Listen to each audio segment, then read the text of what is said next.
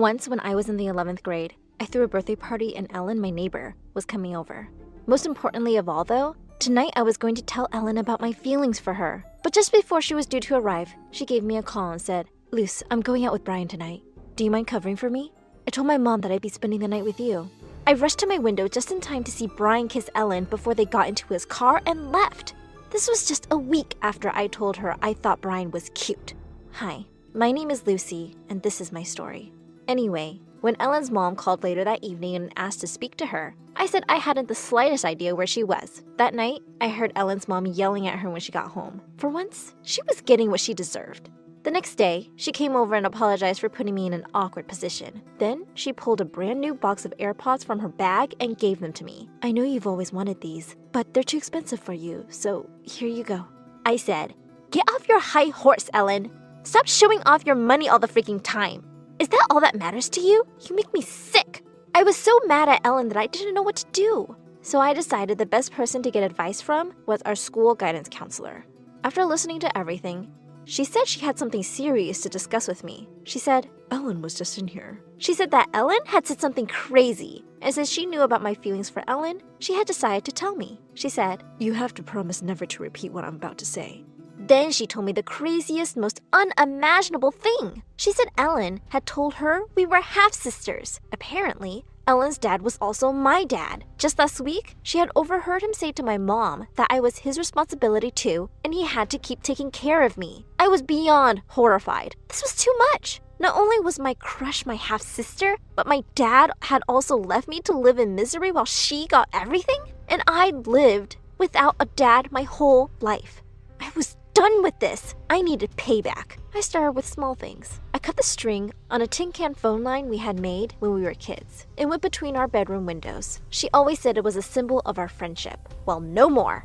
Ellen called me immediately and asked why I had cut the line. Instead of answering, I asked her about her boyfriend, Brian.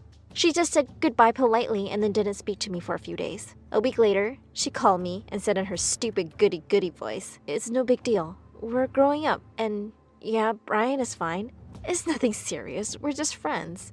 I could have screamed with rage now. The next day, I decided to up my game. Ellen was hard of hearing and needed to feel what I was feeling. Ellen loved to listen to my music.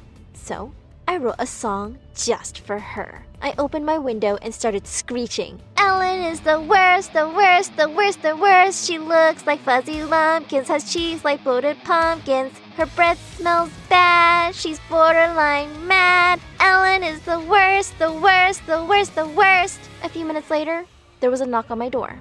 I opened it to see a very upset Ellen. I asked, "What's up, Elle?" She said, "You're singing about me, and loud enough for the entire neighborhood to hear." I smiled at her. "I thought you'd appreciate me writing a song just for you.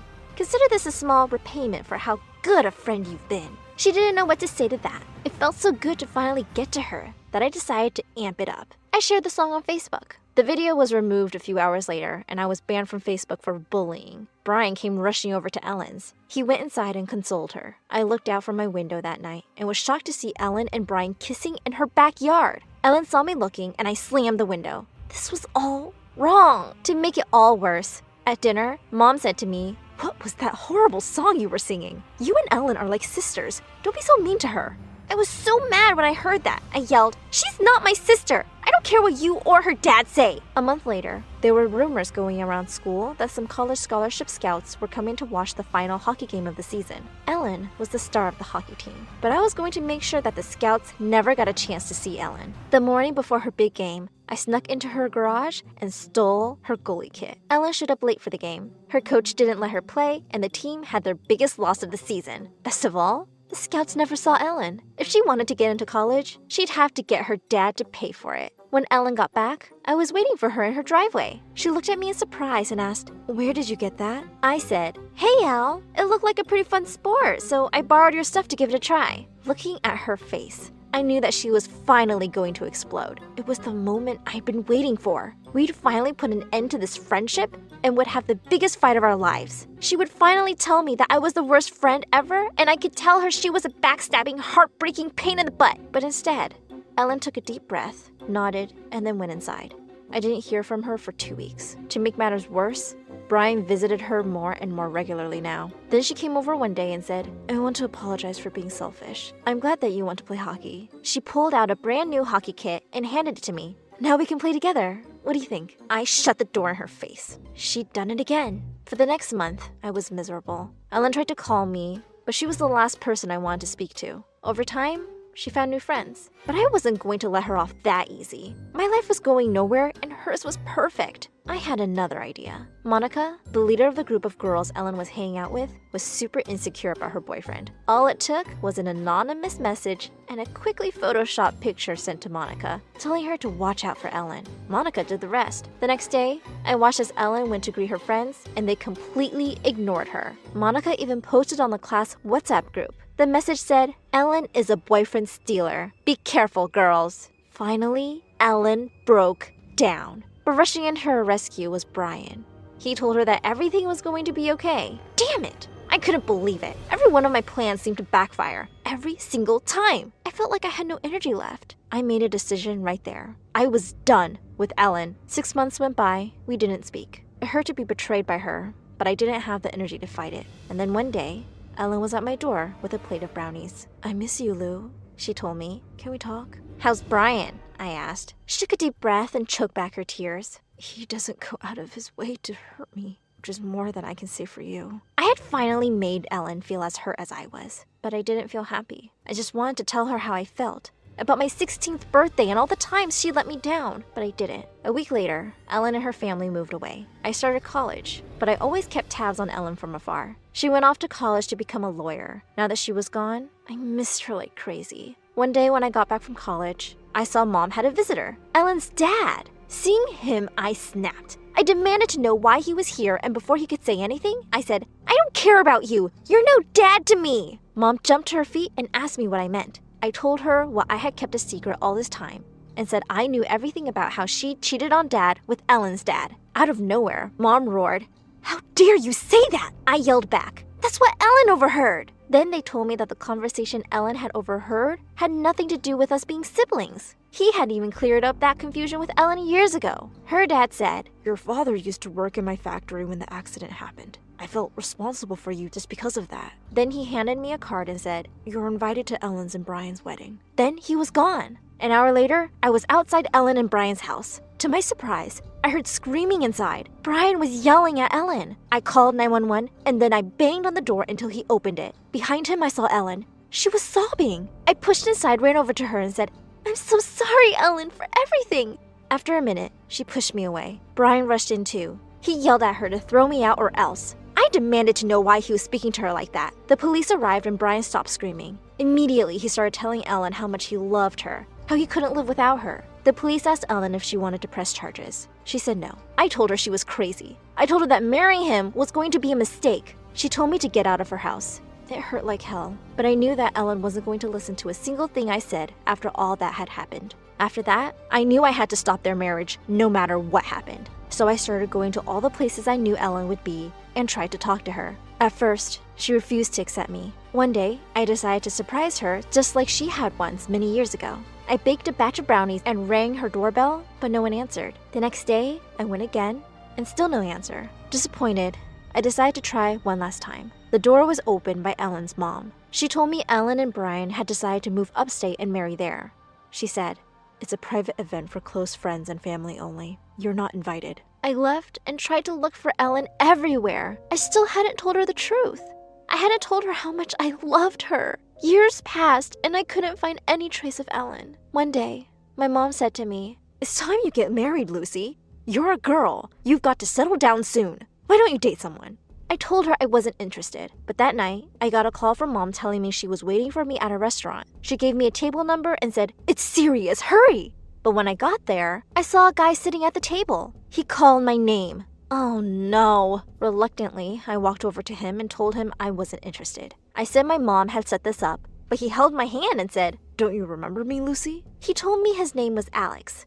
I didn't, and he said he had been in my college.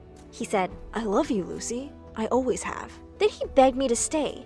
I felt sorry for him. Before I knew it, Alex was coming around to my place and calling me his girlfriend. Mom was thrilled. A few months later, on my birthday, Alex threw me a huge party and he asked me to marry him. Before I could respond, though, the doorbell rang and the police walked in. They arrested me, saying Ellen had claimed I was involved in stealing millions of dollars from her dad's business. I said, I haven't even heard from her in years. How could I? But they refused to listen.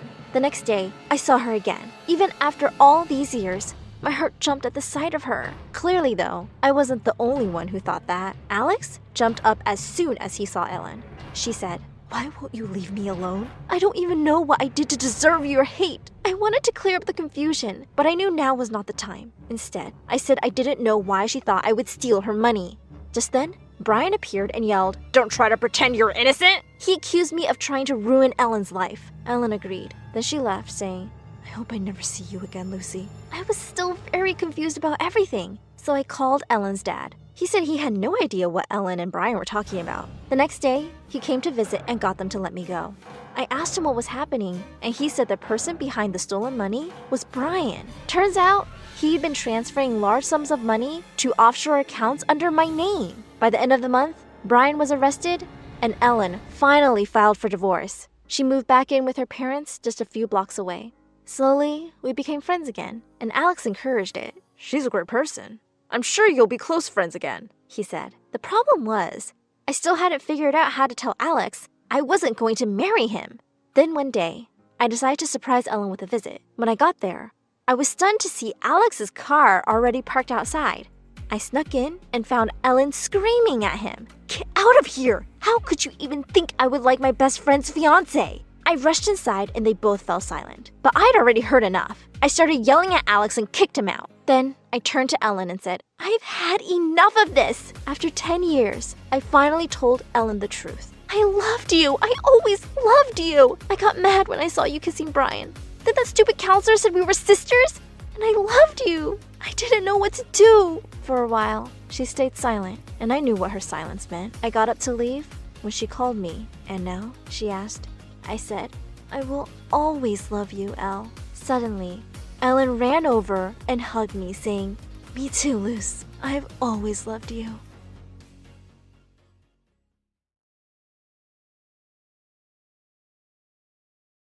What's up? I'm Wyatt, and my parents adopted me from a poor farm in Sri Lanka. And now, living a millionaire life because of my politician parents.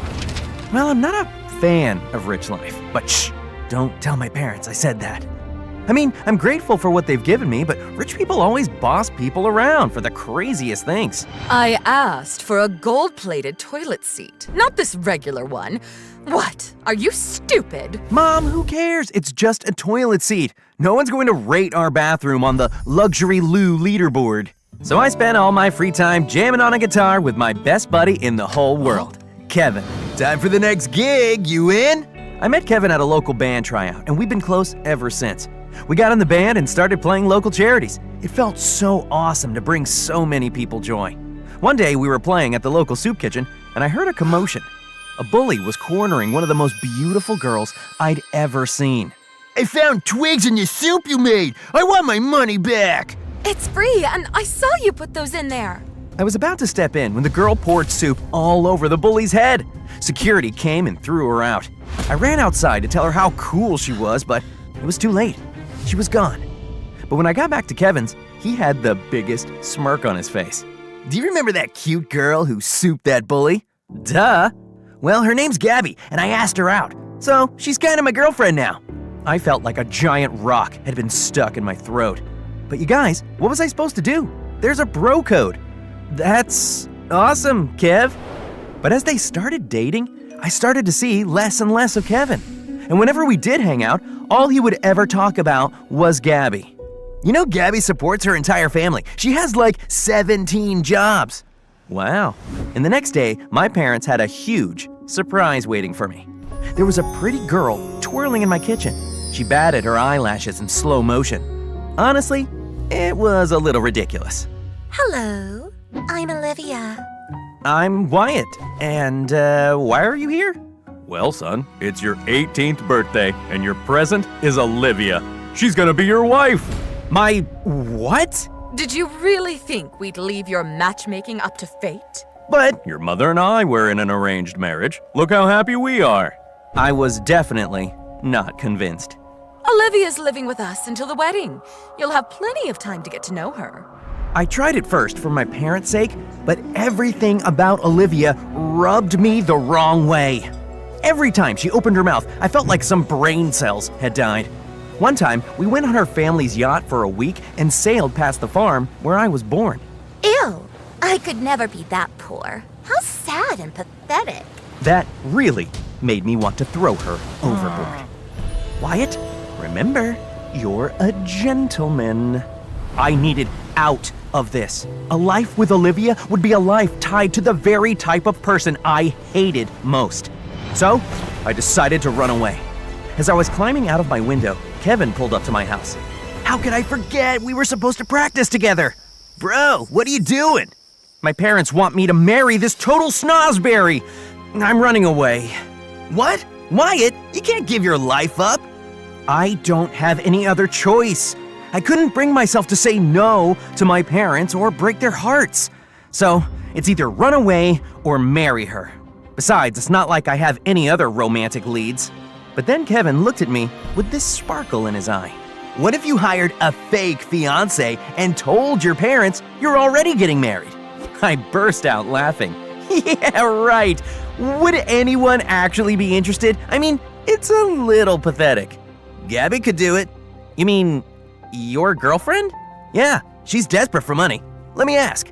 And then he started texting her.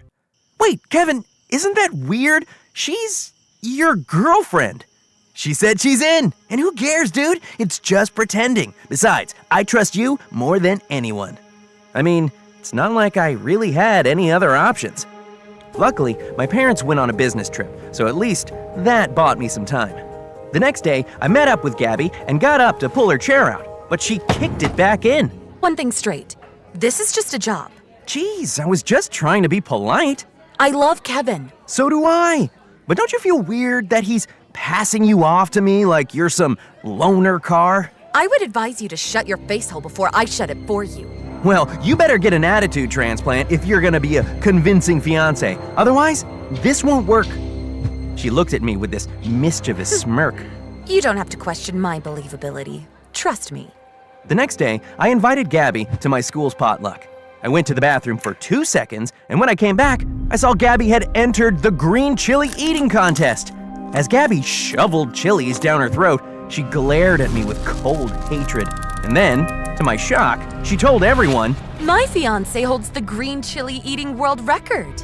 Before I knew it, tears were streaming from our eyes as we ate chili after chili.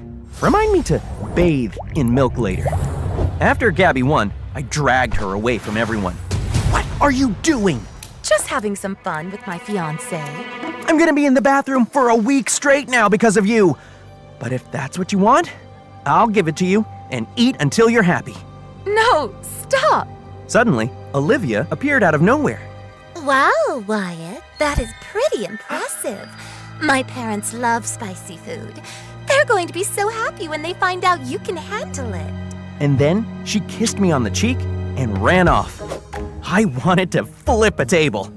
What was that about? Ugh, you need to start playing by my rules, Gabby, or you can kiss your money goodbye. I do one thing you don't like and this is how you act? You're exactly who I thought you were. You're a rich, arrogant jerk. I walked outside to blow off steam, literally. But I realized I got why she thought I was that way. I mean, rich people, they're the worst. I had to show her that I wasn't like that. I went back inside, but Gabby was nowhere to be found. I started to get worried, so I called Kevin. Did you seriously lose my girlfriend, dude? I'm on my way. Then I heard someone crying in the girls' bathroom. I took a chance. Gabby? It's Wyatt. I wanted to apologize. She unlocked the door, but when she opened it, I was shocked to see Gabby was covered in Jell-O. What happened? That girl who kissed you on the cheek threw a whole Jell-O cake in my face. Olivia. So maybe she was starting to get the message. I was almost a little excited when... I look like a sea monster. Here, let me help. I washed Gabby's hair in the sink and gave her my sweatshirt so she'd have clean clothes. Why are you being so nice to me? Because this is all my fault. Olivia attacked you because of me. And then I told her everything about the arranged marriage and Olivia. I'm sorry, Gabby, for all of this. This was stupid. No, it's not. I was wrong about you. Just give me one more chance. I'll be the perfect fake fiancé. And then she hugged me so tight that my heart started beating fast. But just then, the door swung open and... What do you think you're doing? Kevin, it's not what it looks like. Wait in the car, Gabby! Kevin! Now! I didn't like the way he was talking to her. He was acting so... controlling. Kevin came for me, his nostrils literally flaring. What gives, man? She's still my girlfriend! Whoa, dude, relax! This was your idea. Gabby and I are just... Stop, man! I see the way you look at her. What? No! The bro code! I would never... Whatever! Just finish this up ASAP! I can't believe he was really gonna let a girl get between us after all we'd been through. The next day, I woke up and was surprised to see Gabby sitting at the edge of my bed. I have a surprise for you. Then she put a blindfold around me and put me in the driver's seat. I had no idea what was going on, but I've always been a sucker for surprises. And the next thing I knew, we were in the mountains. We climbed the whole thing, but what shocked me is that the longer we hiked, the more I actually started to love it. For the first time, I could drop everything, and I could just be me. We took a picture together at the top, and Gabby put her arms around me. I blushed so hard. Uh-oh. Maybe Kevin was right. Maybe I was starting to catch feelings for Gabby. And it was magical. Doesn't this feel like a scene from a movie, Wyatt? Yeah, these paths are just like finding a YouTube channel unexpectedly. And you're just pulled to hit subscribe and like. You never know what stories you'll get next, but it's sure to make your day. So, you're saying that our lives are a YouTube channel now? Maybe. Because if it were, then people would subscribe to see if we soar or crash. You heard it. Want to know what's next? So hit like and subscribe. And when I got home that night, Olivia was waiting for me. You better be free tomorrow night. Hello to you too. My parents are coming for dinner to meet you. Our wedding's happening, Wyatt. Can you believe it? I called Gabby immediately. Why don't I just come to the dinner and they can see for themselves that you're taken? Gosh, women are smart. If anything had a shot, it was that. The next day, Gabby arrived at my house. She looked incredible. You look beautiful. Thanks. Too bad tonight's our last night doing this. It's actually been fun. But before I could confess my true feelings, Kevin stepped out from behind her. I thought you may need a little chaperoning to make sure you don't fail miserably, Wyatt. Thanks for the vote of confidence. When we got inside, Olivia and her parents were already there. It was now or never. I said for you to come. Olivia, this is my best man, Kevin. This is Gabby, my fiancé. I wished I could bottle the look of disgust on Olivia's face for the rest of eternity. I was waiting for her to explode, but she simply said, Okay then, prove it. Kiss her. What? If she's really your fiancé, it shouldn't be hard. I looked to Kevin, who was fuming, but I had no other choice. Gabby gave me a nod of approval. I leaned in and kissed her, and the world seemed to stop. Crash! We broke the kiss and swirled around to see that Kevin had just smashed a vase and stormed off. Kevin, wait! What happened to the bro code? What was I supposed to do? You're the one who told me to do this. I never said to kiss her. Gabby is my girlfriend. You crossed a line. Uh-huh. I knew you were lying. Kevin and I both turned to see that Olivia, her parents, and Gabby had followed us and overheard everything. Nice try, Wyatt. But I knew you'd never date low-life trash like Gabby. You're marrying me whether you like it or not. Can you really blame him for wanting to leave? You've got the ugliest personality ever. This was getting out of hand. They were literally pulling each other's hair. So I stepped in the middle of them. Girls! Gabby, stop! And she felt bad the way I screamed, so she dashed away. Things couldn't end like this between us, though. Her family was struggling, and I had to do what was right. So I followed her. Gabby, wait! Take this. I wrote her a check for $3 million. Wyatt, you shouldn't have to do this. Any of this. Just be honest with your parents about Olivia.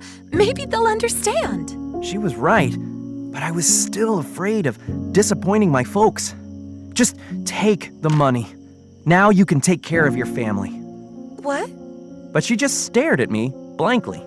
That's why you took the job. No. I took the job for Kevin. I agreed to do it and give the money to his sick mom. What? But Kevin's mom isn't sick. Last week she ran the marathon. Just then, we saw Kevin with Olivia, of all people, showing her my cars like they were his own. He even had his arm around her. Kevin, you lied to us? All this time, you wanted my money for yourself. Kevin turned around with an evil look in his eyes. You don't even do anything with it. I deserve to have a little. Come on, Gabby, let's go. I'm not going anywhere with you. You lied to me too. We're over. Are you happy now, Wyatt? You've ruined my life! Don't be so dramatic, Kevin. Consider our friendship over! And then he got in his car, actually my car, and rode off. I didn't even care. He was never a true friend to begin with if he was only after my money. Gabby called a cab, but there was really nothing to say except, I'm sorry for how this all turned out. Me too. I wanted to kiss her so badly, but before I even got the chance, Olivia had a tentacle around me. I guess that was that. My parents came back and I went along with wedding planning, but I felt like a total ghost. I droned out Olivia's nonstop talking with thoughts of Gabby. I should have told her how I felt. I even texted her on the day of the wedding, telling her that it was happening. Maybe in hopes she'd want to pull a big romantic gesture. But when the time came and Olivia was walking down the aisle, Gabby was nowhere to be found. The priest started officiating when I heard a familiar voice call out, "Stop the wedding!" Everyone turned and gasped. To my shock, it was Kevin. Kevin, what are you doing here? Olivia, I love you. Let's run away from here. You want me to confess it in front of the whole world? So here I am. What? But then Olivia ran over to Kevin and started kissing him. I guess there was a lot more to that casual arm around her that night at dinner. The wedding's off!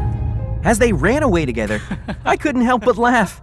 And then I was in for the shock of the century when my parents came up to me. Son, I'm sorry we forced this upon you. We never should have. We were wrong. Olivia is clearly not good enough for you. We made a mistake with her and just want you to be happy. From now on, we've agreed, you choose who you love. And they hugged me tightly and went to the guests. What just happened? It looks like someone just got there happily ever after. I turned around, shocked, to see the priest removed his beard and hat. It was Gabby! You seriously thought I'd miss watching this train wreck? Gabby! I'm so sorry. Look, I know this sounds crazy, but although we were just pretending, I actually fell in love with you. I know, silly. Why else do you think I'm here? I feel the same way. How did I have no idea that was you? I told you not to doubt my believability. I laughed and grabbed her in my arms. What do you say? Should we make this a happy ending? I thought you'd never ask.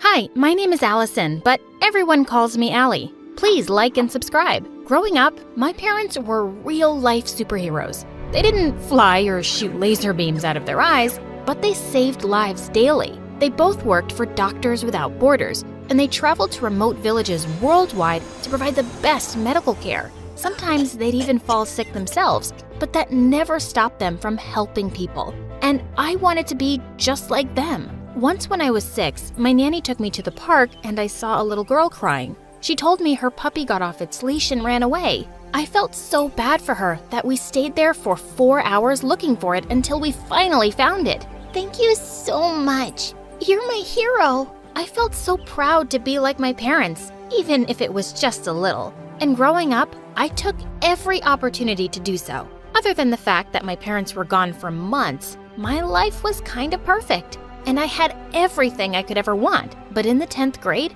everything changed forever. One afternoon, I was in my room watching some MSA videos on YouTube when my parents returned from a trip to Venezuela. As I hugged them, I noticed a girl my age standing behind them. She was small and thin, and she held a cane as a walking stick. She also wore very large headphones and looked bored. My parents welcomed her in and then turned to me. "Honey, this is Gabriela from Venezuela. We adopted her. She's your new sister. We know this will be an adjustment, but just think of this as the new chapter for us as a family." What the heck? An adjustment? This was a bombshell. You didn't think to mention it before now? ¿Qué está diciendo? Está hablando demasiado rápido. Does she speak any English? How am I supposed to, talk to her? Puedo hacerle un dibujo si eso ayudaría. She wants to draw you a picture. Gabriela pulled out a small notepad and drew a picture of a girl riding a cow? Ah, yeah. La niña soy yo y la vaca eres tú. She pointed to the cow and then to me. Then she pointed to the girl and back at herself. Did she just call me a cow?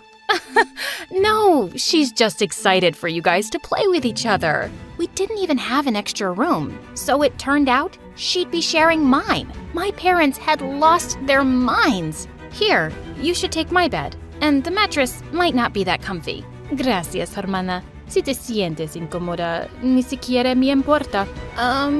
You're welcome, I guess. On Monday, my parents enrolled Gabriela in my school. I had to babysit her the entire day.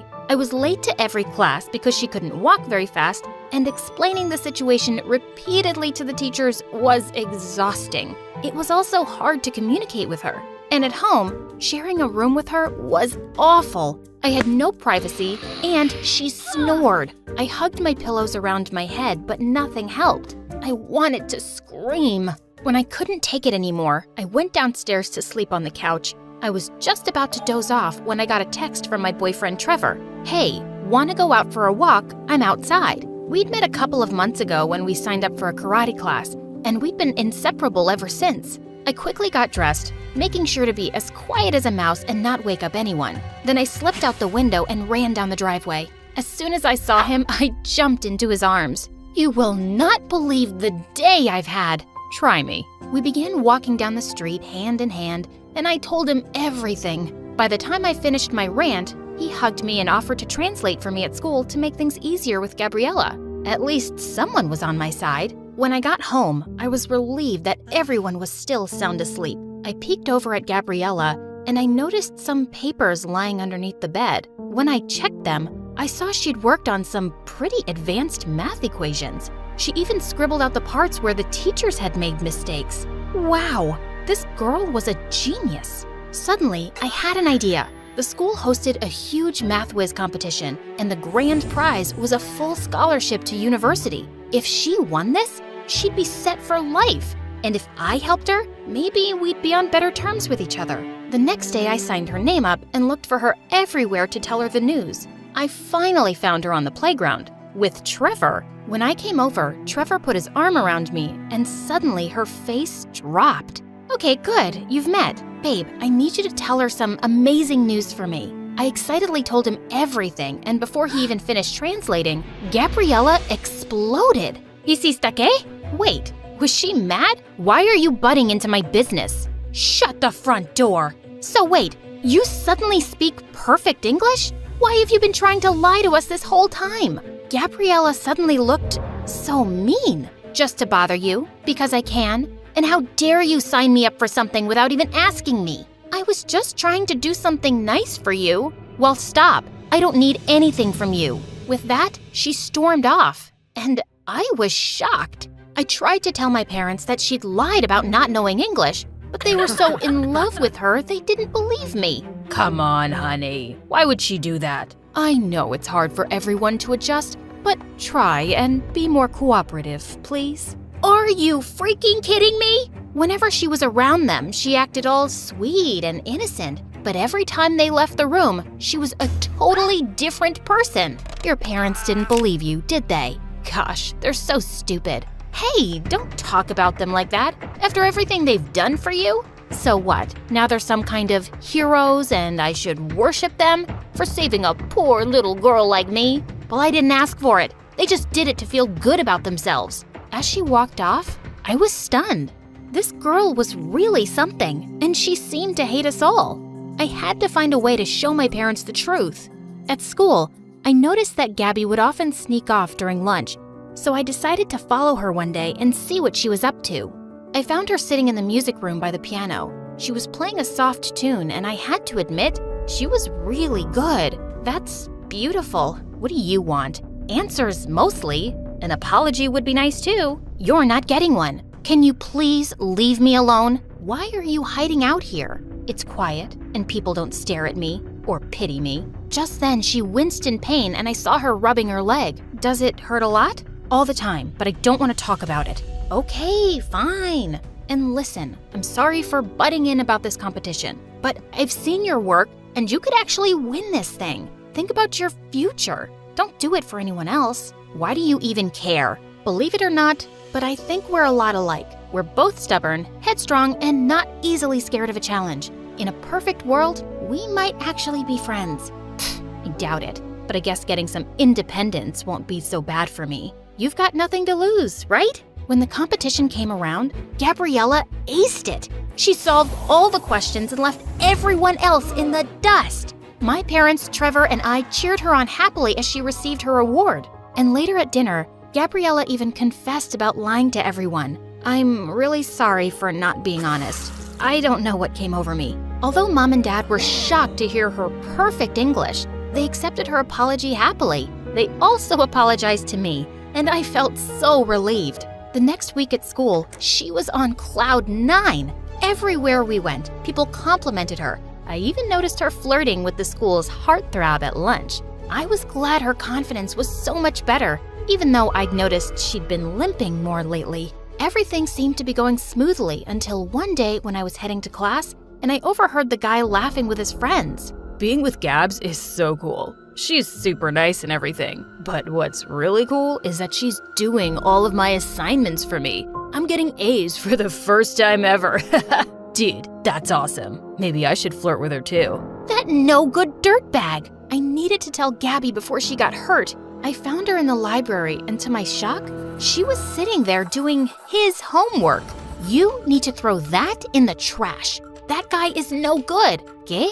I overheard the jerk bragging to his friends about how he's got you doing all his homework. So, I want to help him. He's nice, and I like him. He's just using you, Gabby. You can't let him treat you this way. Are you telling me he's too good for someone like me? And he couldn't possibly like me for me?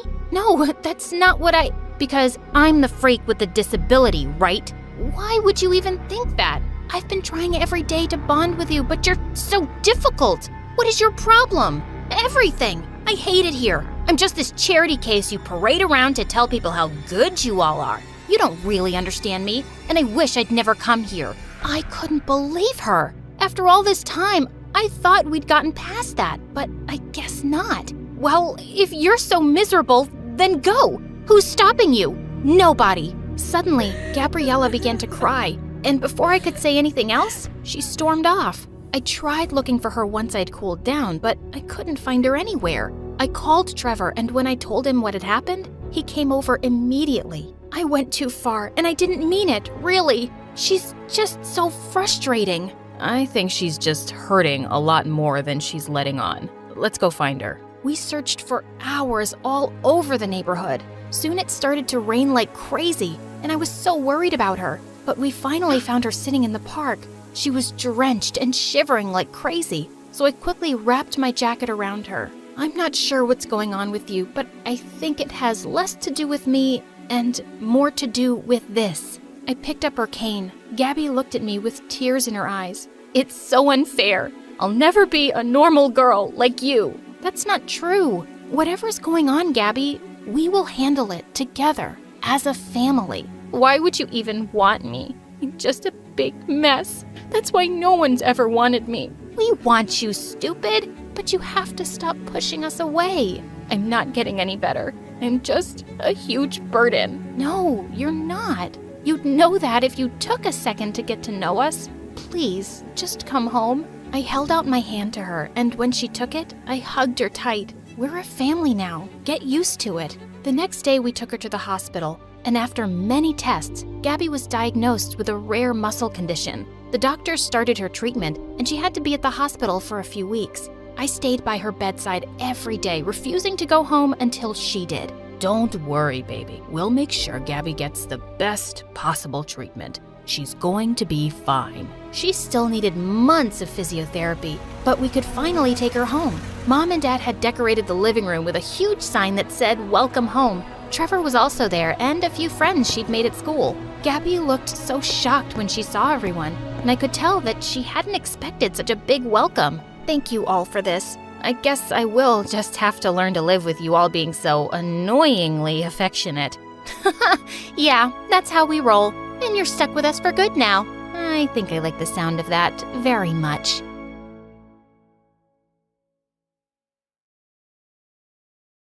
Ella, come watch your parents' rehearsal. We need your notes. Mom, I'm watching TV. Don't be stupid, Ella. I'm so much better than anything you can see on TV.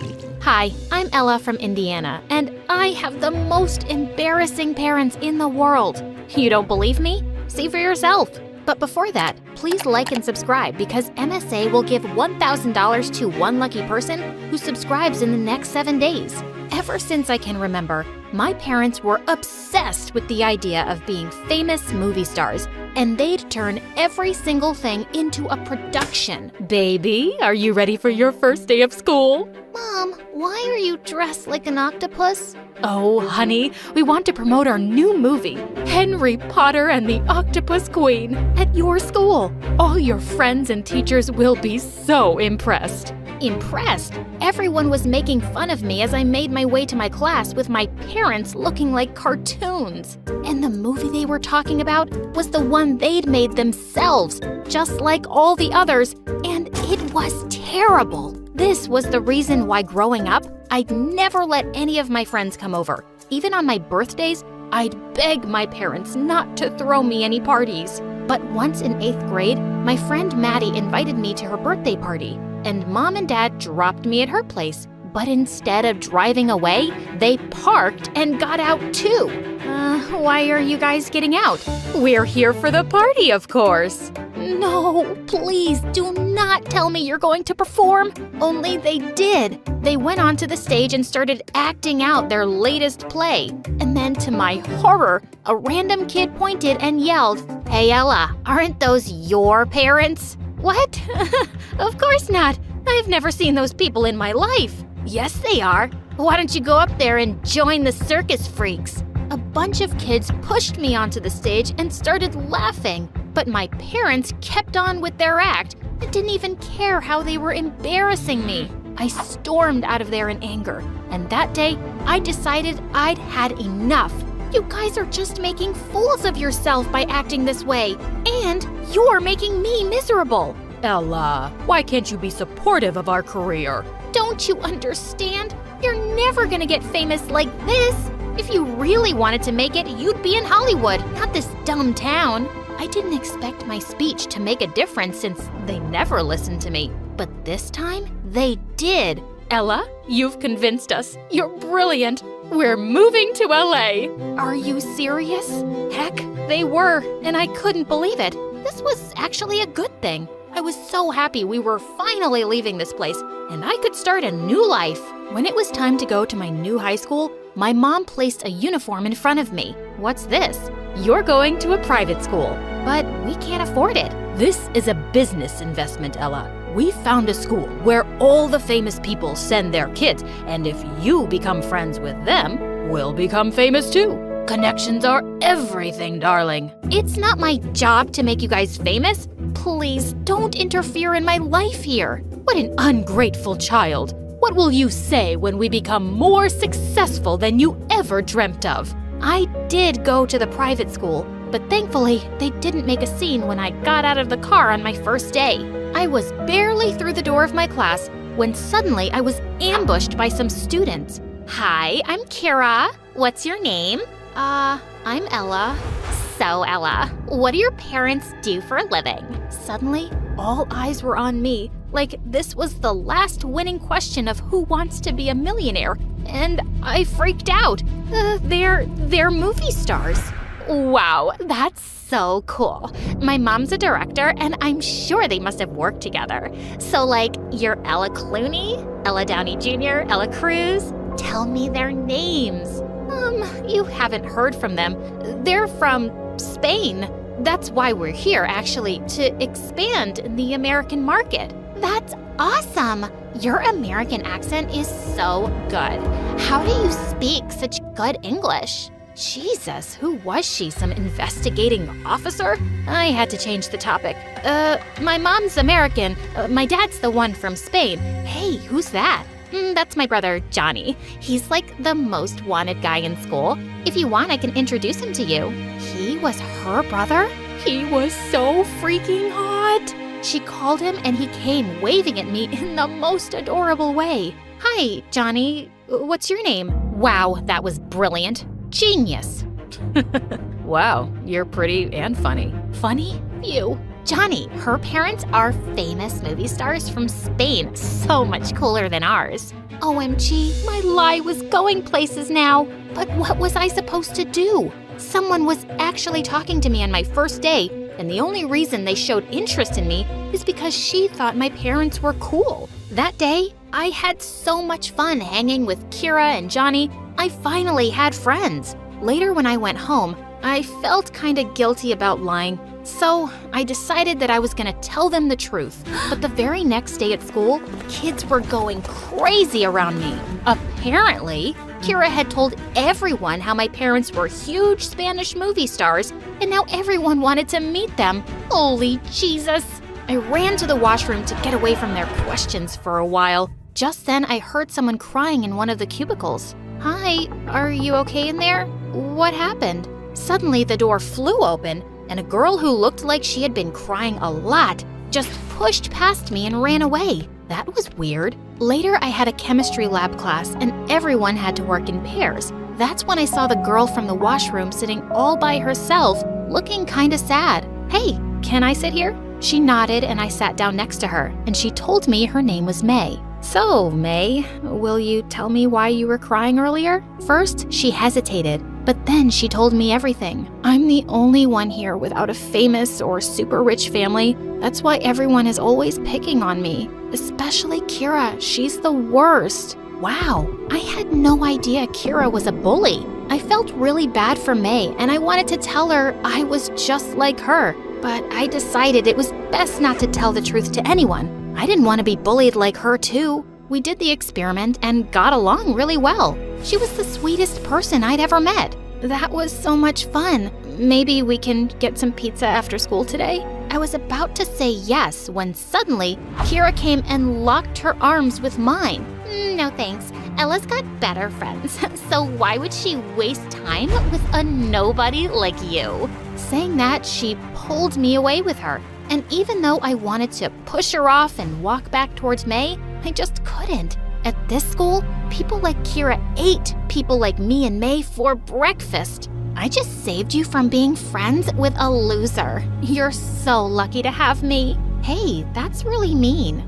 You're welcome. Later, she took me to her house, and there was a huge pool where Johnny was swimming like a mermaid. My jaw immediately dropped. But before I knew it, I was suddenly pushed into the pool. Kira, what was that?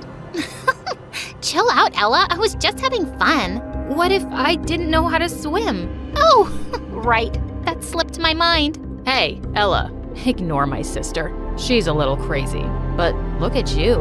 Wow, you look just as gorgeous in the water as you do in the sun. God, my heart skipped a beat as he came closer. But just then, Kira jumped into the water and ruined the moment. You know what? I've got a great idea. Seeing you with that loser girl, what's her name again? February, March, something, May? Yeah, whatever. Let's prank her. Why? 'Cause it's funny, and she's a loser, and no one will care. She'll care. Why do you want to bother her? What's your problem? You, Kira. I wanted to say that to her face, but just then Johnny spoke up and asked her to stop being a brat. At least he was nice. A few days later, I was on my way to the chemistry lab when I saw Kira standing outside with her minions and giggling. What's going on? Shh, come here and look. See that flask in May's hand? It's gonna blast in her face as soon as she puts the chemical into it. And why would it do that?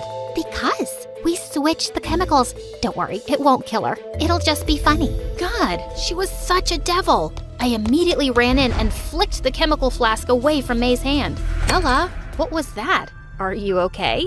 Oh, yeah, totally. I just slipped. And I'm really sorry about Kira the other day. Do you want to grab some pizza after school? I would love to.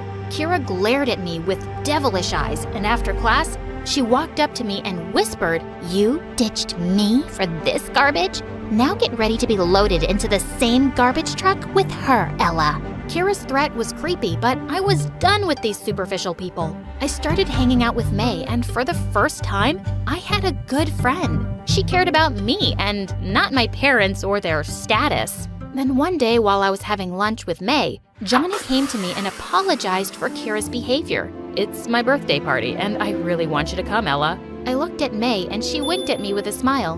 But May comes with me too. Sure, as long as you're there, the entire city is welcome. We were really excited about the party and went shopping for some cute dresses. And when we got to the party, we were blown away. Almost everyone from school was there, and it was so grand. I saw Johnny dancing with some girls in the distance, but before I could go up to him, Kira came over to me. "Hey, Ella. I'm glad you could make it to my little surprise party." Your surprise party? What are you talking about? Just then she pointed in the other direction, and my heart dropped when I saw Mom and Dad there. Oh my God, this was a nightmare. But Kira's loud voice was more than enough to tell me all of this was frickin' real. Guys, why don't you introduce yourselves to everyone? Oh, hi, y'all. We're Ella's parents, and we've come from Indiana to get our careers going. Now, where are all the other famous parents? Everyone gasped and turned to me, even May. She looked so disappointed in me, and I had no one but myself to blame for this. Did you hear, everyone? These are Ella's parents, and they're not from Spain, and they're not big movie stars. They're just struggling losers, and Ella's a big fat liar. Yes, okay, I lied. Only because I wanted to make some friends, but it didn't take me too long to realize I was wrong, because lying can only get you fake, awful friends, like you, Kira. As everyone stared at me, I saw Johnny grinning too. Of course he was in on this. I couldn't stand to be there any longer and ran away. I didn't go to school for days.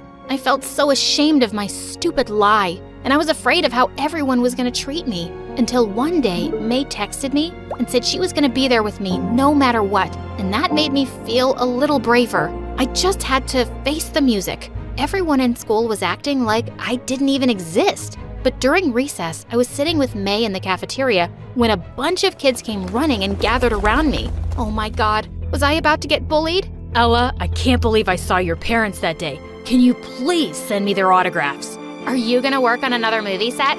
Gosh, you're so lucky. Take me with you. I'll do your homework for a year. What were they talking about? Just then, I noticed my phone was buzzing like crazy, and I had text messages from Mom. Ella, we made it. We're famous. In your face. I opened the news link she'd sent me and almost fainted. My parents, my actual parents, had both been cast in a highly anticipated superhero movie, and they were Hollywood's new breakthrough stars. Everyone was talking about them on social media. Just then, Kira came running and hugged me. I'm so sorry we fought, bestie. Let's just forget all that. My mom is dying to meet your parents. And look, there's Johnny. And look, there's a garbage bin. Why don't you and your stupid brother jump in there? I pushed her away and put my arm through May's as we walked off. Ella, can I get a selfie with your parents? Of course. And tickets to the premiere and anything else you want, May.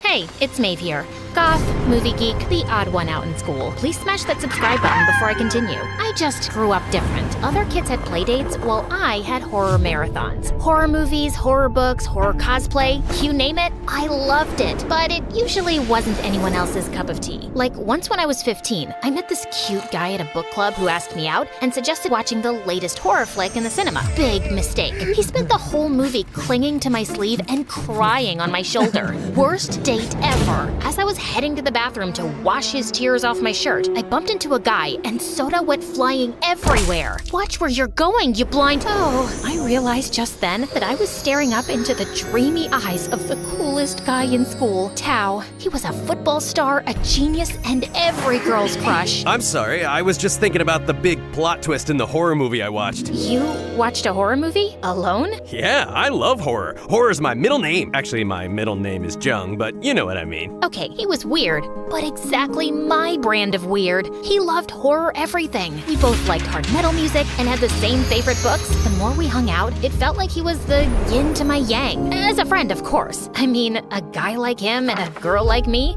Please. One night, we were lying on the grass stargazing when suddenly Tao put his hand on mine and my heart skipped a few beats. Maeve, you're really different from other girls. In a good way. You're amazing. And then he kissed me. I had fireworks in my head, the whole shebang. Be my girlfriend? Yes. I felt like I'd won the lottery. We were the it couple for months, and I was falling head over heels for him. I was ready to say I love you, and decided to do it at a haunted house we were visiting later that week. It was gonna be perfect. And that night, when I finally said, I love you, Tao, he turned to me looking stressed out and said, I can't do this anymore. I have to break up with you. Haha, very funny. I'm serious, Maeve. My parents are very strict and crazy. They care about traditions and don't allow me to date anyone, especially if it's a girl out of my culture. I think my sister Jaya already suspects something. I can't have her catching us together. Huh? What exactly are you saying? It's over, Maeve. I'm sorry. And then he just turned around and left. I tried calling and texting him, but he wouldn't reply. I just couldn't let things end like this. So, I found out that Jaya worked at their parents' restaurant and went there the next day feeling crazy inside. Jaya? Why are you such a witch? What kind of sister won't help her brother date the girl he likes? The whole place went quiet. Everyone turned to look as Jaya walked up to me, wide-eyed. I'm guessing you're Maeve? Look, please don't create a scene. He's not your boyfriend anymore, and that's that. It's because he's scared of being caught by you. You don't get it. Our family traditions keep us strong. He should have thought of that before. With that, I pushed her away angrily. Watch it, you stupid girl. She came at me and we started fighting. But as we pulled each other's hair, she whispered, I'm on your side, idiot. My parents just got here and they're watching us. We can't talk about this here, so leave, you moron. I let go of her and rushed home, still shaken from the fight. And later that evening, Jaya called me. I can't tell you everything, but you have to know that my parents are really awful. And Tao has pushed you away because he doesn't want to involve you in our mess. He still cares for you. You just have to give him a few weeks to figure things out. Please stay away from him till then. He can't be seen with you. Reluctantly, I agreed to keep my distance from Tao, feeling worried but hopeful that he'd come back to me soon and explain everything. Over the next couple of weeks, Jaya and I started talking more, and we got along really well. On a bad day, I was sitting alone on a park bench, missing Tao badly and trying not to cry. Jaya came up to me with a little gift box, and inside was a horror-themed bracelet that was just my style. For the tough days, to remember you're not alone. I smiled for the first time in weeks and hugged her. But even though I loved being Jaya's friend, I couldn't shake off the feeling that something really weird was up. She just wouldn't say more about Tao's breakup with me and was super secretive about her parents. She only said they were awful and she hated them. I tried to not think about it too much, but one evening I was feeling restless and just wanted to see Tao. I went to his parents' restaurant where I knew he'd be working a shift, but instead I saw him sitting at a long table with a bunch of people, including Jaya, and next to him was a beautiful girl, and he was putting a ring on her hand. My heart was about to burst, and I just couldn't stop myself from storming in. Tao and Jaya jumped up from their seats as soon as they saw me. You want to tell me what's going on here? Who is this girl? Wait, wasn't she here one day fighting with you, Jaya? She's just my project partner, Dad, and she gets weird when she hasn't taken her anxiety meds. I'll handle this. And with that, Tao took my wrist and quickly led me out. What do you think you're doing? We broke up. No, you broke up out of the blue, and I want to know what suddenly happened to us. You go from dating me to getting engaged to someone else in weeks? There was no us, Maeve. I never loved you. Telling you that dating you is against our family tradition was just an easy way out, and you fell for it. Can you stop being so pathetic and hung up on me? Surely you'll find some boy out there who's into weirdos. His words hit me like a sharp slap in the face. I stared at him, speechless, and then I just started running away. Moments later, someone called my name, and I saw it was Jaya coming from the restaurant's back alley. Maeve, wait, he's lying to you. Lying? I just saw him getting engaged to another girl with my own eyes. He just told me that he never loved me. What kind of twisted game are you playing by making me think he cares about me? It's complicated. I'll tell you everything when the time is right. But all this, it's bigger than us. You just have to trust me. No, I'm not gonna do that anymore. In the weeks that followed, I stopped talking to Jaya, avoided her calls and texts, and dodged Tao every chance I got. I was done with that weird family. To distract myself, I started writing a horror novel. It felt good to put all my feelings into something creative that was just for me. And slowly, I was starting to feel better. But then one day, something turned my world upside down.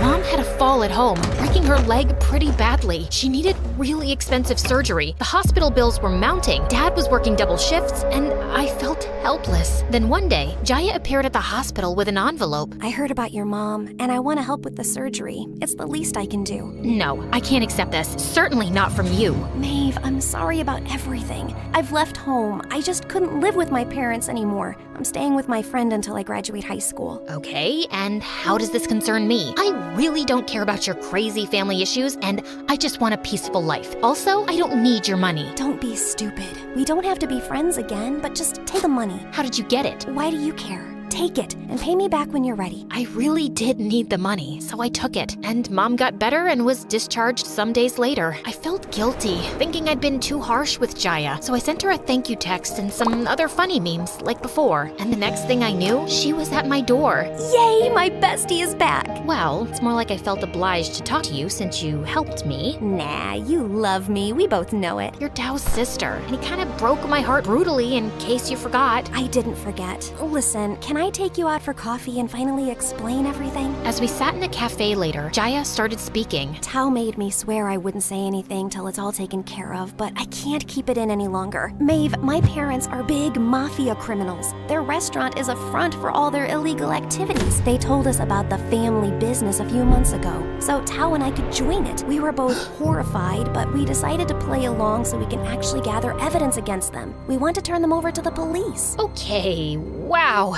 You all just got a whole lot weirder. Still, how does this explain why Tao dumped me and got engaged to that girl? She's a private investigator. We convinced our parents she's his girlfriend because she's from our culture, and her family is well respected. Getting them engaged just provides really good cover for her to be around all the time. We're close to getting enough evidence, but a few weeks ago my parents got an innocent waiter at the restaurant framed for a crime, and I just couldn't pretend to be okay with all this anymore. I lashed out at them and left home. Gosh, this is a lot to process. Listen, Jaya, I get that you're trying to explain things, but I'm moving on from Tao, and I really don't want to be part of your family drama. I'll return the money as soon as I can, but I don't think we should see each other. Take care and good luck. Just as I was about to leave, suddenly Jaya's parents and Tao walked into the cafe. When they spotted us, Tao looked shocked, and his parents looked furious. I was hoping never to see your face in this town again, Jaya. You think you're so brave running off? You're probably begging for money from this girl, aren't you? Or spreading lies about us to anyone who will listen?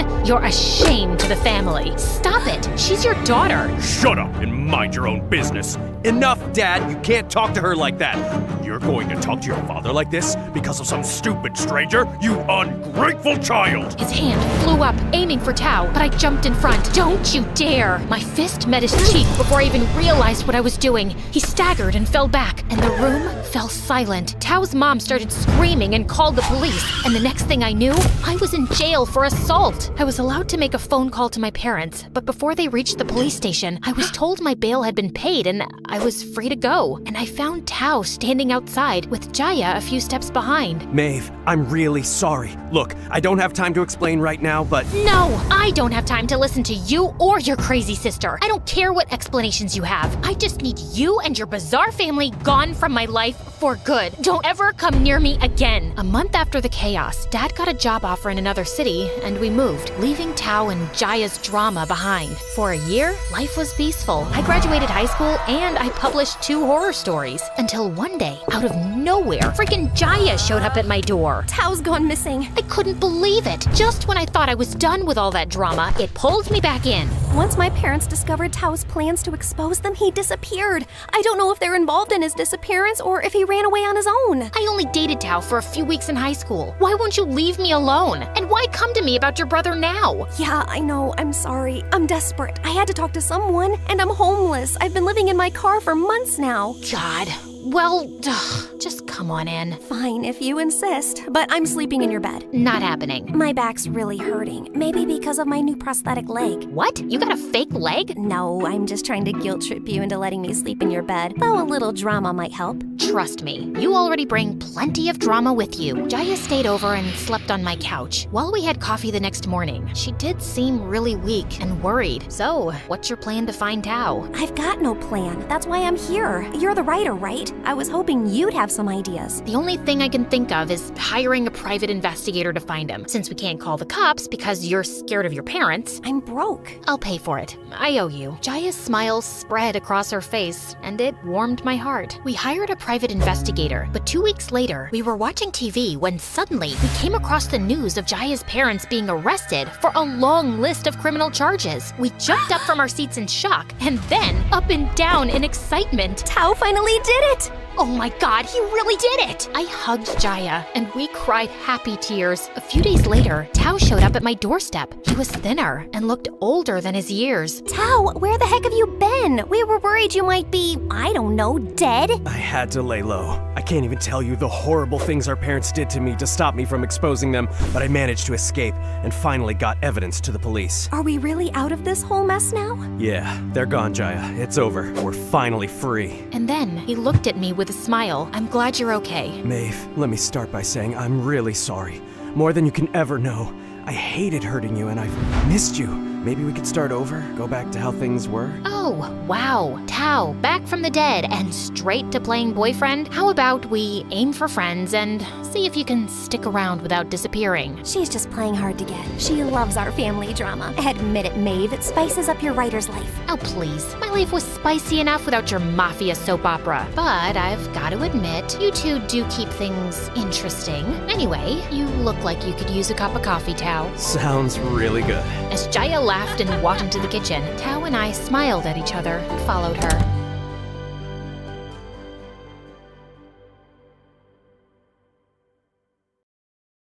My head was pounding as I slowly woke up. She's awake! Your Highness, you're awake! Huh? Your Highness? What was happening? Hey there, I'm Bella, and I'm about to take you through a whirlwind of royal troubles. Ready for some royal chaos? Hit that like button and subscribe. Right after waking up, the doctor came in checking on me and asking a bunch of questions. You've had an accident. You've been out for 3 weeks. Do you remember your name? Can you name an animal that starts with E? Good news, I knew my name and my family's names. Bad news, I couldn't remember anything about my life. And here's the shocker, the doctor said I might never get my memories back. I was super confused when my family came rushing in. My sister Aurora, just a year younger than me and a huge gossip, tried to update me on all the royal news, but my mom stopped her. Let her be, she just woke up. But Mom, she'll want to know everything, right, Bella? Aurora, that's enough!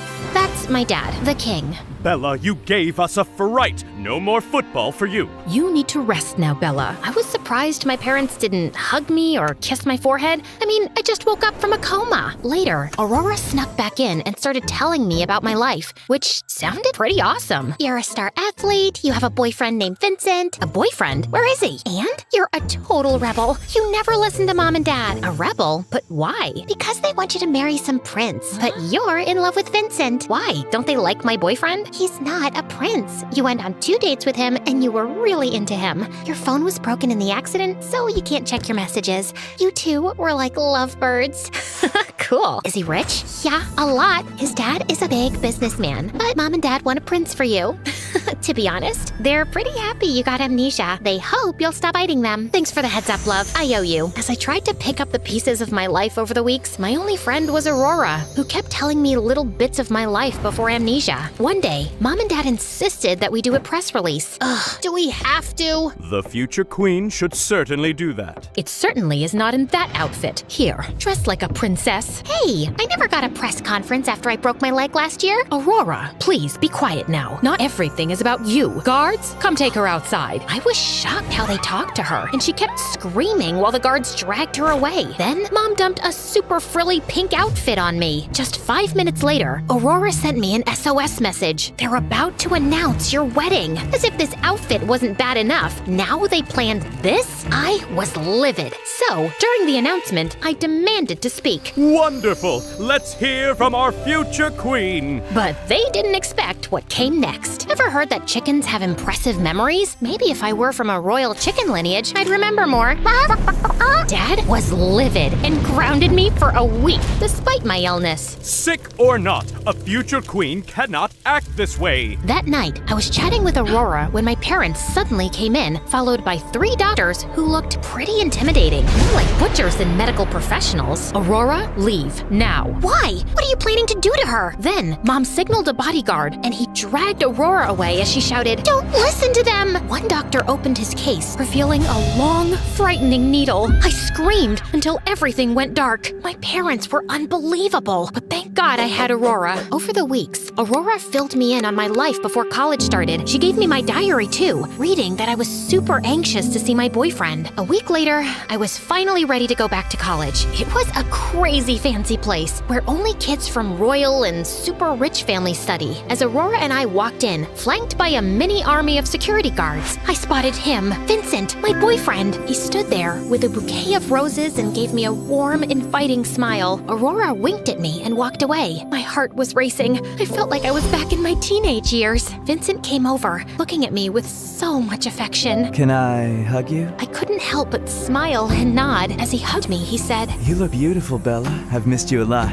It felt like I was seeing your face everywhere. We chatted for a while, and he was so polite and respectful. Vincent spent the day introducing me to people, helping me remember who was who from before I lost my memory. I met a few friends, which felt a bit strange, but having Vincent there made things feel more comfortable. Later on, he mentioned that he and my friends planned a party to help jog my memory. That might be too much for me. I get it. But how about you try the party, and if it feels overwhelming, we can leave and spend the rest of the night just the two of us. His idea sounded good, so I agreed. That evening, my parents said the doctors were coming again, so I was even more eager to head out to the party. Vincent texted, saying he was waiting outside, but how could I sneak past the guards in a fancy dress and heels? I grabbed my heels in one hand and my purse in the other, then quietly climbed out of the window and tumbled into the bushes. Luckily, the security wasn't too tight, so I managed to avoid them and got to Vincent's car. The party was okay, but after just an hour, I started feeling a sharp pain in my body. Vincent quickly called his driver to take me home, and he even paid him extra to keep quiet about it. As I sneaked through the garden to my room, I heard footsteps behind me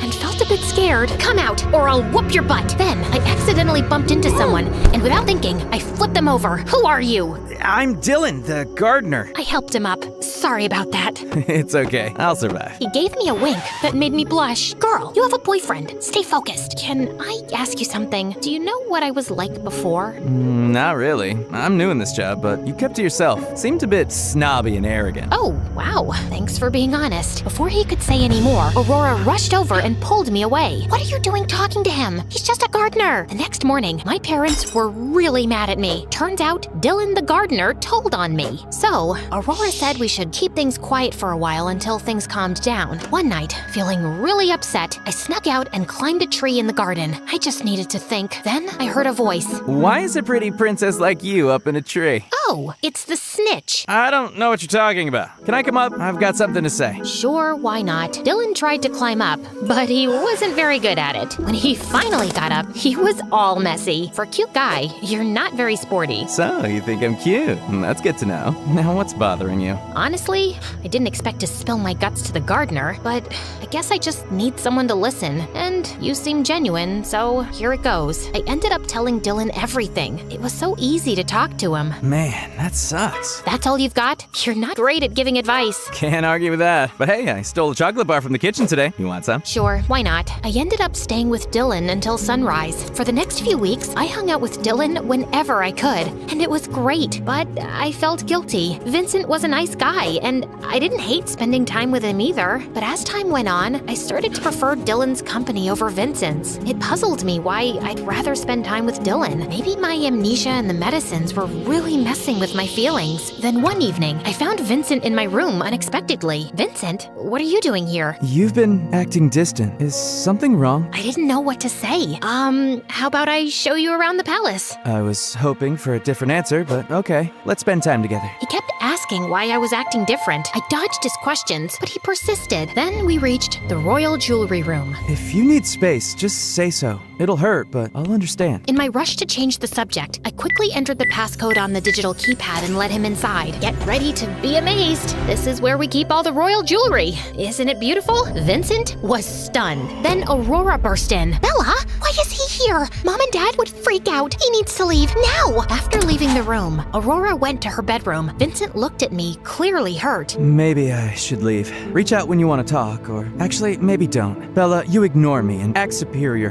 The only reason people respect you is your royal status, and that's just luck, not an achievement. With that, he left, and I was shocked that he just said that. Later that night, I was jolted awake by loud yelling outside the royal jewelry room. The family tiara, passed down for 5 generations, is gone. I froze. Vincent? But he was with me the whole time. Then a bodyguard approached us. We found someone on the security footage you need to see. We rushed to the security room. My heart sank as I watched the video. There was Vincent, hiding the tiara in his jacket while my back was turned to him, looking at Aurora. Not only are you seeing the guy we've said no to multiple times, but you also showed him the jewelry room. What's wrong with you? We've been patient with you because the doctor said you needed time to adjust. But this is unacceptable. And how did he even get in? Your Highness, our check showed the cameras were off and only started recording when Bella began her tour with Vincent. Really?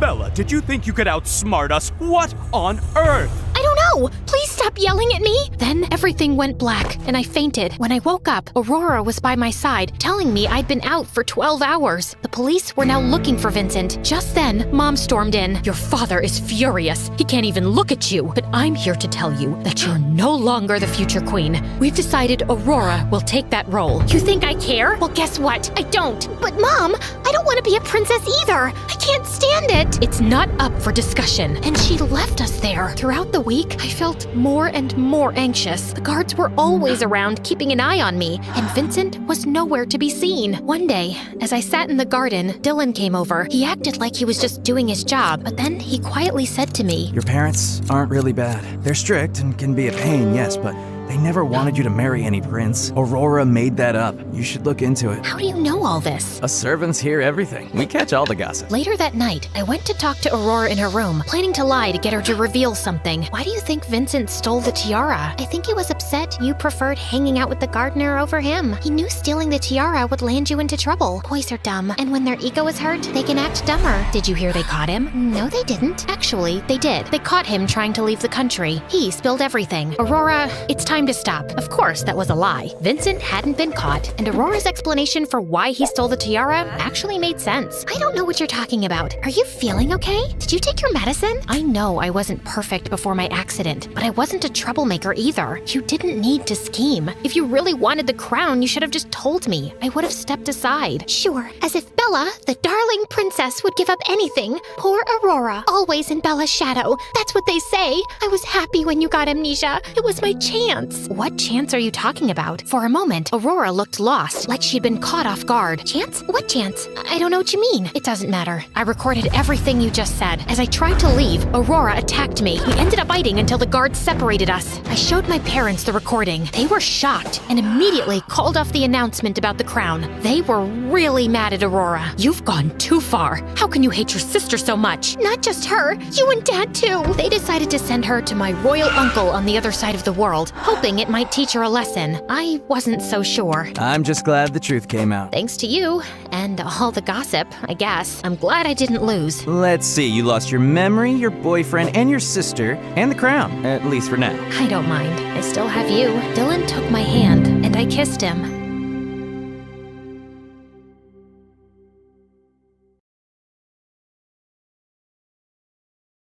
Hey guys, I'm Kaylee from LA. Please like and subscribe. Ever since I was a little girl, I've always loved to sing. My grandma was a professional singer. She sang around the world with the most prestigious orchestras and operas. I miss her and her voice so much. When I got to 10th grade, I became the singer of the family. I went to the most prestigious performing arts school on the West Coast. My favorite class was music, of course, and my favorite club so far was show choir.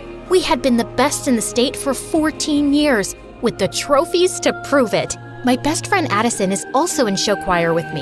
He and I met in kindergarten and have been inseparable ever since. He's the funniest guy I've ever known. He's also gotten pretty cute over the years too. Or at least, that's what all the girls in school think. But I just don't see him that way. Hard to see someone that way when they used to sneak over from next door and put frogs in your bed.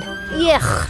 One day, our show choir teacher, Miss Conrad, had big news for us. We've been asked to compete at this year's National Show Choir Competition. All right! Yeah! But to ensure we get top scores, the soloists will have to be chosen very carefully. Miss Conrad told us that we were going to have to audition for the big solo right in front of each other in 1 week. My nemesis, Heidi, started bragging in front of the whole group. We all know who's going to get it. Me, of course. Everyone knows I have the stage presence of a star. I don't know. I think Kaylee might give you a run for your money. She's got star power and the voice to match. The others' eyes widened. Were they about to fight? Just then, the bell rang. As everyone left the class, I swatted Addison on the arm. Don't start fights with Heidi. She's my biggest competition. That's exactly why you have to stand up for yourself in front of her. I just don't want anyone to think I think I'm better than her. Well then, I guess that's why I'm here. To remind them for you. What would I do without you? Good thing we'll never have to find out. I was so nervous, even though I'd sung in front of our choir before, but the pressure was on. The whole week leading up to auditions, I practiced. In the shower, in the car, between classes. I really wanted to beat out Heidi for the big solo at the end of the show. Finally, audition day arrived. I woke up, put on my cutest outfit, curled my hair, and took extra time with my makeup. After all, if I'm gonna be a big star one day, I might as well start dressing like it now. When I stepped out of my house to walk to school with Addison, his cheeks turned super red. What's wrong? Nothing. You, just look different is all. Your hair is… Oh no, does it look bad? Maybe I should have worn it up. I'll just go change. No, leave it. You look good. Great. When I arrived in class, Heidi was sitting in the front row, looking totally perfect. What was I thinking? With her shiny hair, big eyes, and as much as I hated to admit it, her beautiful voice, why would anyone ever look twice at me? But I just tried to remember what my grandma would always say. It's not about who sings the loudest or looks the prettiest. As long as your song comes from your heart, people can't help but listen. So I took a deep breath and sat down next to Heidi, right in the front row. She gave me a once-over and rolled her eyes. Who cared what she thought? I knew I looked great. Miss Conrad sat down at the piano and called Heidi up first. After she finished singing, I applauded politely, along with everyone else. Then, it was my turn. I stood confidently and turned to face everyone. Addison gave me a thumbs up from the back row. Such a good friend. Miss Conrad played the opening notes for my song when suddenly, the door to the classroom burst open behind me. I turned to look, and standing in the doorway was the most handsome boy I'd ever seen. Tall, with long brown hair that fell perfectly into his eyes. He looked just like a fairy tale prince. My jaw dropped. He handed a note to Miss Conrad. Class, this is our newest addition, Patrick. He waved to everyone, then put his hand on my shoulder, looked deep into my eyes and said, I'm so sorry I interrupted your audition. Knock 'em dead. Then he took my seat right in the front row. I gulped. Oh, now I was nervous again. I shook off my nerves, took a deep breath, and nodded to Miss Conrad. As she played, I could feel the music filling me up, all the way to the top. I opened my mouth to sing and let my song come from my heart. When I finished, The whole class burst into applause. I felt like I was walking on air. Patrick got up to sing something last minute. He was so good. The next day, Miss Conrad put up the list, and I had gotten the solo. And she'd even added a duet in the middle of the show for Patrick to sing with me. Looks like it's you and me, Kaylee. I'm so honored to be singing with someone as talented as you. I felt my cheeks turn red, and he grinned. You're so cute when you blush like that. Be careful, or I might just fall in love. He walked away with a wink at me. I couldn't believe he'd just said that, and neither could Heidi, who'd been listening around the corner. Don't get too comfy with that solo. Once Miss Conrad figures out that you'll cave at the first sign of pressure, I'll be ready to step in. Eavesdrop much? Jealousy isn't your color, Heidi. The next day, we started rehearsing for nationals. Everyone was working so hard, and Patrick and I sounded great together. But when it came to our dance, it was like I'd suddenly grown a second left foot. No, Kaylee, no. Once more from the top. Miss Conrad, I'm happy to come up front and show Kaylee how it's done. Not necessary, but thank you, Heidi. Just here for the team. After I knocked Patrick over by mistake for the third time, Miss Conrad called it a day. Kaylee, please go home and practice, practice, practice. Ugh, I could have wiped that smug look off of Heidi's face. Everyone went to start packing up their bags, and I started to head backstage to get my bag when Patrick came up to me. Hey, gorgeous. Want to stay and practice a little with me? Then it'll be perfect by tomorrow. Oh, I wouldn't want to impose. Your toes must be all bruised. That's okay. I really don't mind. And I wouldn't mind spending a little quality time with my co-star. Well, if you insist. Just then, Addison came up to us. Hey, Kaylee, ready to go? That's okay. I should really practice a little longer. I can practice with you. I could use a few run-throughs myself. Oh, well, Patrick already offered to stay behind and practice with me here. He did he? How are you gonna get home? I can drive her. Oh, do you live in our neighborhood? No, but, I mean, if it's not really convenient for you, I'm not spending time with Kaylee because it's convenient. Neither am I. I'm spending time with her because she's cool. My face turned bright red. Did he really mean that? Addison, I'm gonna stay here too, just for a bit to practice. I'll see you later, okay? Fine, if you insist. I'll, see you when you get home. He turned on his heel and walked out. Patrick turned to me with a grin on his face and held out his hand. Shall we? We practiced more and I was finally getting good. Patrick swung me out for our final spin, then pulled me in close and dipped me. That's when I noticed his face was just so close. His ice blue eyes staring deep into mine. Was he gonna kiss me? Just then, all the lights in the theater went out. Patrick dropped me in shock, and I shrieked. All of a sudden, the lights came back on, and Miss Conrad stepped back on stage. Oh, hey kids. I'm so sorry. I didn't realize you were still here. Ugh, I couldn't believe she'd interrupted our moment. Still, we waved goodbye to her and headed out. A little while later, when Patrick dropped me off, he got out of his car to open my door. Such a gentleman. It was nice hanging out tonight. I'll see you tomorrow, superstar. Then he wrapped his arms around me and gave me a big hug. Is this what heaven smelled like? Then I headed up the front walk to my door. So do you like him or something? I whipped around and saw Addison waiting on our front porch swing. I don't know, maybe. He's so cute and really talented. Okay. Cool, I guess. Do you still want to practice? That's okay, I think I got it now. Okay then. Well, then I guess I'll see you tomorrow. Here, I got you a milkshake. Hey, thanks. He started crossing the yard towards his house. Is it? Cookies and cream, your favorite. Thanks. I'll see you tomorrow? You know it. Then it was finally time for nationals. As we arrived at the concert hall, I was overwhelmed by all the other groups here and overheard one girl say to another, "She was a little flat at the end." I couldn't believe it. What if I lost us the whole competition?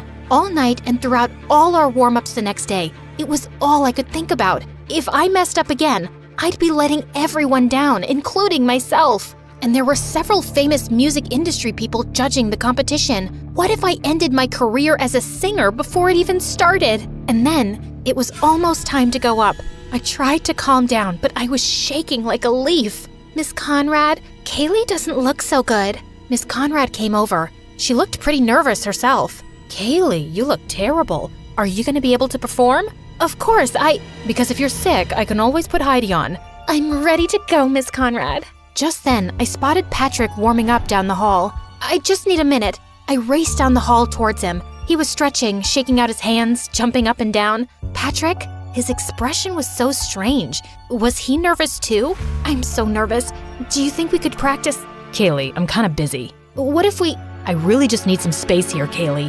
Yesterday, you said we were a team. That doesn't feel like a team to me. I can't do this right now. Could you leave me alone? Fighting back tears, I ran down the hall and found a corner backstage. I couldn't let anyone see me so upset, especially not Miss Conrad or Heidi. What was I gonna do? Suddenly, Addison stepped out of the shadows. He looked so handsome in his costume. Kaylee, are you okay? I threw my arms around him. He caught me and squeezed tight. I'm so nervous. I overheard one of the other teams say I sounded bad. Miss Conrad is ready to replace me with Heidi. Patrick isn't any help, and there's amazing industry people out there, and... Ugh! You sounded amazing in rehearsal. Those other teams were just jealous. Forget about Patrick and Heidi. Remember why you love to sing. What was it your grandma always said? Sing from your heart? Exactly. Just do that. I took a few deep breaths, and Addison was right. Will you just run the last part of the number with me? Of course. And there, in our little corner of the theater, we stepped, we twirled, we kicked in time together. Addison took my hand, spun me around, and dipped me low. I felt his arm slip. He was dropping me, but right before I was sure I'd hit the ground, he caught me with a twinkle in his eye. I swatted his arm. You tricked me. I'd never drop you. And even if I did, I'll always be here to catch you. Thank you, Addison. Then he smiled at me so genuinely, and my heart fell into my stomach. What was that? Places, please, students, places. Kaylee, are you ready? Yes, Miss Conrad. As we all rushed to take our spots to start our number, Addison shot me a wink. Knock 'em dead, superstar. You too. As soon as the lights came up on stage, I felt a little thrill of excitement. We danced, we sang, we twirled. Everyone had brought their A-game. When it came time for my duet with Patrick, we totally nailed it. But any spark that had been there was gone. As the opening chords of my solo began, the lights shined down on me, and I opened my mouth, and the music poured from my heart. I knew my grandma was right there with me. I hit my final note and held it out forever as everyone finished their steps behind me. As we struck our final pose, the crowd erupted into applause, a standing ovation. I beamed. We totally nailed it! That night, after all the points had been tallied, all the teams gathered on stage behind the judges. Addison reached for my hand and I squeezed back. Thanks for the pep talk. I could have never done it without you. Of course you could have. I'm just here to remind you. You're always there for me. He leaned in close, and I felt a flutter in my stomach as he whispered in my ear. And I always will be, if you let me. I turned to look directly in his eyes. Kaylee, I have to tell you. Just then, the announcer started announcing the winners. Second place, runner-up. Our whole team clasped hands and took a deep breath together. And the grand prize for this year's National Show Choir Competition goes to... As they said our name, the crowd roared. It was so loud I could hardly think. Confetti rained down on us as Miss Conrad stepped forward to accept our trophy. I threw my arms around Addison and he picked me up, swinging me in a circle. We did it! We did it!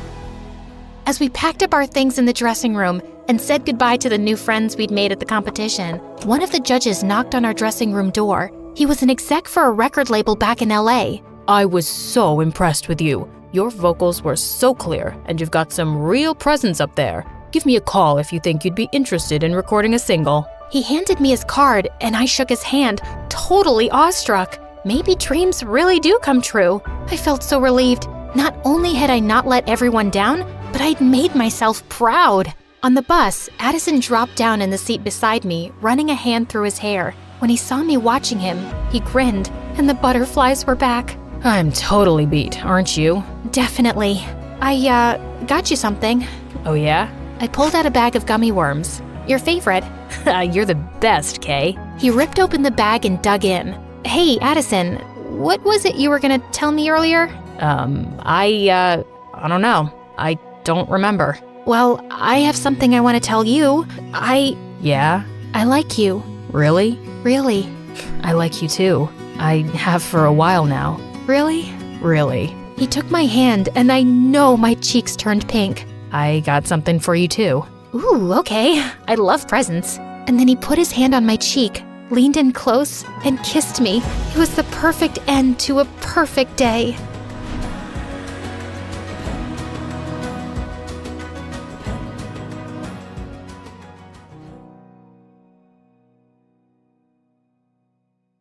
Hi, my name is Barbara, but people call me Barbie because I look like one. Please like and subscribe before I continue. Dad was a billionaire who owned a multi-industry company. Growing up, my twin brother Ford and I were used to getting everything we wanted. But for him, it wasn't enough because he wanted everything for himself. On our 5th birthday, Dad gave me a Barbie doll while he gave Ford a toy car. But he wasn't happy. My car needs a driver, so give me that doll. Over my cute body. He got back at me by scratching Dad's new Lamborghini and blaming it on me. I was grounded for a month. He also loved to make fun of the brown birthmark on my face. Maybe that's why you stink, because there's permanent poop on your cheek. Stop saying I stink when I don't. Everyone might think it's true. Too late. I've already told everyone about it. I tried complaining to Dad, but he was always too busy to care. But one day in the 5th grade, I discovered a way to cover up my birthmark by using loads of makeup. I told Ford that I had it removed by a doctor, and he was so stupid he actually believed it. He was always a pain in the butt, until he started dating this gold digger Tiffany in high school. He got too busy to annoy me all the time, thank God. In 10th grade, my boyfriend Zach and I decided to celebrate his birthday by going away to Greece for the weekend. We were about to take off in Dad's private jet when suddenly, the pilot came out of the cockpit and said we had a problem. I looked out the window and saw Ford arriving with Tiffany. What are they doing here? We're celebrating our anniversary in Hawaii, so all of you, get out. Breaking news, dummy. I came here first. I don't care. Get lost. You get lost. I was about to push him, but I screamed when Tiffany suddenly pulled me by my hair.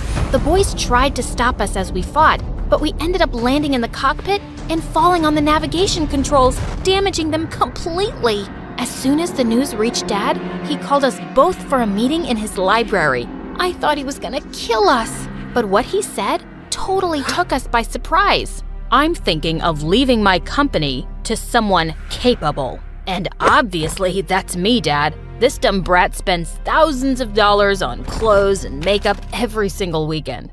Hello? You literally buy whatever your girlfriend pouts her lips for. Enough. You're both too dumb and spoiled. I'll give you a month to prove yourself, or I'll leave the company and all my fortune to a stranger instead. Prove ourselves? In what way, Dad? Figure it out, and make me proud for once. It was gonna be tough, but there was no way I'd let Ford win this. The next day, I visited Dad's company's headquarters to study the performance for the past year, and I found out that Dad had been planning to develop a new mall, but he was having a hard time getting approval for its location from the mayor's office. Wait a minute, what if I dated the mayor's son, Leo, so he'd help me win his dad's approval? Leo was a senior in school, and Dad would be impressed if I was dating a smart future politician. There was only one problem, my boyfriend. I needed to get rid of him. The next day at school, we were having lunch together when he suddenly sneezed, and I started crying hard. What's wrong, babe? The way you sneeze, I really hate it. It's giving me a stroke. And the way you breathe, it's so heavy I could hear it from miles away. I've been suffering silently, but I just can't take it anymore. Just work on yourself and maybe we can give it another chance soon, yeah? Are you freaking serious? Goodbye, Zach, for now. He kept throwing tantrums all day, but I ignored him and started working on my current target, Leo. Aside from being a genius, he was also famous for being too serious. I'd never seen him smile. I stalked him and found out that he always stayed in the library. Boring. One day he was sitting alone and I walked up to him and pointed to the thick book beside him. Could you hand me over that physics book? This is a chemistry book. Oh, yeah, sorry, I got confused. Physics and chemistry are similar words. No they're not. Oh, what's that you're reading? You're into literature too? I love Michael Jackson. Do you know about him? Yeah, of course I do. But I like Shakespeare more. Shakespeare? That's a cool name. Before he could say something, his friend suddenly called him. just when I thought we were connecting. As Leo walked by, Zach suddenly appeared and pulled me into a corner. Why are you flirting with this guy? I thought our breakup isn't official yet. Don't take it personally. I just need him to help me get his father's approval for my dad's project. And when you win that inheritance, you'll get back with me, right? Sure, whatever. I'll wait for you.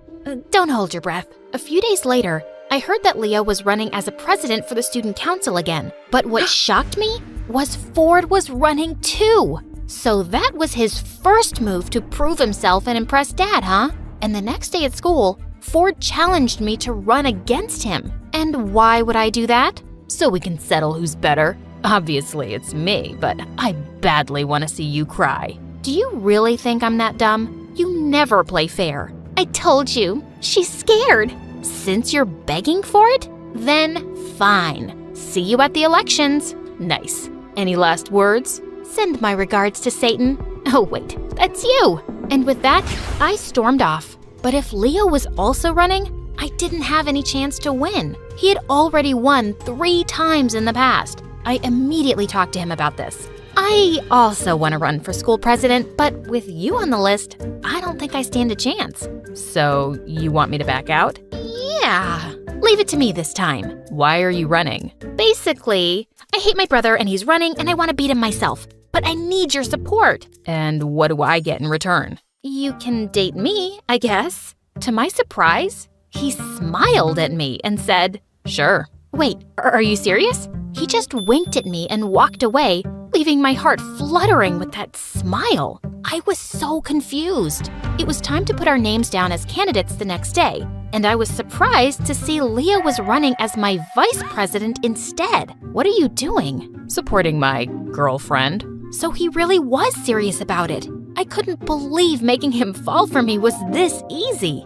I decided I'd wait a few days before I started talking about the mall project so it wouldn't look suspicious. We started hanging out together, and sure, he was serious, but he was also sweet and funny, not boring at all. He even introduced me to a super cool channel on YouTube called My Story Animated, and when I saw their videos, I actually found them exciting and relatable, especially about those billionaire girls. On the weekend, he asked me out on a date, and I said yes. While driving, someone suddenly called him and he turned to me. I was supposed to lead Dad's charity drive at a hospital tomorrow, but they moved it to today, and they need me there. I'm so sorry. Instead of sulking, I smiled and volunteered to come along. Seeing all those sick people who couldn't afford treatment made me realize how lucky I was.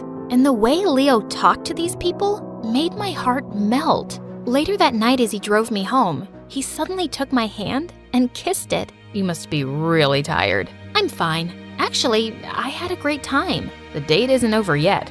I've got a surprise. He took me to a closed restaurant and revealed that his mom owned it. So, how are we supposed to eat? Watch me. To my surprise, he started working in the kitchen himself and ended up with the most delicious meal ever. I can't believe I'm with someone like you, a goddess. Yeah, I know. Thousands of guys wish to be you, so you're very lucky. My heart went wild when he tucked a strand of hair behind my ear. You're really funny and pretty. I stared back at him and just found myself leaning in closer for a kiss. I felt like I was on cloud 9. It was the least fancy date I'd ever been on, but it was the best time I'd ever had in my life. Soon, we made our relationship official, and Zach wasn't happy. You broke up with me because of him, didn't you? No, Zach, we just didn't work out. I'm sure you can find someone better. You're gonna regret this. Zach was too dumb to do something that could actually ruin me, so I just ignored him.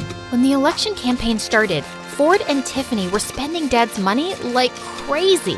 They covered the whole school with pictures of their stupid faces and threw the biggest parties every single night. Ford also promised everyone he'd turn the whole school into a teenage paradise, making him win by a landslide. I lost so badly. He kept on bragging about his victory at dinner, and Dad looked impressed. I think I'm gonna win this too. And when I take over everything, the first thing I'll do is make you miserable. Say goodbye to all your credit cards. Don't be too confident. Maybe you'll be the one who ends up crying. I really doubt that. Ford made me so mad. I had no choice but to finally use Leo's connections for Dad's mall project. I brought it up, and to my surprise, he immediately talked to his father about it. A few days later, I introduced him to Dad over dinner, and he looked stunned when he learned that Leo was the mayor's son. You should have informed me earlier. I would have told the chefs to make something fancier. I'm fine with anything, sir. It's a pleasure to finally meet you. They seemed to be getting along really well, and Dad then finally brought up the project. Oh, Barbie mentioned it to me the other day, and I've already talked to my father about it. He's looking forward to meeting you. Dad looked super happy, and once the project was finalized, he even threw a party to celebrate it. You made this happen, my dear Barbie. You've shown me how valuable you can be. Ford was smoky red with rage. I gave him a smirk as Dad made a toast for it. Later that night, I thought about a plan to give back to Leo. He'd told me about an orphanage he had set up, and I decided I'd donate books and laptops to the kids there. I talked to Dad about it, and he was happy to support me. The next day at school, I was waiting for Leo at the canteen to talk about it, when suddenly, Ford came and took my plate of spaghetti and rubbed it in my face. I told you not to mess with me. As I angrily rubbed it off my face with tissues, I suddenly realized people were staring at me in shock. Oh no, all of my makeup was gone. Oh look, there's poop on her face. Breaking news, everyone. My sister's been hiding this gross birthmark under her makeup for years. Look, Leo, she's even deceived you, just so she could be your girlfriend. I tried to hide it, but it was too late. Leo had arrived and was staring at me. I was about to run away when suddenly he grabbed Ford by the collar and pushed him up against the wall. She's still the most beautiful girl in the world to me, but you sure are the biggest jerk. I heard everyone actually agreeing with him, but Ford started laughing like a maniac. Okay, the poop mark didn't change your mind, so how about this? To my surprise, Zach showed up from behind him and started playing a recorder with an evil grin. Why are you flirting with this guy? I thought our breakup isn't official yet. Don't take it personally. I just need him to help me get his father's approval for my dad's project. Blood drained from my face as we all listened to the whole conversation. I couldn't believe my ex-boyfriend teamed up with my evil brother. I tearfully ran after a furious Leo. Leo, please, let me explain. Explain what? That I was just part of your stupid plan? I can't believe I actually fell for a spoiled brat like you. Yes, I planned it, but then I started to have real feelings for you. Yeah, right. Please, don't ever talk to me again. He ignored me completely after that, and I lost all my motivation. Ford took it as an opportunity to redeem himself. He spent tons of money on billboards across the city advertising Dad's clothing stores with himself and Tiffany as models. The sales actually went up. A few days later, Dad informed us that he'd finally made a decision. I was sure Ford had won, but I didn't even care by now. I decided to give everything to... Ford had already gotten up with a proud smirk. Barbara, congratulations, darling. I'll see you in my office tomorrow for the signing of the papers. Wait, what? Suddenly, Ford went psycho. You can't do this to me, Dad. I've worked so hard for this. It's not too late to change your mind. I based my decision on how you spent my money the past month. You wasted $10 million and never did anything meaningful. Barbara proved her interest by learning about the company. And she even made a huge project happen. You're talking nonsense, you stupid old man. And then I just snapped. I flung a glass of juice at his face. You can insult me all you want, but don't you dare talk like that to our dad, you jerk! You're gonna pay for this. Before he could hurt me, Dad called his bodyguards to take Ford away. He grounded him in his room, and I could hear him destroying things all day. He was scaring me. The next day, I fell asleep in my bathtub, and when I woke up, I realized that my phone was gone. I got up to find it, but the door was locked, as well as the windows. Just then, lots of bugs started to crawl in from somewhere. I screamed, but no one seemed to hear me. Help! Someone, please, open the frickin' door! The bugs were getting nearer, and I passed out. Dad's worried face was the first thing I saw when I opened my eyes again. I was in the hospital. My darling, Barbie, thank God you're okay. Dad, Ford tried to hurt me. I know. Your brother's gone. I sent him away to a boarding school in Russia. I was surprised and relieved at the same time. maybe I shouldn't have made you two compete. It was a stupid decision, and it made Ford crazy. Even you started dating someone you don't even like. No, Dad, it's the complete opposite. I really like Leo. He's the best thing that ever happened to me. Suddenly, Leo showed up from behind Dad. And you're the best thing that happened to me too. Leo, what are you doing here? I heard you were in the hospital, so I had to come see you. And your dad also talked to me about your plan with the orphanage. The kids would really love that. Does this mean you've decided to forgive me? I'm so sorry, Leo. Barbie, I understand the pressure your dad put you through, and I think it was a smart plan. If it wasn't for that, you wouldn't have even noticed me. I've always noticed you. I just thought you were too serious for me. Yeah, I'm indeed serious. About you. Okay.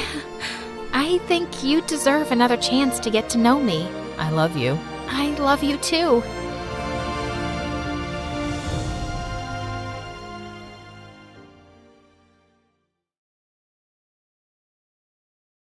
A lot of us go through a rebellious phase, but I was a complete monster. I swear I had genuine reasons, though. I'm not saying that to make you feel bad or anything, but I had a pretty rough childhood. I never knew my parents and spent my entire life in the foster care system. I bounced from house to house at least 7 times a year. I know what you're thinking. How could someone just give away a kid in need? Well, I'll admit that I was the one to blame, in the beginning at least. Before I go into any of that, though, don't forget to like this video and subscribe to My Story Animated to hear more crazy stories about people just like you. If you do, you'll get tons of likes on your next post. Trust me, I was pretty Insta-famous for a while. See, that was part of my problem, actually. I was convinced that the family life wasn't for me at all. Despite the fact that all my foster families were pretty nice, I was really rude and mean. I only cared about making videos, partying, and taking selfies. I got into the habit of stealing things and skipping school. When I didn't get my way, I would scream and shout at the top of my lungs. I'm embarrassed to think back to this day, but I think it describes the old me pretty well. I was living with this nice old couple and 4 other foster kids. They forbade me from partying on school nights,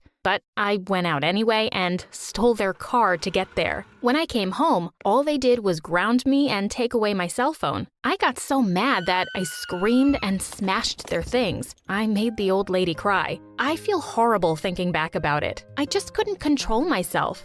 I don't know how I was ever that mean. I wasn't evil, though. I was just a troubled child. I actually had some outbursts that had nothing to do with misbehaving. Sometimes I had horrible nightmares that would wake me up screaming. Mixed with my behavior problems, a lot of foster homes didn't have the patience for my outbursts, hence moving around so much. By the time I was 16, I had been through every single foster home in my city. I tried to keep cool, but I was honestly terrified I'd end up stuck in an orphanage until I was an adult. Now, I may have been a monster, but I was nothing compared to the residents of the local orphanage. It was filled with the worst kids I knew, and I didn't want to end up there with them. They would have beaten me up. I wasn't nearly as tough as I liked to pretend. When my caseworker walked into the room, I burst into tears. I begged her not to ship me off to the orphanage. She thought for a second and said she might have an option for me, but I wasn't gonna like it. How bad could it be? I asked. Yeah, I know what you're thinking. That's exactly what someone says before they walk into the worst possible situation. My caseworker made a quick phone call and let me know that I was good to go. I would be leaving right this instant. I picked up my backpack, which was full of everything I owned, and was put on a bus to the middle of nowhere. I had no clue where I was going. As the bus started driving off, I Googled some pictures of the place. It wasn't even on the map. I was going to the middle of nowhere. I started screaming. I ran over and begged the bus driver to stop, but he said it was already too late. I posted one last selfie letting my followers know that I was going to be taking a break from social media. Something told me that there wasn't going to be any service out in the middle of nowhere. I was a city girl obsessed with the internet and gaming, and I couldn't even watch My Story Animated where I was going. My cell phone service cut out maybe a half hour into the trip. 3 hours later, I was awoken by the bus stopping. I looked out the window and saw this huge, creepy mansion. I thought it was the town hall to get my papers or something. I was shocked when the bus driver said, "We're here." I told him he was supposed to take me to my new home directly. "Oh, sweetie." He laughed. "This is it." Then he just drove off, leaving me alone with my backpack at the entrance to the mansion. I walked cautiously up to the door and knocked a couple of times with no answer. I called out but still got no answer. I saw a letter taped to the door and decided to open it. It read, "Welcome home, Charlotte. Please let yourself in." Sure enough, the door was unlocked. It creaked open slowly and creepily. I walked right in and decided to explore. Now, I know I said the outside was scary, but that was nothing compared to the interior of the house. It felt like it was straight from the Addams family. There were huge portraits on the wall with group photos of at least 20 kids, all dressed up in old-timey clothes, as well as all types of taxidermy. It looked like the set of a horror movie or a cult, and I didn't even know the half of it yet. You know that sixth sense feeling you get after watching a scary movie late at night? Like the one where you can feel someone watching you? Well, I got that feeling and all the hair on the back of my neck stood up. I flipped around and saw a serious-looking nun staring at me and frowning. She looked me up and down in disgust. I was wearing pretty short shorts and a crop top, so I could tell she was judging me. I waved hello and tried to introduce myself, but she ignored me. She just started writing something down in the notebook she was holding in her hand. She lifted it up and showed me what she wrote. "No one speaks here." That was weird. I asked if it was because of some kind of medical condition or religion. She simply flipped the page and wrote down, "Follow me," and started walking away while I was still trying to talk to her. I followed her down some winding halls until we ended up in a room with a couple of beds in it. She led me to one bed that had some stuff on it, including folded clothes, a notebook, a pencil, and a piece of paper that said, "This is your new bed. Please use the paper. It will be easier for everyone. Please change into your new clothes." I thought the scariest thing about the mansion was the giant taxidermied bear in the entrance, but I was dead wrong. I picked up my new clothes and nearly fainted. See, if nothing else, I was pretty. I had to give up my city and internet, but I did not want to give up my looks. I kept up with all the latest trends and was an aspiring Instagram model. This outfit was as far away from fashionable as possible. It was a gray dress that reached all the way to the floor and buttoned up to my neck. The dress was like a hideous costume straight from the 1700s. Maybe it was a good thing that there was no internet here because I wouldn't be caught dead in this outfit. I turned to argue with the nun, but she was already holding up her paper that now said, "Hurry, child." Now, I was rebellious, but nuns are scary. I did as she said and made my way to meet the other people here. It took a couple of days to meet everyone. There were a lot of people. All in all, there were about 23 girls living with me between the ages of 7 and 14. This made me the oldest and pretty much the role model to everyone here. It turned out that most of them had severe hearing problems, and some of them were completely mute. Talking was out of the question, so they all communicated through notebooks or sign language. The nun could read lips, but the rest of them were never really exposed to speech. The girls were very quick to take me in. They showed me the fun of country living, and trust me, I was a skeptic. They helped me learn how to braid my hair, and one girl even taught me how to sew a bit so I could personalize my outfit a little more. Sure, it felt like a cult, and that should have been a warning sign, but you have no idea how nice it was to finally feel like I fit in somewhere. It was so weird getting used to the fact that no one could hear me, but it was kind of nice that I didn't need to worry about my screaming nightmares waking anyone up. I liked to think of myself as strong and independent, so I really enjoyed not having to wake up from a nightmare to people fussing over me. I even made my first real friend. She was the second oldest, and her name was Kirsten. She was super awkward, but I really appreciated having someone my age to connect with. She even taught me sign language. I got pretty used to this new lifestyle, waking up at dawn, harvesting all the vegetables, and I hadn't even spoken a single word. I went from an Instagram model who wore hot clothes and got in trouble to a saint. like figuratively and literally. Not only was I staying out of trouble and gaining control of my behavior, but the other girls looked up to me like I was a prophet. They asked me tons of questions about life on the outside. Most of the girls were brought here as toddlers or infants, so they had no exposure to TVs, malls, or even processed sugar. This one girl, Susie, asked me how you feed the people that live on TV so that they can perform for you. Kirsten's favorite thing for me to describe was cheese puffs. The concept of such a treat was godly and fantasy-like to her. I told her that I promised I would bring her back some once I moved out. She always got weird when I brought up leaving. I always assumed it was because she would miss me, and I was about to find out it was a little more complicated than that. Don't get me wrong, though. I was ready to leave. I appreciated everything they did. Even after everything, I don't regret the time I spent there. Still, I was counting down the days to my 18th birthday when I could move out. That's when everything changed. I wrote the nun asking what I should do about moving back to the city, and she got really weird. She asked what about everything here, the life I had with the other children. She asked why I wasn't happy. I assured her that nothing was wrong and I loved them all. I told her I wanted to go out into the real world, get a job, and fall in love. She seemed to understand, but she said something next that made me question everything. I guess you won't get to meet him if you leave, she sighed. She explained that there was a new boy coming to work at the estate as a gardener the week after my 18th birthday. She'd never mentioned him before, but she said she thought she would keep it as a surprise because she really thought we would hit it off. I should have sensed something was suspicious, but she convinced me to stay. Try not to judge me. I hadn't seen a boy in years. I have to admit, I was pretty happy I did, at least at first. The boy came all right. He was everything I hoped for. He was handsome and seemed very nice. Not only that, he could speak and hear just like me. The nun immediately introduced us and even encouraged me to speak, something she hadn't done the entire time I lived there. It felt so weird talking after a couple of years of complete silence. I was embarrassed by how poorly the words came out and how weak my voice was. But he was super sweet and showed a keen interest in me. He even called my little voice super cute. At first, it was really flattering, but there was something off about him. For one thing, he was very close to the nun and always had private meetings with her.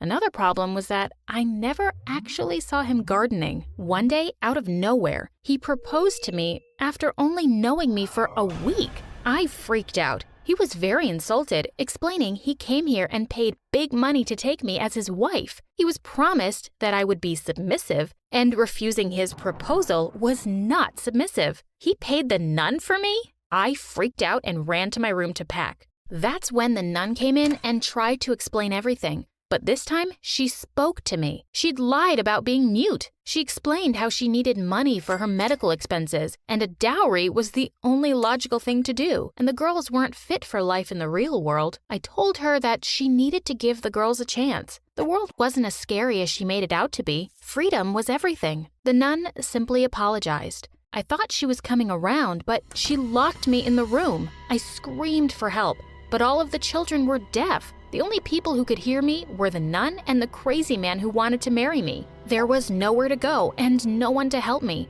I only had one option to avoid living in my room for the rest of my life. I agreed to marry him. I put on a big show and he fell for me immediately. Kirsten slipped me a note. She said I wasn't the first person the nun had married off, and they all disappeared shortly after. She knew that she would be next, as the second oldest, so she begged me to follow her plan so we could break the cycle. The nun was grooming submissive girls to marry off to weird men when they turned 18. On the day of the wedding, I pretended to be sick, very sick. The girl who helped me offered to accompany me to the hospital. She wrote a note to the nun explaining that my fever was very high and it was too dangerous for the nun to come near me. She was suspicious and insisted she come. The girl and I got into the car first, and when the nun tried to hop in, we pushed her to the ground, locked the doors, and drove off. We drove over 40 minutes before we found a town. There, we told the police everything that had happened. We were raised on a crazy wife farm.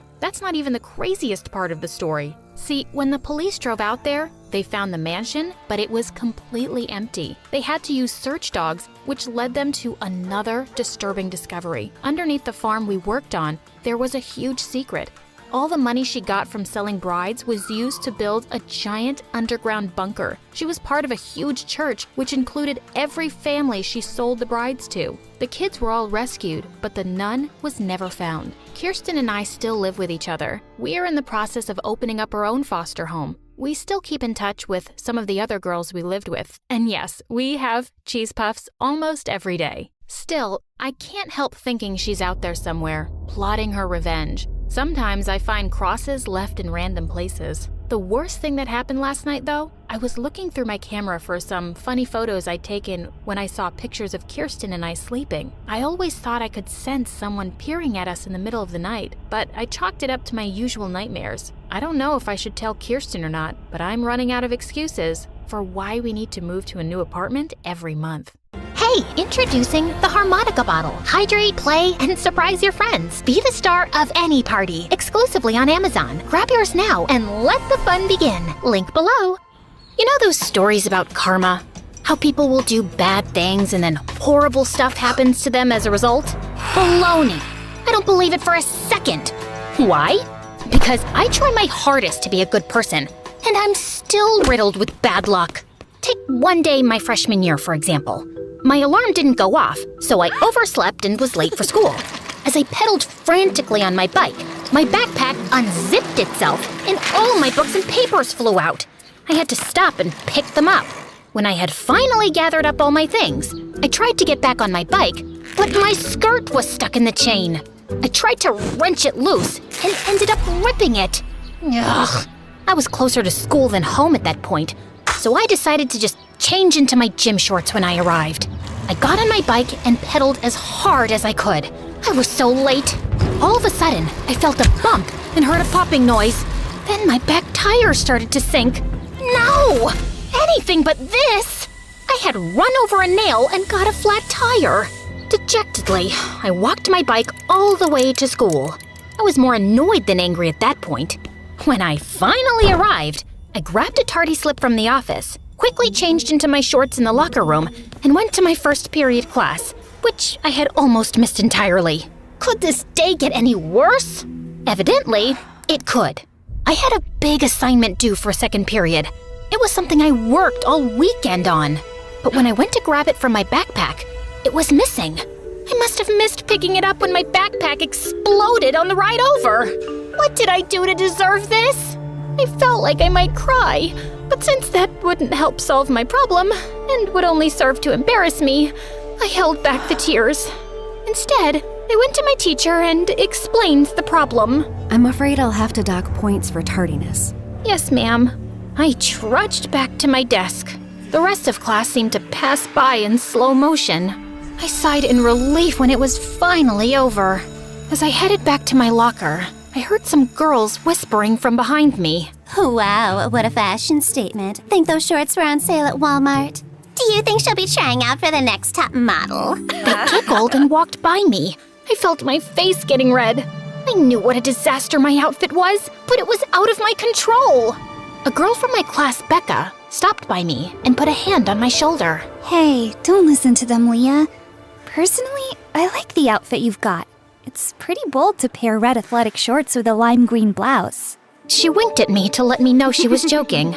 Thanks, but it wasn't intentional. My skirt got ripped on the bike ride to school. Oh, why didn't you say so? I always have a sewing kit on hand. Give it to me and I'll have it back to you by lunch. Thanks, Becca. Don't mention it. I have to admit, the good thing about having rotten luck is that you find out who the nicest people are. I smiled to myself and managed to make it to lunchtime. I didn't see Becca in the cafeteria, so I decided to grab a bite and save a spot for her. I passed through the lunch line and got a salad. As I was walking to an empty table, I slipped on a banana peel. I wasn't aware people could actually do that. I thought that was only in cartoons. I fell down, my food spilling all over my shirt. Great. Not only was I publicly humiliated, but even if I got my skirt back, my blouse was still ruined. You okay? Becca helped me up, and we sat down together. Here's your skirt. I tried to fix it up as best as I could. The stitching on the rip is slightly visible, but I tried to hide it as much as possible. I really appreciate it. Not a problem. I needed something to do in study hall anyway. I sighed. Becca looked at me in sympathy. Tough day, huh? I pointed to my ruined blouse. Well, at this point, it really couldn't get any worse. But this is just par for the course for me. What do you mean? Oh, I've always just had bad luck. You'd better watch out. It might be contagious. Aw, you don't really believe that, do you? I shrugged and put my head on the table. It was quiet for a while. Then Becca nudged my arm. I saw you dropped your lunch. Would you like some of my food? My stomach growled as a response. Becca and I locked eyes, and then started to giggle. We finished eating just as the bell rang. I was feeling a little better about life after that. Maybe this day was salvageable after all. The rest of the afternoon passed by without anything major happening. I did get hit in the face during dodgeball, but that wasn't necessarily bad luck. I just lack any coordination or athleticism. When school was over, I gathered up my things and was ready to head out. That was when I remembered that I'd have to walk my bike all the way back home. Oh well, at least the day was almost over. I trudged to the bike rack and fumbled with the lock. Suddenly, I heard a car honk behind me. Leah, do you need a ride? I do. You're a lifesaver. Put your bike in the trunk and let's go then. Man, am I lucky to have a friend like you. Becca laughed. Well, I guess there's the answer to your question. What? You were afraid that you're cursed with bad luck, right?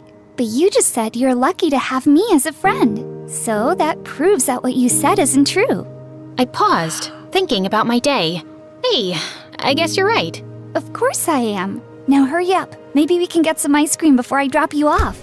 I happily jumped into the passenger seat and off we drove. And that was how my best, worst day came to a close. And that was just one example of a typical day in my life.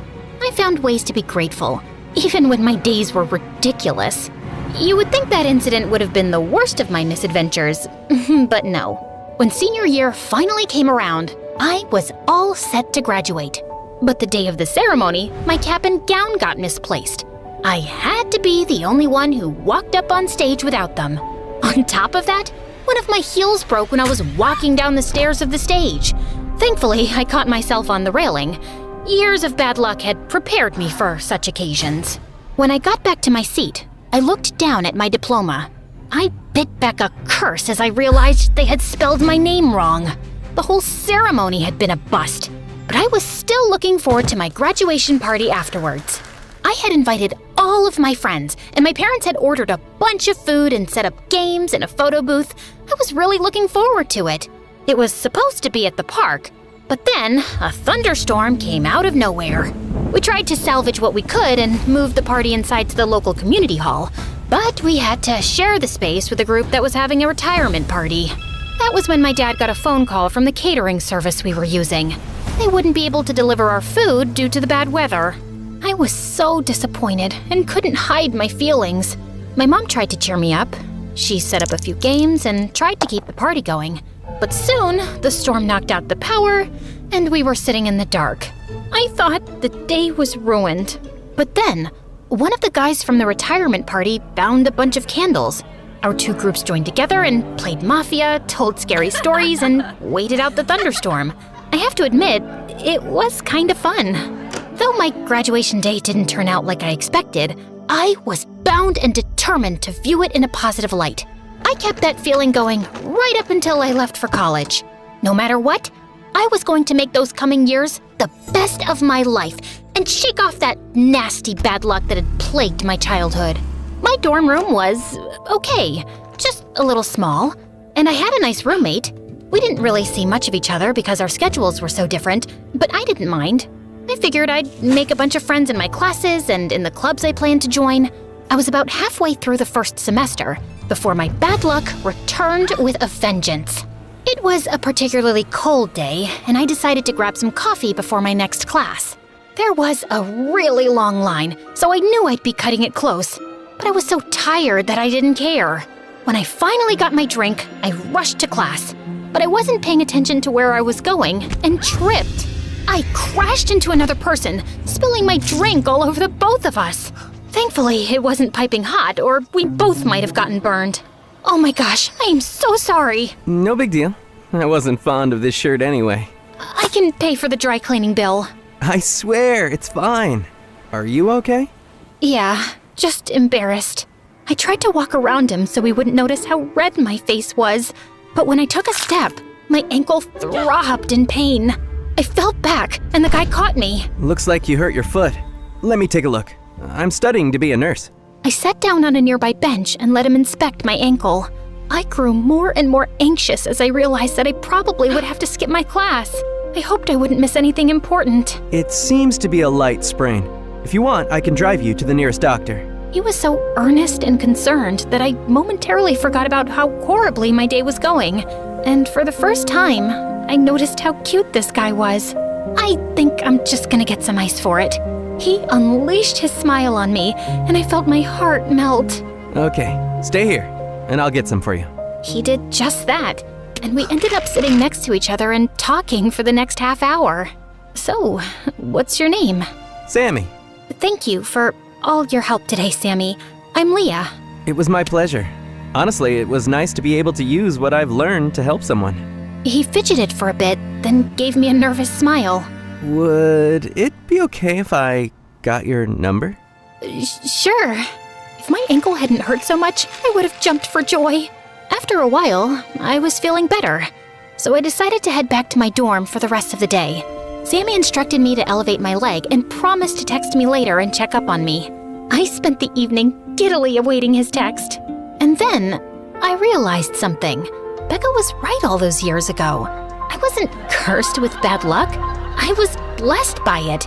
If all these things didn't happen to me, I never would have had the experiences I did or met the people I know. My phone chimed. It was a message from Sammy. How are you feeling? I hesitated, then texted him back. Pretty lucky.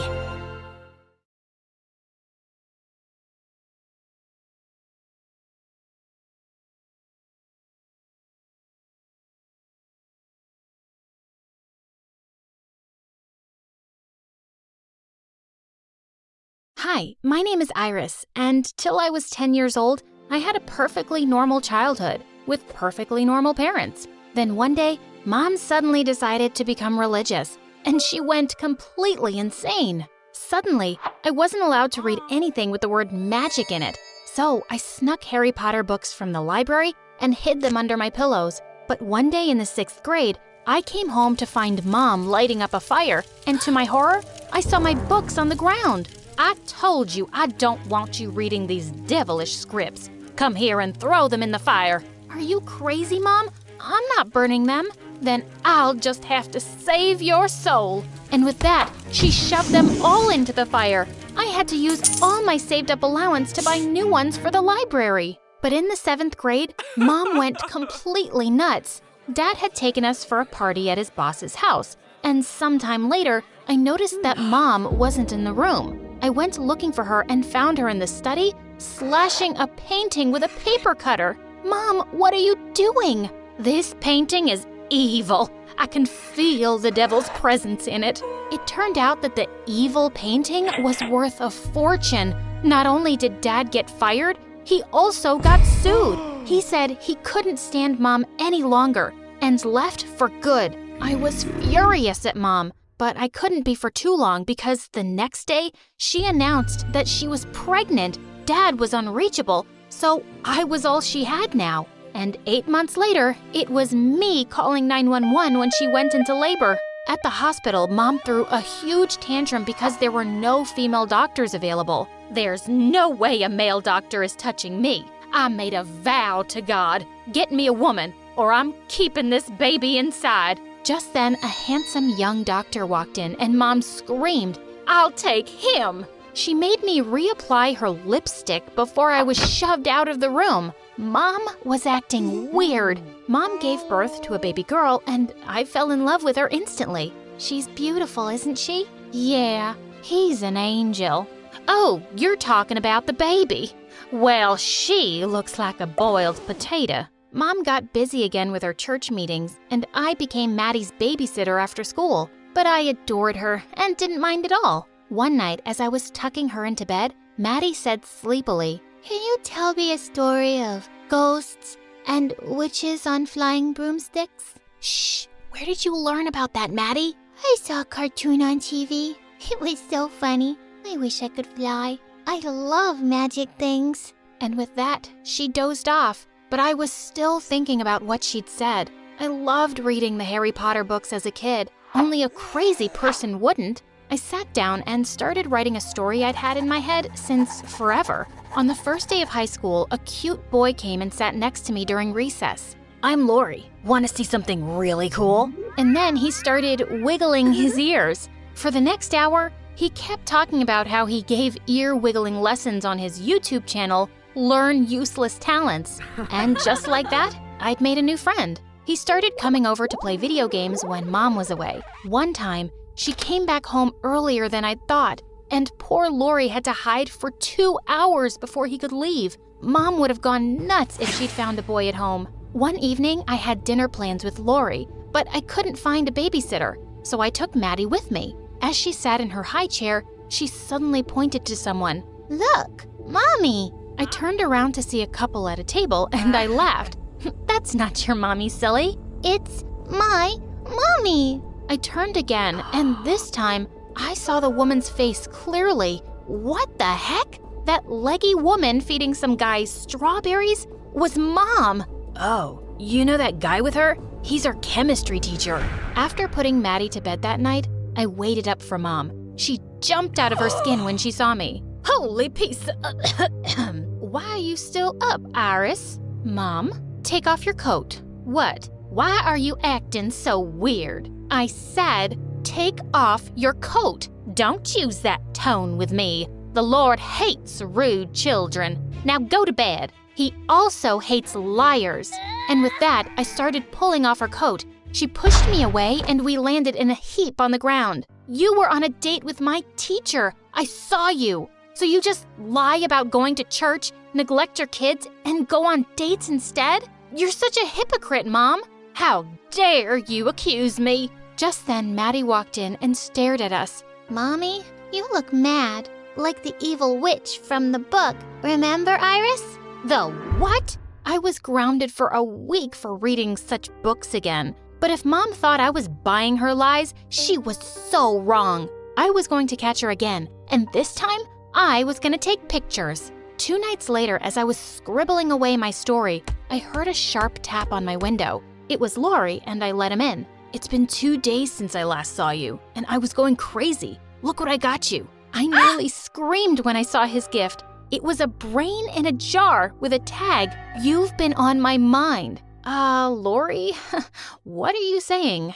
I'm saying, I think I'm in love with you, Iris. And then he kissed me. Lori, I thought we were just friends. I had no idea you felt this way. Are you freaking kidding me? I hid for hours from your whack job mom. You brought your bratty sister on our date, and I didn't say anything. Why would I put up with your crazy family if I didn't love you? Because we're friends. I didn't even know that it was a date. And my sister isn't bratty. I think you should just leave now. But before he could, the door suddenly flew open and Mom barged in. She chased Lori out the window with a broom. You shameless child. As soon as you graduate high school, I'm sending you to a convent to become a nun. Now take these beads and pray for forgiveness. I haven't done anything wrong, so no thank you. Please get out of my room, Mom. What a crazy night. I felt bad about the way I'd left things with Lori, so when I went back to school,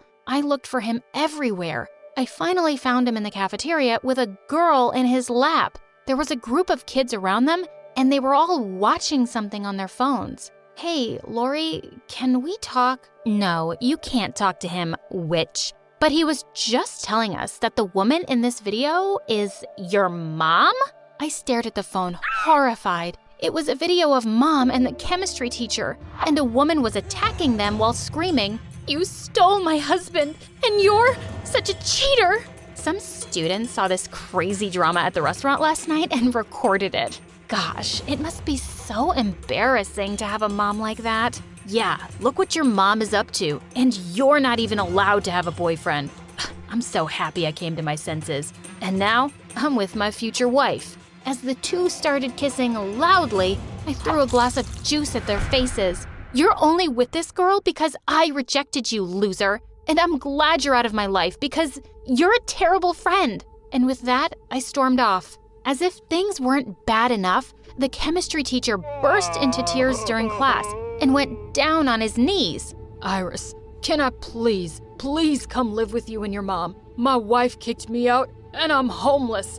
I'll do all your homework, I promise. Mom was ruining my life. When I went home that day to confront her, I found her in the study. You want to explain what happened at your date last night, Mom? She turned around, looking half crazy. I'm your mother. I don't have to explain anything to you. But do you want to explain why you've been writing this nonsense under my roof? To my horror, I saw a pile of shredded paper on the table behind her. Mom, did you just shred my novel? I've been working on it for 2 years. I don't have another copy. I'm sending you to a Catholic boarding school. I wash my hands of you. Right back at you, Mom. God, you're crazy. I'll be happy to go far away from you. But there was no way I was going to some boarding school. I had to run away from there, and I was going to take Maddie with me. One evening when Mom wasn't home, I sneaked into her room and started searching the drawers for any money I could find. Suddenly, I came across a paper under her clothes, and when I read it, I was shook. It was Maddie's birth certificate, and the father's name was not my father's name. Oh my God, my dad wasn't Maddie's dad. I delayed my plans to run away and decided to look for Maddie's father. I searched for him online, and it turned out that he was some millionaire businessman. I made an appointment with his secretary, pretending to be a journalist who wanted to write an article on him. Maddie's dad welcomed me into his office, but his smile vanished when I dropped the truth bomb on him. I showed him Mom's picture and Maddie's birth certificate, and it looked like he was having a stroke. This woman, your mom, she used to work for me as a secretary a long time ago, but she just disappeared. I had no idea she was married or that I had a kid. He asked if he could meet Maddie, and I invited him to our house. When he came the next evening, his eyes teared up when he saw her. Maddie, this nice guy's your dad. Go say hello, sweetie. As she sat down next to him and gave her some gifts he'd brought, Mom walked in, and when she saw him, she turned paper white. What are you doing here? I found him, Mom. Maddie deserves to know her dad, and he deserved to know about her. But you don't care about anyone, do you? Maddie's dad got up. You've kept her from me all this time, but now I want my daughter to come live with me. I wasn't a very rich man when we met, but I'm a millionaire now, and I can give her an amazing life. A millionaire? Oh, darling.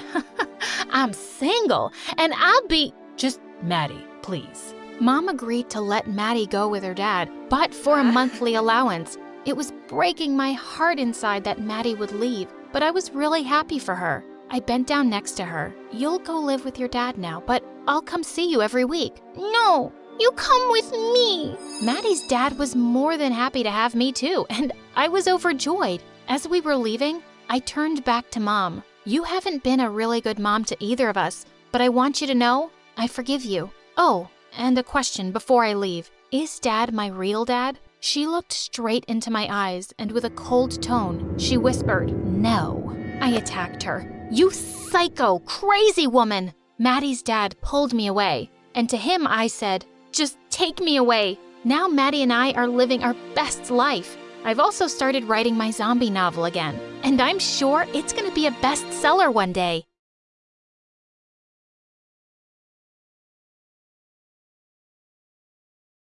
Hey, I'm Sakura, and I was born to the coolest parents ever. Before I go on, please hit like and subscribe. My parents were immigrants from Japan who built a successful business in America and gave my brother Dean and me the best life ever. Growing up, I was a straight-A student, and my dad always said I'd be a great doctor someday. It was his dream, only I knew the real reason. He loved Grey's Anatomy. I was too young to know what I wanted, but I loved making different sculptures out of anything I could find around me. When Mom noticed how good I was, she took me to the best workshops. Once when I was 6, we went to Spain for a vacation. I dragged everyone to see the famous Mammal sculpture. It was the best day of my life. Oh my god, why would anyone make such a big spider? Yeah, I'm surprised you like it even though you're terrified of everything that crawls. I know, but I think it's beautiful. At least that's the meaning of it. It shows how the spider protects her babies even though she looks so delicate because of her thin legs. People around me who heard me were surprised, and the tour guide told me that my observation was correct. Dad looked so proud at that moment. See? My Sakura is so smart. And you both thought it was just some ugly spider. You should spend your free time with her and learn facts like this. While Dad treated me like a princess, we all know who the real royalty was. Dean. And he knew that as well. He was 10 years older than me and always got on my nerves. One time when I was 8, Dean caught me eating cookie dough and started to laugh like crazy. Your mouth, you stuffed it all in your mouth. You look like the panda from the movie Kung Fu Panda. Mom, Dean's making fun of me. He called me a panda. Then stop stuffing your face like that. And stop blaming your brother for everything. Now help me in the kitchen, will you? He always makes fun of me and you never tell him anything. It's like you don't love me at all. It's not that she doesn't love you. She just loves me more than you. Dean snickered in the corner, making ugly faces at me, and I felt so mad. He was annoying, just like every older brother. But he was also very protective of me and cared for me. Once I was getting ready for school when I saw the biggest lizard ever and let out an ear-splitting scream. Sakura, are you all— Lizard! Lizard! Big, fat, staring at me! Lizard! It's so creepy! Get it out! Save me! Really? Did you howl because of a lizard? And you liked that creepy spider statue? Wow. He did chase the lizard away, but kept making fun of the way I had screamed for days. When I was in the 4th grade, it was time for Dean to go to university, and Mom was a sobbing mess. I'll keep visiting Mom, don't worry. And before you know it, I'll be here for Christmas. You better get your gift ready because I already have yours. Dean and I had a tradition of exchanging Christmas gifts on the roof with a cup of hot chocolate. When he visited for the holidays, I was over the moon. I was so looking forward to opening gifts with my brother. But 2 days before Christmas, I heard something crash in my parents' room. I ran upstairs and saw Dad and Dean having a yelling contest while Mom cried inconsolably. You have ruined my name. This family's name. You brought him up and this is how he turned out. Don't talk to Mom that way, it's not her fault.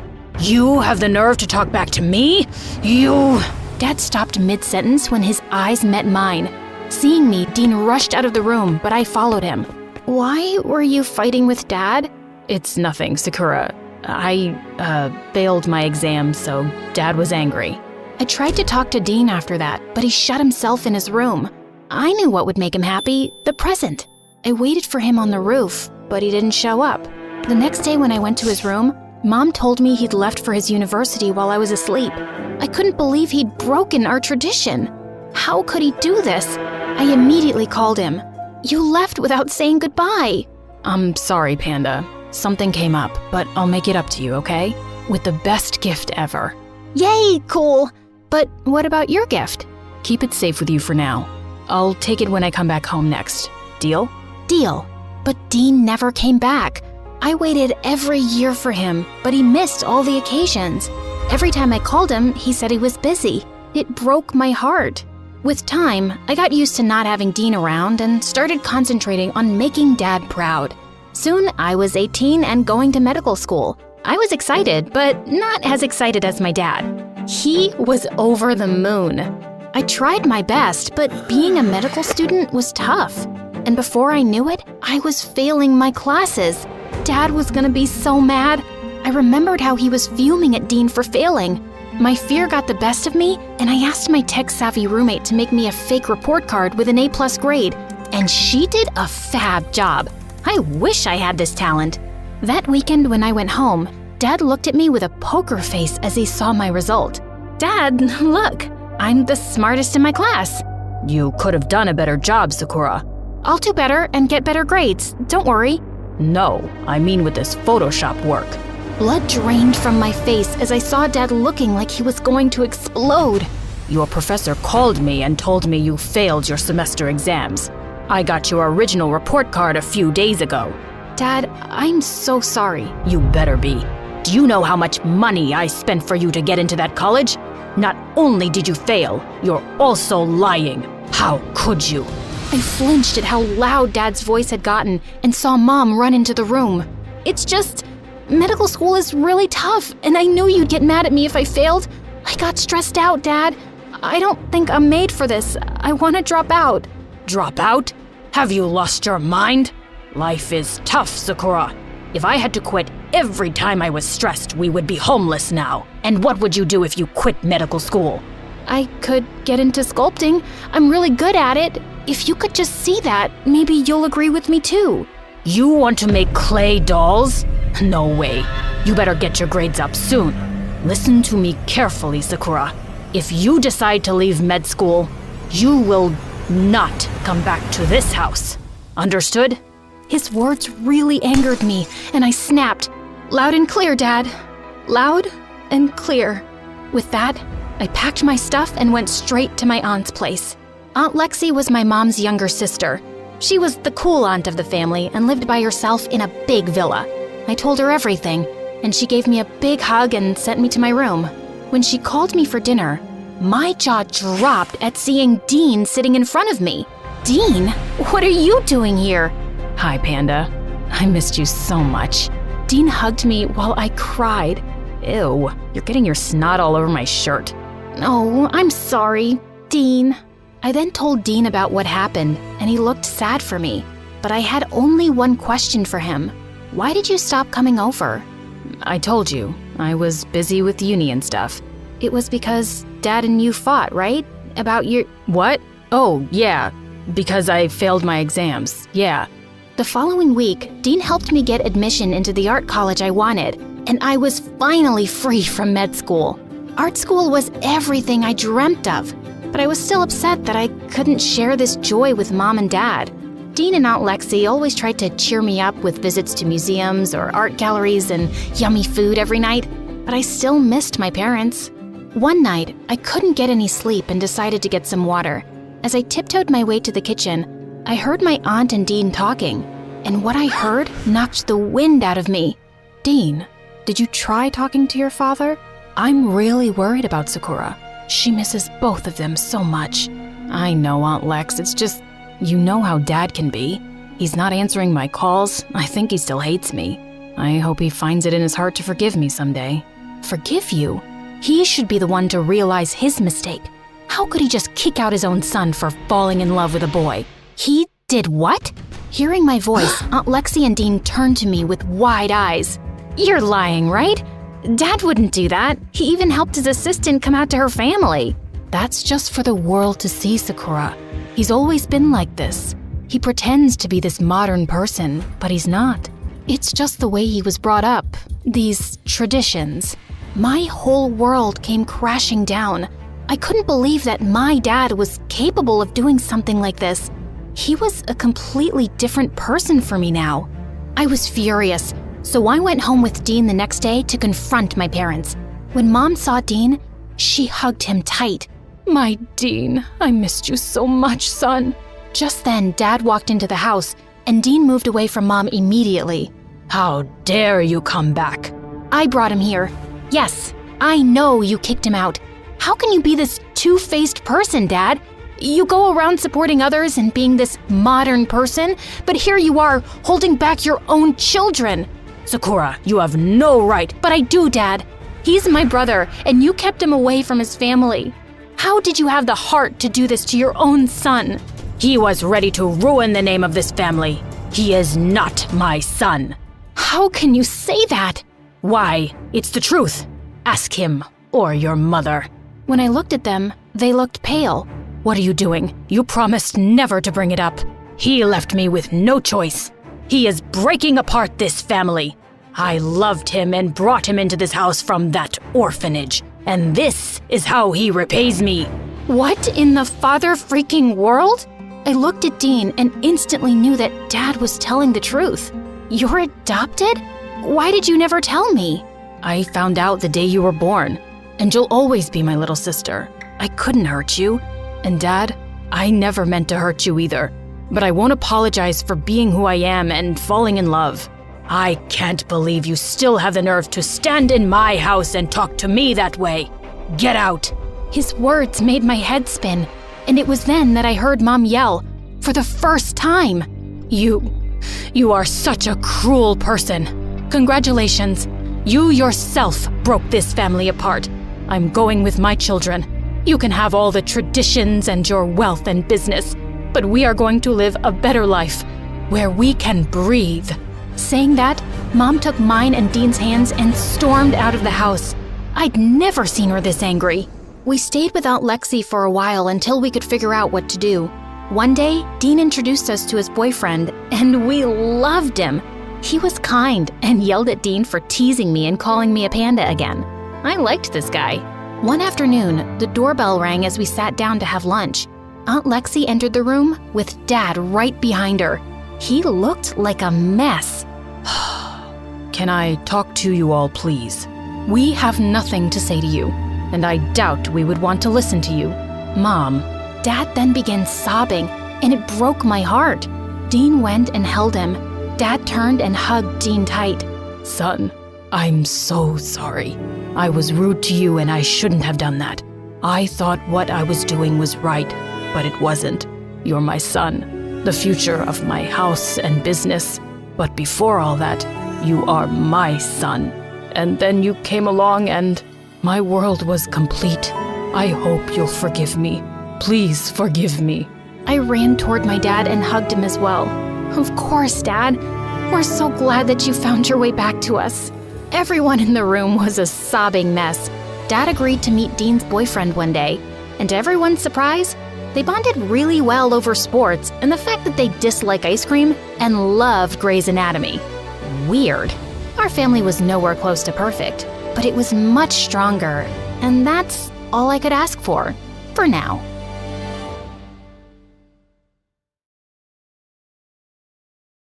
Hello, I'm Annabelle from Maryland. Please like and subscribe. My parents were both computer specialists who worked from home, so they were always around to shower me with their love. They'd throw me big birthday parties in our backyard and invite the whole neighborhood. Everyone around liked us because my parents were kind and friendly. I looked a lot like my mom, but I took my dad's curly hair, which I loved. But once in first grade, some mean girls started teasing me about it. Hey, Annabelle. How many birds live inside that nest on your head? Oh, God. You have spiders coming out of your nose again. What? No, I don't. But I made you look. The other kids started to laugh, and I kind of became popular after that. People thought I was funny. My life in Maryland was good until one day in the 4th grade, I got home from school to find my parents running all over the house and packing. Annabelle, go upstairs and take only your most important things. What? Are we going on holiday? Annabelle, just go. I packed my favorite sweater, some gadgets, and my favorite book. I fell asleep reading in the car while Dad drove miles away from our home. Hours later, I woke up in a cabin deep in the woods. Where are we? This is our new home. Huh? Yes. And tomorrow, you'll be starting a new day at your new school. What? I was so confused and angry. My parents had just moved without even telling me. All my friends were back in Maryland, and I left without saying goodbye. When I asked my parents why we moved so fast, they just said it was related to their work and left it at that. The next day, I joined my new school, and I made new friends, and my life went on. Until one day in the 7th grade, Mom and I were in the grocery store when I spotted a man who kept looking at us. I tried ignoring him, but then I saw him making a call, and I heard those words. I found him. Mom, see that man in black? He's been following us. Her face went pale, and suddenly she took my hand and ran out the door. I saw the man chase us, but we managed to escape. And that night, we had to move again. Are you guys gonna tell me what's going on? The kind of work we do, it makes us special. What do you mean? We're like undercover detectives. But detectives are always out searching for things, and you two are always at home on your computers. Then we're computer detectives. I knew he was lying, which made me more frustrated. And my parents even told me not to become close friends with anyone now. I didn't see the point anyway, since we'd probably just move again. One day in 10th grade, I was putting stuff away in my locker when this pretty girl leaned against the wall and kept staring at me. Can I help you with something? Hi, I'm Leela, your neighbor. We just moved in next to you. I think you're mistaken. I don't have any neighbors. Yes, you do. We moved into the old abandoned cabin. Oh, that place? I thought it was haunted. The ghost of the haunted cabin would like to be your friend. I laughed and we started hanging out after that day. I could guess from her worn-out shoes and bag that she wasn't well off, but she always knew who was wearing which brand and seemed to be really into fashion. Her dream was to be a big designer in Paris one day. One day at recess, I caught her looking at the necklace I was wearing, and I asked her if she'd like to try it on. How does it look? Better on you than me. It really suits you. Keep it. Really? Oh, thank you so much. A few days later, we were walking home when I felt someone was following us. I turned around to see a really cute guy walking a few steps behind. Do you think that guy is stalking us? Oh, him? He's my brother, Kyle. Wow, he's cute. Not you too. Please, promise me that you'll never fall for my brother like the other girls. He's such a douchebag. I promised I'd ignore his existence, which was hard because he was drop-dead gorgeous. Just as Leela and I got to my house, my parents appeared at the front door. Who is this?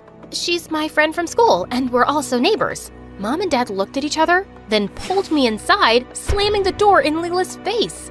We have to move again. What? No way! I'm not moving anymore until you guys tell me what's going on.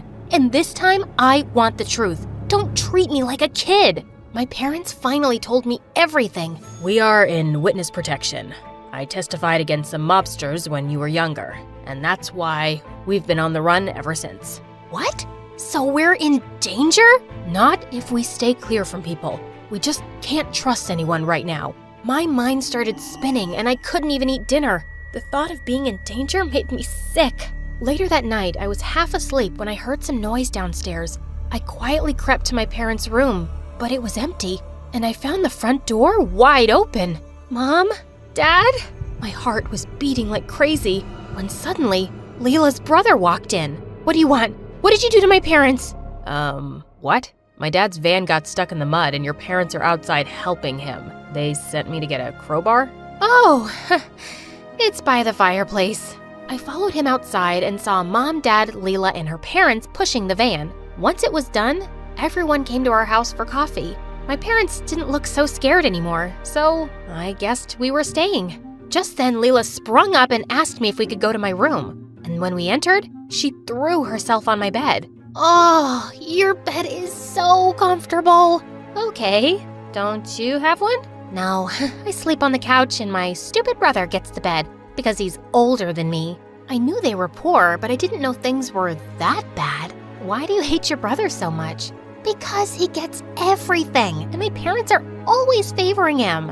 Since Leela started opening up to me, I decided to open up to her too, and I ended up telling her my parents' secret. Wow, so you and your parents are like special undercover people? Yeah, you could say that. That is so cool. Just then, Kyle came to my door and said they were going home. He looked directly at me while I spoke to Leela, and I blushed. Leela clearly noticed it because as she was leaving, she whispered in my ear, "Remember your promise." The next day at school, the principal had a shocking announcement to make. She said that someone had broken into the cheerleaders' locker room the day before and stolen many wallets, watches, and cell phones. We have a hooded figure caught on the security footage, and when I identify the culprit, he or she will be expelled. But if you come forward and confess, I'll be willing to consider another punishment. It was all anyone could talk about. Later that day, I was in the library trying to reach a book when suddenly Kyle appeared next to me and took it down. I mumbled a thank you and turned to leave, but my charm bracelet got caught in his sweater. Oh gosh, I'm so sorry. It's okay, I'll get it out. While he tried untangling it, I couldn't help looking into his blue eyes. What's going on here? My bracelet got caught into Kyle's sweater. He's just helping me out. After Kyle was done, Leela walked with me quietly down the hallway, but then she suddenly stopped. I have to tell you something, Annabelle. I think Kyle stole all the things the principal was talking about. What? Why do you think that? Because he's done it before in our old school. I was shocked.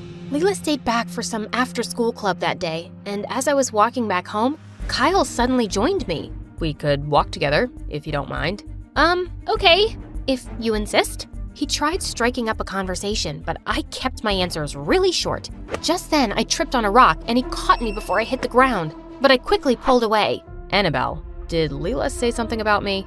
As a matter of fact, she did. Did you steal all that stuff from the cheerleaders? Gosh, no. I'd never do that. Listen, Leela hates me because our dad left her mom for my mom. She's been making my life miserable since forever by making up awful stories about me. He looked so genuine that I couldn't help believing him. We took a walk by the riverside and spoke some more, and I felt butterflies every time he looked into my eyes. And when he dropped me home, he gave me a quick kiss on the cheek. I couldn't stop thinking about him the whole night. But the next day at school, Leela approached me looking upset. I thought you were a good friend, but I guess you're more desperate to be with my brother. Yeah, I came home early and I saw that kiss. Wait, Leela, please. But she stormed off and ignored me the whole day. After school, I saw her by her locker and walked up to her, and she looked startled. Before she could shut her locker, a couple of watches fell to the floor. Where did you get these? And what else do you have in there? They're mine, of course, and none of your business. You stole those from the cheerleaders. No, I didn't. I found these things in Kyle's room, and now I'm returning them before he could sell them. And I'm covering his butt. See what a good sister I am? Stop lying. If you don't confess to the principal, I'll tell her. Suddenly, Leela dropped to her knees, crying. Okay, yes, I took them. I have a problem. I can't help it. I want to be able to afford beautiful things, and sometimes when I see the girls here with their branded stuff, it makes me feel crazy. I know it was wrong, and I'll go to the principal tomorrow, okay? But please don't tell anyone yet, especially Kyle. I promised that I wouldn't, and I said I'd go to the principal with her. And everyone had to bring their parents for the first class. As my parents explained their fake computer job to my classmates, Leela suddenly spoke up. You're computer specialists? Well, that's not what your daughter says. In fact, she makes up these tall stories about how you're undercover detectives who testified against the mobsters and now you're on the run? Clearly, Annabelle has a lying and attention-seeking problem. My parents' faces turned white, and I just couldn't believe Leela had announced my secret. They signaled at me to come out, and Leela leaned over and whispered, "See you never again." My parents were furious that I told Leela everything. I'm so sorry. I thought I could trust her. We frantically started packing, but just as we were leaving, we heard a screeching car coming towards our house. But it was a police car. We were alerted by someone that you might be in danger, but we came here to tell you that the threat to you guys is gone. The mobsters who have been after you were arrested earlier this week, and just today they were sentenced to life in prison. You're safe now. My parents and I were overjoyed. We didn't have to run anymore. But I certainly had some business to take care of in school. I went back and marched straight to the principal, and moments later, she ordered Leela to open her locker. All the stolen items were found. Her parents were called in, and she was expelled.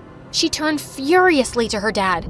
It's all your fault. You made me crazy by leaving Mom and by always giving everything to Kyle and not me. Your mom and I got divorced because that's what we both wanted. And Kyle works 2 jobs to help me. He has things because he earns them, while all you do is complain. As Leela was storming off, she suddenly leapt at Kyle, but I pushed her back. Her dad took her away, and soon after, I found out that Leela had been sent to live with her mom. Kyle asked me out, and we dated all throughout high school. After we graduated, I was going to study abroad. A few hours before my flight, I met Kyle at our favorite spot by the river. I got you something. Close your eyes. He put something around my wrist, and I saw that it was a silver bangle with our names carved on it. Wow, this is beautiful. Yeah, no more charm bracelets. I don't want you getting stuck on another boy's sweater. Never. I like being stuck right here, and I'll be coming back to you, Kyle.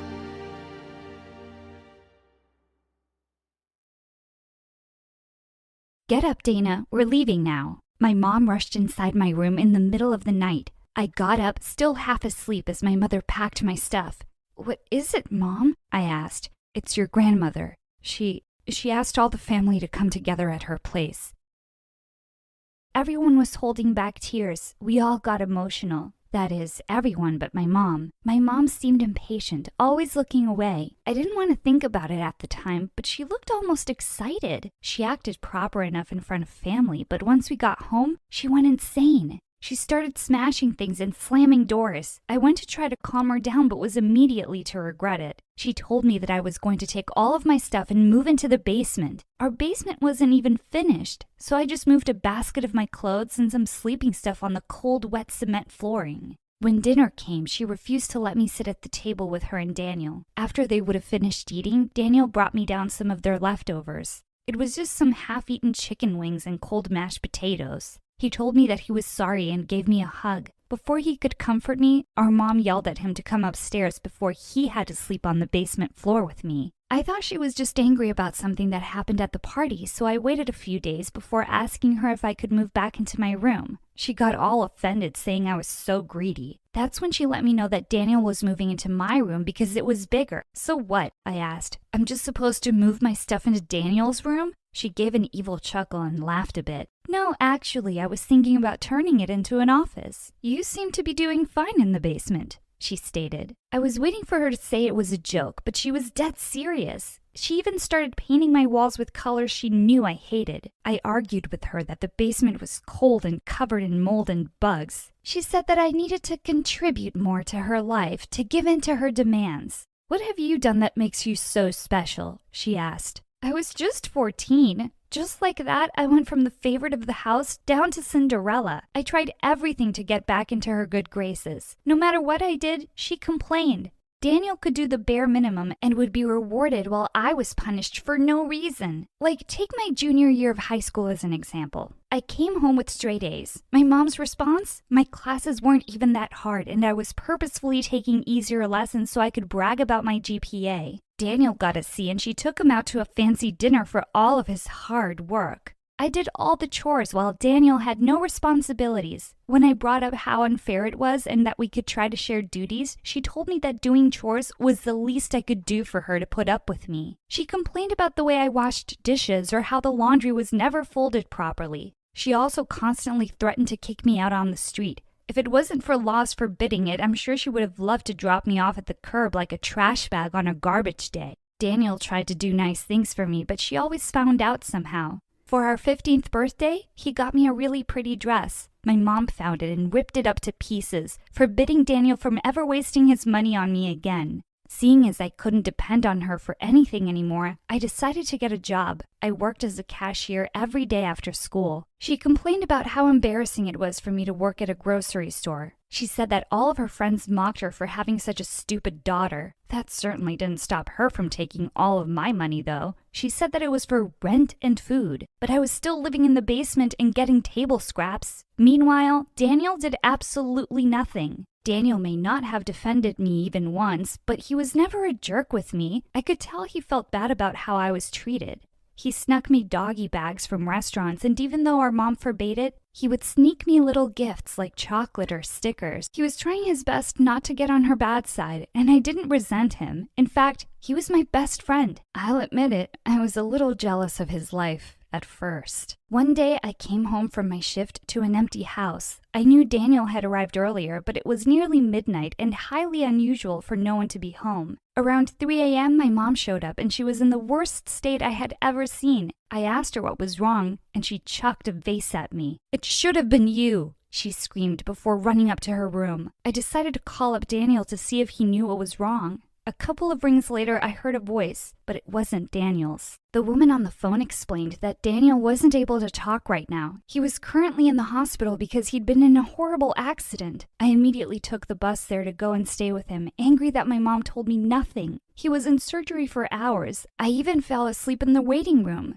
A doctor woke me up and had a very grave look on her face. She told me that things were not looking good for Daniel, and he would have to undergo further emergency procedures. He needed a blood doctor fast. Luckily, since I was his twin, there was a super high chance we were compatible. Of course, I immediately agreed to be tested. The doctors were so sure that it was going to be okay, but they were all confused when they looked at the results. They drew my blood 2 more times just to be sure before they said that we were not a match. But that wasn't the most shocking news. My blood type was O, meaning that both my parents were O. Daniel's blood type was AB. Not only was this the rarest type, but it also meant that neither of his parents was O. In other words, Daniel and I were not twins at all. In fact, it was possible we weren't even siblings. It was a lot to take in. I'm not embarrassed to admit I passed out right on the floor. I woke up a few minutes later and frantically called my mom. She had a lot of explaining to do. I thought my mom would have been ashamed to be caught red-handed in a lie.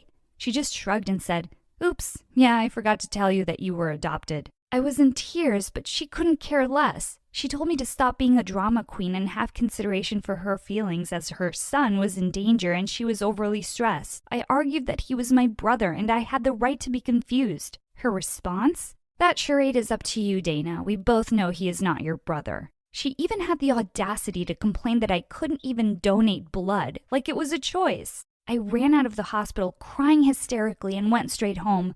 I did not sleep, though. Instead, I picked up a few of my things and ran away. I always thought that being kicked out of the house was the worst thing that could have happened to me. I was wrong. Finding out I had been lied to my whole life was actually the worst thing. My life had crumbled. Running away always looks easy in movies, but it's pretty hard. For a couple months, I lived on the streets. Homeless shelters were pretty full, and my job at the grocery store barely made enough money to keep me fed. I had to sell my laptop and smartphone, and I stopped showing up to school so I could take more shifts at work. I wanted to learn more about my family, but I didn't know where to start. What if they also hated me? They did give me away to that woman, after all. After living on the streets for nearly a year, I was in for the shock. "Dana?" a familiar voice asked. "Is that you?" I looked up to see Daniel. He was limping a little bit and still in physical therapy, but he was alive. I felt horrible that I had ran away like that and never checked in on him. I started to apologize when he pulled me close and hugged me. He explained how he missed me so much and tried to call all the time. He also said that our mom told him quite a horrible tale. See, our mom told him that I ran away because I said I didn't want to give anything to him. She told him that I didn't care if Daniel lived or died. He also said that he knew it wasn't true, but he only just got out of the hospital the other week. I didn't know if it was the right thing to do, but I explained what really happened. I was surprised to see that he wasn't shocked at all. You knew I wasn't your twin this whole time?" He begged me to let him explain, but I was already running away in the other direction. When I showed up to my shift at the grocery store, my boss let me know that someone left me an envelope. I opened it and saw that it was from Daniel. He gave me around $500 cash and an address. He instructed me to buy a ticket and visit the address, and they could explain everything. $500 was a lot of money, especially for someone living in a cardboard box on the side of the road. My mind debated simply using the money for a security deposit on an apartment. For all I knew, my mother had left the envelope and wanted to send me far away from her and Daniel. Now, don't judge me for what I'm about to tell you. I decided to take the money and go on this wild goose chase to nowhere. I took a week off and booked my train there. It was about 9 hours of travel. I arrived at the address around 9 a.m. and decided to knock at the door. A woman answered the door and immediately looked uncomfortable. I recognized her as one of my cousins who had sometimes visited my grandmother. She shifted on her feet uncomfortably and asked what I was doing there. I explained everything that I had heard, and she told me that she didn't want to get involved and tried to slam the door in my face. I stopped her and asked her what she was hiding. She explained that she was my mother, like my birth mother. She was my mom's sister and Daniel's aunt. She had wanted to put me up for adoption, so my grandmother stepped in. She did not want me adopted out to some strange family. Instead, she convinced my mom to adopt me. I had so many more questions, but the woman simply said that that was all she knew. That's how I ended up with my mom. She and Daniel were actually my cousins. She said that she chose to get rid of me years ago and never regretted it. My real mother told me that she, unfortunately, had no interest in me, but she would do the right thing and pay for my ride back. I was devastated. It was bad enough to have one mother who hated me, but now I had two. When I got back home, I decided to confront the woman who raised me about everything. If she didn't want a daughter, she should have left me be put up for adoption. Daniel was excited to see me, but she was absolutely livid. She tried to close the door in my face, but I told her that showed me at least an explanation for all the lying. "I don't owe you anything, Dana," she sneered, "so leave my house." "I deserve an explanation," I yelled. "You want an explanation? You'll get one," she shouted back. "I was tricked into taking you. You took everything from me." Apparently, my grandmother told her that if she took me in, she would make some changes to her will.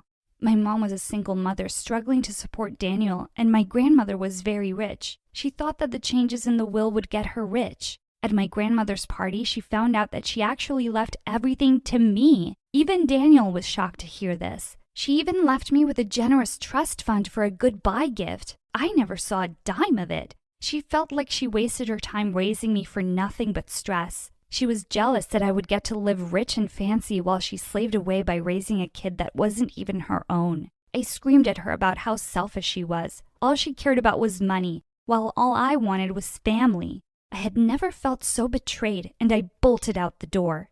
To my surprise and relief, Daniel followed. He let me know that I didn't have to give him any money at all. He just wanted to be a part of his twin sister's life. I got in touch with a lawyer and gained access to my trust fund. I am literally a millionaire now.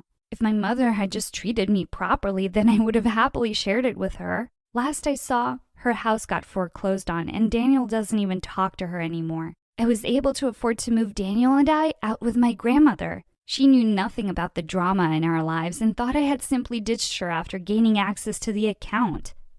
We all live together now, in a huge mansion in a tropical region. I never imagined I would get to trade a moldy basement floor for a luxurious room with a view of the sea. But I guess anything is possible with family at your side. Hi, I'm Claire from New York. Please like and subscribe. I lived with my amazing single mom who had a tough time raising me on her own. As I grew older, I was determined to work hard and give her a good life one day. I got into a great high school on full scholarship and helped her out by waitressing on weekends. One evening, I was dashing like crazy at the subway station. I was so late for my shift. Suddenly, I bumped straight into someone, but I just shouted an apology and ran off to my train. Just as I was about to get on, someone gently took my hand. I turned around to see the most gorgeous boy ever. Hey, you dropped this. He placed something in my hand, and I gasped. It was my bracelet. Thank you so much. I would have been devastated if I'd lost this. I'm so glad I found you. No, you found me. I mean, the bracelet. His smile went all the way up to his warm brown eyes. You're welcome. Do you think we could maybe... Just then the door started closing and I shouted, "Sorry, gotta go," as the train pulled away. I felt like such an idiot. I didn't even ask for his name. For the next couple of months, I kept hoping I'd bump into him on the way to work, but no such luck. Summer break was over, and I was really looking forward to seeing my best friend Tessa, who'd been away on vacation. We hugged excitedly, and she put her arm through mine as we walked to class. There's so much I have to tell you. But first, did you ever find the train guy again? No. It sounds stupid, Tess, but we had an instant connection. He almost asked me out, and now he just disappeared. Aw, Claire. We'll hunt the whole city down till we find him. Now come on, let me introduce you to my new boyfriend, David. She walked up to a tall guy, and when he turned around, my heart almost stopped. It was the freaking train guy! He didn't seem to recognize me as Tessa introduced us, telling me how their dads were friends and they'd met on vacation. His family had recently moved to our town, so he'd joined our school now. Of all the guys in the world, Tessa had to meet him? The first class we had that day was English literature, and to my dismay, the teacher chose me and David to read out something from Shakespeare. I picked out a scene from Romeo and Juliet, but David muttered loudly, "Jeez, kill me now." What, you don't like it? No. It's a story about two people who were so dumb. I was happy when they died. It's so lame. Oh, is that your expert opinion as a world-famous writer? No, it's my expert opinion as someone with good taste. It's not romantic, it's stupid. Dying for love is stupid? The dumbest. You have the emotional depth of a teaspoon. At least I have a brain. But fine, you want me to be stupid Romeo? I'll do it. No, I don't want to now. I pulled the book away from him as he held onto it tight, and suddenly we both fell down, ripping it in half. Everyone was staring at us, and the teacher told us to go back to our seats. Ugh, this guy was so annoying. It wasn't a great start, but because of Tessa, we both made an effort to be nicer. And I wanted to hate him, but I really couldn't. He was smart, funny, sweet. He was kinda perfect. For Tessa, of course. Some months later, we had a big calculus assignment to work on, but when I went to the library, only David was there. He told me Tessa wasn't feeling well, and I sat down awkwardly. As we got busy working, I suddenly noticed David looking at my notebook. You're doing it the wrong way. My answer is the same as yours. But why use such a long method when there's a shortcut? Because shortcuts lead to mistakes. Watch and learn. He pulled his chair closer and started scribbling away. I could hardly focus. Gosh, he smelled so good. There, done. Okay, you're a genius. I'm calling it a day. I gathered my stuff and started to leave, but he followed me. Have I offended you? Why does it always seem like you're mad at me? No, I'm not. Yes, you are. Am not. Just tell me, Claire, why are you angry at me? Suddenly, the words just came spilling out. Because you didn't remember me. Wait, what? Nothing. It's nothing. I'll see you around. And with that, I ran off. Why did I have to say such a dumb thing? A few weeks later, we had the spring dance at school, and I accepted when a boy from class, Eric, asked me to go with him. I was actually having a pretty good time, and when I stopped to rest, Tessa and David joined me. That Eric seems like great boyfriend material, Claire. Yeah, I guess he's nice. But you're still hoping to find the train guy, right? Oh my god. Tessa, please shut up. Train guy? Oh yeah, babe. This guy found Claire's bracelet on the train station, and they had this, electric romantic moment, but Claire left and never saw him again. She even tried looking for him, but nothing. I just wanted to magically disappear from the most humiliating moment of my life. Eric came just then and whisked me off to the dance floor. The next day, I was just really distracted at work. I broke 2 glasses, knocked over a jug of water, and then I bumped into a waiter, sending food flying everywhere. I was pretty sure I'd be fired. But that night got even worse when I suddenly noticed my bracelet was gone. I broke down into tears, and the staff helped me look all around the kitchen. The manager even let me stay back and search the restaurant once the customers were gone, but I didn't find it anywhere. Feeling crushed, I finally left and walked straight into someone outside. Hey, what's wrong? My bracelet! It's gone. It's the last birthday gift my dad gave me. David pulled me into a hug, and I buried my face in his shoulder. A minute later, he spoke. Claire, you mean this bracelet? I stepped back to see him taking off the bracelet stuck to my coat. Gosh, I feel so stupid. Thank you once again. And suddenly, last evening came rushing back to me. Listen, I did tell Tessa I met some guy, and I thought maybe we had something, but I was wrong. I've only ever thought of you as a friend since we met in school, and I don't like you that way, okay? Well, that's disappointing. Wait, what? I would have looked for you myself, but I left town the next day. And when I saw you in school, I did remember you, Claire. I didn't say anything because what was the point? I'm with Tessa, and I've tried so hard not to like you that way either, but it's not working. He pulled me closer, and my heart was pounding. He leaned in to kiss me, but I snapped back to my senses. No, I can't do this to Tessa. Please, don't follow me. And with that, I ran. How could I even come this close? I really wasn't looking forward to seeing David in school, but I found his seat empty. Tessa told me his dad was unwell, and David had to go back to his hometown to take care of business. I thought he'd be back soon, but days turned into weeks, and then months. The school year ended, and one day during summer break, Tessa called me to tell me she and David had broken up. What? Why? The long-distance relationship made us realize we weren't that good together. I'm sure we can still be good friends, but that's all we'll be now. I hardly knew what to say. I wanted to call him and ask him how he was doing, but I decided against it. A few weeks later at the restaurant, I walked over to a table to take someone's order, and I nearly fell back when I saw David sitting there. David, you're back. It's been so long. Well, I'm here now. I guess you heard about me and Tessa? Yeah, sorry it didn't work out. It was the right thing for both of us. Claire, do you think that maybe... Just then, Eric walked in and kissed me on the cheek. Babe, is your shift almost over? Oh, hey man, you're back. David tried to hide his shock as he realized I was dating Eric now. He'd asked me out a week after the dance. Suddenly, he got up to leave.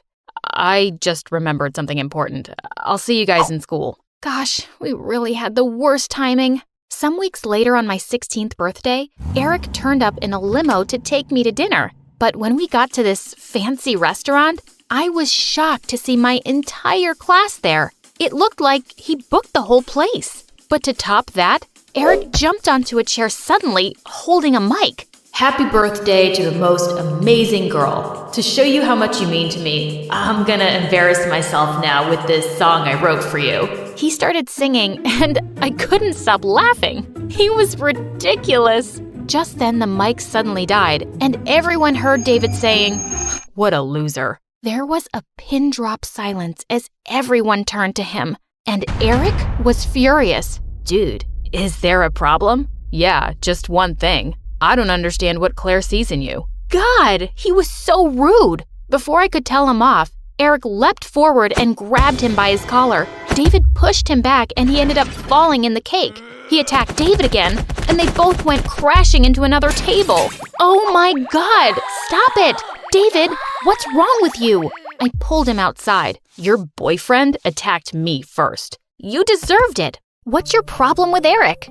He's so annoying and lame, but I guess you like that. He's your Romeo. I like him because he's sweet and caring and really rich. I suddenly slapped him hard.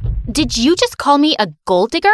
Gosh, you're being such a jerk. Wait, no, I'm sorry. I didn't mean that. And I don't hate Eric. I just hate that I missed my chance with you again. I wished every day I'd followed you on that train, and things could be different. Oh, so what was I in the middle of all this? A mistake? We turned around in horror to see Tessa behind us. So, you did find your train guy, Claire? And all this time we were together, you two were in love? Were you secretly making out? No, Tessa, of course not. Why should I believe you? You lied to my face for so long. I tried to stop her from leaving, but she pushed me to the ground. I'm done with both of you. She stormed off furiously, and I just went back inside. This was a nightmare. The next few weeks were awful. Tessa refused to talk to me. I refused to talk to David, and everything was a mess. Then Tessa didn't come to school for a couple of days, and I began to feel worried. I finally asked the teacher, and she told me Tessa and her sister had been in an accident. Oh my God! I went straight to the hospital and found Tessa in the waiting area. I rushed forward and hugged her tight, and she hugged me back. I'm okay, but my sister's in surgery. I'm just so glad you're here, Claire. I held her hand through it, and we were so relieved when the doctors told us she was going to be okay. We took a walk outside, and Tessa turned to me. Claire, how could you be so stupid? Why didn't you tell me David was the guy? You would have hated me even if I had, Tessa. And it doesn't matter now. I'm with Eric. Just listen to yourself, dummy. You're with Eric, but you're not in love with Eric. I just ignored her. I wasn't hurting Eric now. I'd messed up things enough. A few weeks later, Eric was having a Christmas party at his place. When I came down all dressed up, Mom said a package had arrived for me. I opened it and gasped. There was a beautiful pair of earrings inside that perfectly matched my bracelet. A note fell out. This was supposed to be your birthday present. I'm really sorry for everything, Claire. I'm leaving tonight, and I'll be transferring back to my old school. I hope you and Tess patch things up. David. What? I couldn't believe he was leaving for good. I went to the party with a heavy heart, and there, I had another surprise waiting. Eric immediately pulled me into a room and popped out a freaking diamond ring. What are you doing? Claire, let's just get engaged. My family would be so pleased if we announced it tonight. We won't get married right away, of course, but... Eric, please stop. I can't. He looked at me in shock. It's because of David, isn't it? Well, yes and no. I don't want to be engaged. I don't want my life planned out for me. You're a great guy, but I'm not ready for this. I'm sorry. He quietly kissed me on the cheek and just left. And I immediately called an Uber to the train station. I looked around frantically for David, and just then I saw him climbing onto the train. As I hopped on after him and took his hand, he turned around in shock. Claire, what are you doing here? Taking a train ride with you? Also, I broke up with Eric. We're both single now, so what do you want to do about it? He smiled like the first time I saw him. Do you think we could maybe get dinner sometime? Finally, yes! And he pulled me in for a kiss. The way my hands feel on your body, the way we're dancing in the dark. With every move I make, you're falling.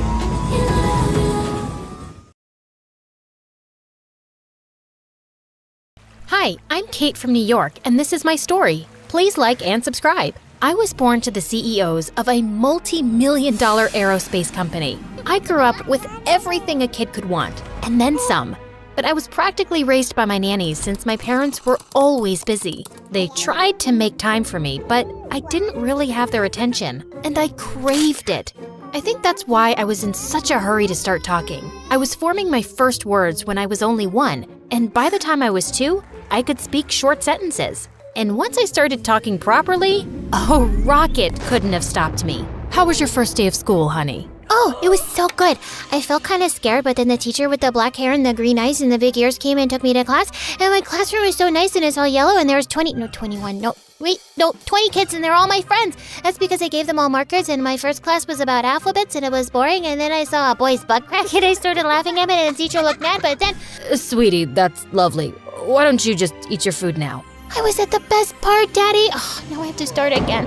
Okay, so my first day of school, I just had this need to interact with people. I chatted to strangers in the park, at the grocery store, at the cinema. When my friends came over for play dates, I tried to make them stay as long as I possibly could. But you haven't seen our basement yet. It's really cool and I think it's haunted. And you still haven't met my imaginary friends. Okay, how about I show you my magic tricks? I even talked to people in my sleep. My parents found me exhausting, and soon my teachers started complaining about my disruptive behavior in class. I was tested for ADHD, but there wasn't anything wrong with me. She's very bright and just seeks attention a little more than other kids.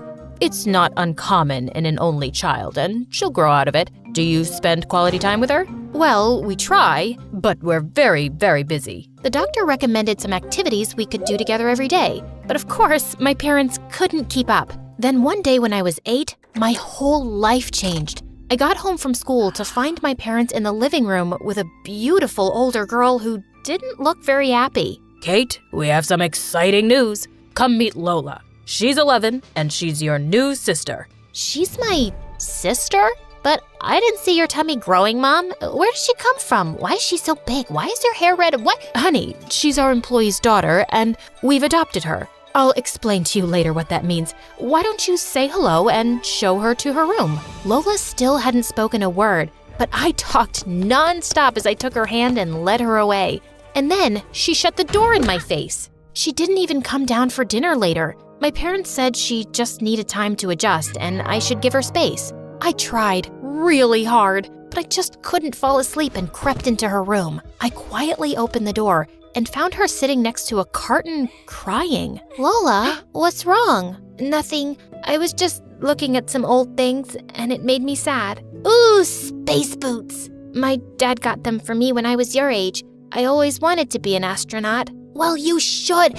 It'll be so cool. Yeah, but my dad won't be there to see me become one. As the tears rolled down her cheeks, I suddenly hugged her tight and she didn't push me away. I'll be there to see you take off on a rocket. I'll always be there for you, Lola. Lola smiled, then suddenly hopped onto the armchair and held out a hand to me. Want to take a closer look at the Milky Way? Welcome aboard the North Star Express. We imagined flying through the universe, dodging meteors and alien spaceships, and it was the best night of my life. And I quickly grew to love Lola. She had long red hair that she let me braid as much as I wanted. She'd play with me whenever I asked, even if she was in the middle of something. And soon, I became as obsessed with everything space-related as she was. We both dressed up in matching Princess Leia outfits that Halloween, and everyone in the neighborhood agreed we looked incredible. Let's be Buzz Lightyear next time. Sure thing. Lola was an excellent student too, and she helped me with my studies. But my teachers still complained about my behavior, and Lola had a solution for that too. I used to get really scared of making speeches in class, so my dad showed me a trick. I'd hold on to a penny so I could channel all my fear into it. It totally works. So whenever you feel the urge to talk during lessons, just hold on to this and channel all your energy into it, and save all your stories for me. My parents were so proud of my progress, and they adored Lola. Life seemed perfect. But then Lola started high school, and everything started changing. She cut her beautiful hair short and changed her wardrobe. And when I asked her to do something with me, she always had an excuse. I have a club meeting after school. I'm meeting up with a couple of friends. I have a paper to finish. Sorry. On the weekends, she started interning at my parents' company, and we spent no time together. But the perfect opportunity came on my 13th birthday when my parents gifted me tickets to an amazing space park and even arranged a hotel stay for me and Lola. I'd barely seen her at home lately, so the next day at school, I ran over to her at recess. Hey Lola, guess what we're doing on my birthday? We're going to Space World, and we'll have the whole weekend to ourselves. Woohoo! This weekend? I completely forgot it was your birthday. I'm going to a concert with my friends. What do you mean? It's my birthday. Well, we can do it another weekend. But how could you forget? If you won't come to Space World, then at least take me to the concert with you. No way, no toddlers allowed. Of course I'm not bringing her. We always spend our birthdays together, Lola. What's wrong with you? You've changed so much, and now, will you stop being a baby? The universe doesn't revolve around you. I have a life, and it doesn't have to include you all the time. Why can't you make friends of your own? You're being annoying. Lola had never spoken to me that way before, and I ran off before she could see my tears. I hid in the janitor's closet and was crying my eyes out when suddenly I jumped out of my skin. A boy from my class, Jamie, was sitting on a bucket and casually eating his lunch. What are you doing here? I could ask you the same thing. I'm crying, can't you see? I'm eating a sandwich. Can't you see? Do you want one? This is really not a good sandwich. Oh, I know that. And I have to eat 2 every day. My sister never eats her lunch because she hates it, and I don't want to hurt Mom's feelings. But why are you hiding in the closet? Aren't you one of the cool skateboarding kids? Yeah, but I like being alone sometimes. I have 3 older sisters and the youngest one who practically lives in my room. She's so annoying. My house is almost empty and my sister's too busy for me. She's like you, I guess. She finds me annoying now. Yeah, so how about you back off a bit? And dude, your house sounds like heaven. Jamie and I became friends that day, and soon I started inviting him over. We play video games and have arm wrestling matches. He even taught me how to skate. And maybe he was right. I just needed to give Lola some space to fix things between us. Except they got so much worse. Over a few months, Lola changed into this person I no longer recognized. She suddenly ended the internship, saying she didn't want to work at my parents' company anymore. One day, I walked past her room to see that she'd torn down her Neil Armstrong poster and replaced it with Justin Bieber. She was never home for dinner because she was out with her friends, and even her grades began to suffer. Late one night in 9th grade, when my parents were away, I woke up to some sound and spotted Lola outside in the garden, kissing a strange boy. I sneaked out to get a closer look, but then they both climbed onto his bike and left. I hopped onto my bicycle and pedaled fast to keep up, and to my surprise, they ended up outside my parents' company and then started putting on ski masks and gloves. We don't have a lot of time. The security guards will be coming by in an hour. I'll get you into the system, and you have to make sure the software is completely wrecked, okay? Are you sure about this? Yes, I'm sure. Okay, just checking. It'll only take me 30 minutes, babe. Hold it. What do you think you're doing, Lola? Kate, did you follow me here? Yeah, and good thing I did. Are you insane? Why are you planning on wrecking our parents' software? Your parents are not my parents, and there are things you won't understand. I'm not a kid anymore, so try me. You wouldn't believe me if I did, but trust me, your parents deserve this. After adopting you and raising you as their own kid, they only adopted me to be your companion. They were too busy to deal with you themselves, so they dumped you on me. That's what I am? A burden you got dumped with? I thought I was your sister, and you've been my everything. I've always looked up to you, and now I don't even know who you are. I didn't ask you to make me your role model, and you're right, you don't know me, and you don't even know your parents. What do you mean? Please, Lola, let's just go home and talk, okay? I'm not letting you into that building anyway. I'll call security myself this minute if you try. Lola looked furious, then took her boyfriend's hand and left with him. Feeling shaken, I was riding back on my bicycle when I missed a speed breaker and went flying. My head hit the ground and everything went black. When I woke up, I was in the hospital with my parents, Lola, and Jamie in the room. Oh, thank God you're finally awake. We still can't believe that you went cycling out alone so late at night. If Lola hadn't found you. I looked over at Lola, sitting with her head hanging, and then she quietly left. I was discharged soon from the hospital, and I knew I just had to talk to Lola soon. But the next morning when I went to her room, she was gone. My parents reported her missing to the police, and they searched high and low, but it seemed like she'd just vanished. Mom, Dad, why do you think she was so mad at you guys? You must have some idea. Sweetheart, we don't know, really. We'll find her, and whatever it is, we'll fix it. But months went by with no news, and I almost gave up hope. I even shut out Jamie, and my grades were falling rapidly. I just wanted to know if my sister was okay. One rainy day, I was walking out of a coffee shop when I spotted a girl with red hair getting onto a bus, and she turned her face just a little. Lola! I started running after the bus, calling her name, but it just kept going faster. Suddenly, I slipped on a puddle and landed on the pavement. I looked up to see the bus getting smaller in the distance, and my heart broke all over again. Just then, someone helped me up. It was Jamie. He pulled me into a hug, and I cried like a baby. The girl on the bus? That wasn't Lola. I got off that same bus, and I saw her too. It wasn't her. Do you think Lola's okay? Yeah, I think so. She's almost a grown-up, Kate. You can't find her because she doesn't want to be found yet. Till then, you can have all 4 of my sisters. I started hanging out with Jamie again, and slowly I started getting better. By the time we graduated high school, we'd started dating. I began my degree in astrophysics because I still wanted to be an astronaut, just like Lola and I had dreamt. My parents asked me to visit them one weekend at their office, and when I entered, I was completely shocked to see Lola inside. She looked thinner, but as beautiful as always. Kate, we were waiting for you to start. Lola is here because she's suing our company. What? Why? Because your parents are responsible for what happened to my dad. What? When I started working as an intern here, I wanted to know more about Dad's accident at work. I looked into his records and realized that he'd been working 80 hours a week. Sometimes he'd work both day and night shifts. I'd hardly see him at home because you guys worked him so hard.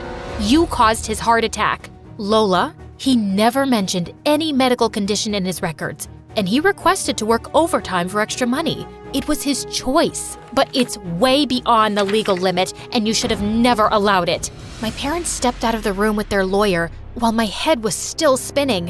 When they returned moments later, my dad spoke. We don't want to fight our daughter, and you're right, Lola. We never should have allowed that. We didn't realize the toll it might take on him. We'll pay whatever damages you've demanded, with our deepest apologies. And we can't replace your dad, but you will always have a family to come to if you want it. Lola teared up and left the room wordlessly, and I followed. No, you don't get to do that again. You're gonna leave without even speaking to me? If only you talked before. I was so angry. I felt rage every time I thought about my dad and the life I never got to have with him. I don't want your parents' money. I just wanted to make them suffer, but I can see I've already done that. Maybe it was nobody's fault. Just come home, please. I can't, but I'll make plans to see you in a few days. I promise. And she kept her word when she met me at a cafe a week later with a beautiful...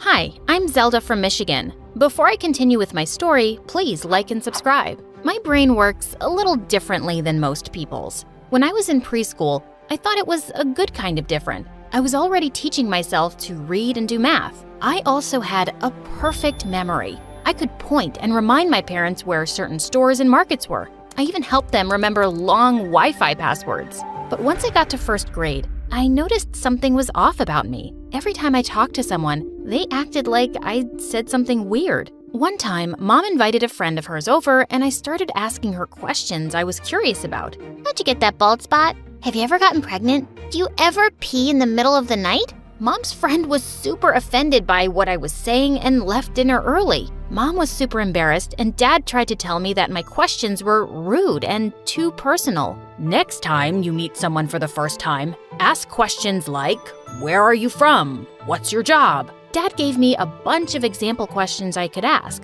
but soon I learned I didn't know how to act around people at all. And whenever I tried to make friends, I just ended up annoying them, whether I talked too much or stood too close to them. By the time I was in 10th grade, I got used to not having friends. Zelda's like a robot. What planet did that weirdo come from? So instead, I studied super hard and became number 1 in my class. I won tons of science fairs and awards for school projects. My whole life was books and homework. Then one day, something happened totally out of the blue. Skylar, the most popular guy at school, asked me out. It's so fun being in biology class with you. You're funny and interesting, and hands down, the smartest person I know. I had no idea how to answer, but from that day on, Skylar treated me like a queen. He bought me jewelry and roses and always wanted to be my lab partner. 2 weeks later, we started dating, and everyone was super confused by it.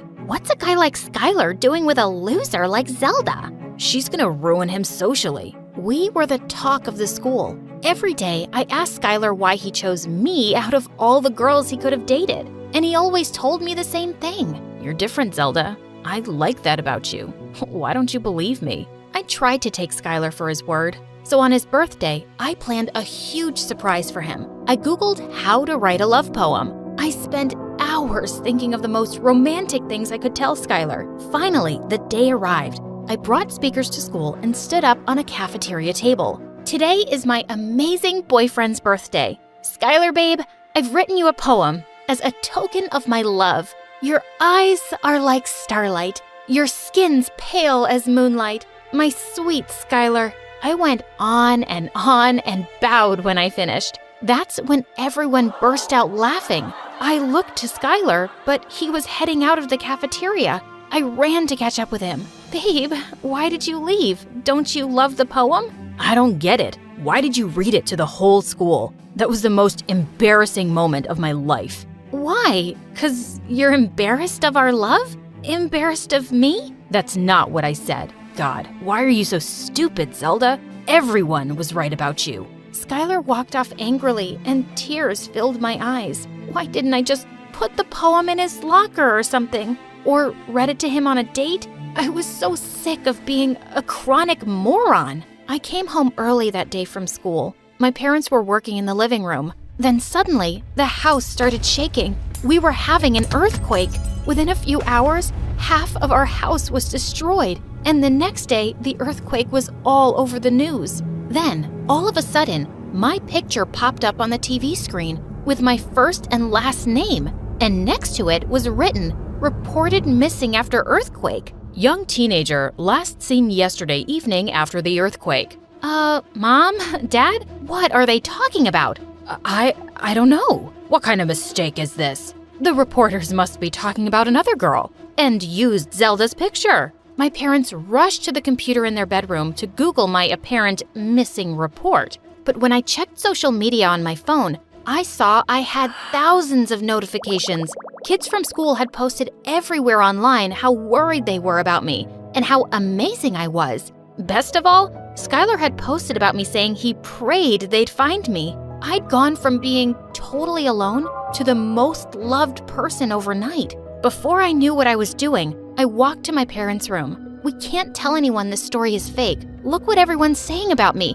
They love me for once. I have to hide in this house and pretend to be missing. Zelda, that's the craziest thing I've ever heard. It's not crazy. My life is hell. I deserve to have people appreciate me for once. Pretending to go missing is the only way I can have that. My parents argued with me for hours. Then suddenly, we heard a bunch of neighbors outside our door. I ran to hide in the closet while my parents answered the door. The neighbors showered them with sympathy. You two are going through so much with Zelda missing and your home almost ruined. Let us help you out. We'll give donations to repair the damage to your home. To my shock, I overheard the neighbors offer thousands of dollars in donations. It sounded like enough to pay for the damage. I guess that's why I overheard my parents agree, and why later they told me they were in on my plan. I hid in the basement all day while reporters and journalists came to our house. I was glued to my phone. as more posts about me flooded my newsfeed. Half of them were from Skylar. Man, I hope Zelda's okay. I hope we don't lose her. He was mourning me. I found an old mask in my closet. I dressed all in black and took the bus to school. Skylar was probably crying about me. I had to see it for myself. I walked around the courtyard to see Skylar sitting on the bleachers with his friends. I hid under the steps. Poor Zelda's still missing. Maybe she's writing me another love poem. My sweet Skylar, your eyes are like starlight. I told you guys I could get that weirdo to date me for 2 months. Now pay up, $200 each. I watched in horror as all of Skylar's friends gave him $200. My head was spinning, and I had to keep from crying. I ran from the bleachers and wandered the street for hours. Of course, Skylar had never liked me. Instead, he dated me as a joke, for money. I decided then I wasn't gonna let Skylar get away with it. The next morning, I started to walk out of the door with my mask on. I was going to find Skylar and let him have it. Zelda, why are you carrying your school backpack? You're not leaving the house, are you? I'm wearing a mask. No one will know it's me. That's ridiculous. You could get this whole family in trouble. This going missing scheme was your idea. I'm still allowed to leave the house. I'm not gonna stay cooped up in my room forever. I am going to school today, whether you like it or not. Zelda, wait. If you're going in disguise, let's at least make it believable. I'll help give you a little makeover. But in the end, we didn't just do a makeover. I decided to completely transform myself. I got a whole new wardrobe, fake eyebrows, eyelashes, and a black wig. But I covered all of it up with a mask and hoodie. When I got to school, a couple of kids approached me, wondering who I was. Are you new here? Why are you wearing a mask? Because I like wearing masks. I'm like a mugger. Come at me, bro. The kids walked away quickly, and I was glad. All I could think about was Skylar. I followed him around the whole day, hiding under stairs and even sneaking into the boys' bathroom. But Skylar just seemed like his normal, popular self. Just a hot guy who'd rejected a dork like me. Maybe I was the problem, not Skylar. Then suddenly, I saw Skylar in the alleyway, smoking with a bunch of guys. They were all wearing the same bandanas and counting money from a giant backpack. I paid you $50 to date that emo girl. You should have paid me $1,000 to date that freak.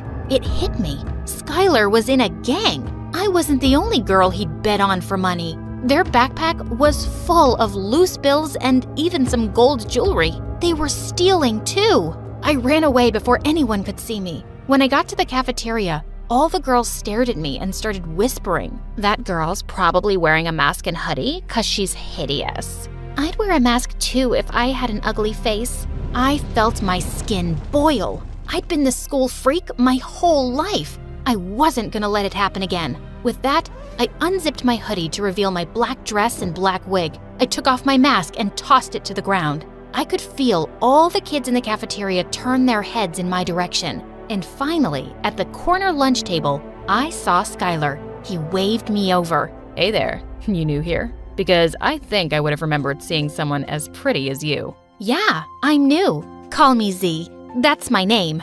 I decided to hang out with Skylar the whole day. I wanted to know everything he'd been up to. All of a sudden, Skylar turned red and he was dead silent. Had I said something? Had I blown my cover? Z, I gotta tell you something. I'm a mess. I've reached rock bottom, especially after I lost my girlfriend. She's missing. I don't think they'll ever find her. Only a girl like you will help me get better. Can you be my girlfriend? Sure, I'll be your girlfriend. Skylar and I spent the entire week together. He could have won the Academy Award for leading a double life. He took me on romantic beach walks and to crazy expensive restaurants. Skylar was sweeter than he ever was when we dated. Then one day, I got really sick and couldn't leave my bed for days. I barely checked my phone and didn't talk to Skylar at all. When I was well enough, I checked online and saw no one had posted about me going missing the past few days. And when I went back to school, I didn't hear my name once. I was waiting in line at lunch next to a couple of girls. I decided to bring the news story up. So, people still remember that missing girl Zelda, right? What missing girl? That missing girl Zelda from the news? She's probably missing for good. What reminded you of her anyway? For once in my life, I couldn't speak. Everyone had forgotten about me. Just like that. People loved me and celebrated me for a bit, And then it was over. I couldn't think straight. I searched the school to go find Skylar. And when I did, he was kissing another girl. That's when I totally lost it. I sprung onto Skylar and tackled him to the ground. You're a cheat! You're a fraud! You're a liar! Skylar tried to fight me off and crowds of kids gathered around us. Get off me, you psycho! You're not going anywhere until you tell the truth. Until you tell everyone here that you're in a gang and you break girls' hearts for money. I pinned Skylar to the ground and he started to cry. Okay, fine. I'm in a gang where people pay us to date girls as a joke or for revenge. We've also stolen money and expensive jewelry. Everyone gasped and started whispering. Some girls Skylar had dated began to cry. You want to know something else, genius? If you had actually cared about me, you would have been able to recognize that I'm not Z. I'm Zelda, your old girlfriend that you dated for a bet. With that, I took off my wig. Zelda? What is happening right now? I was never missing, okay?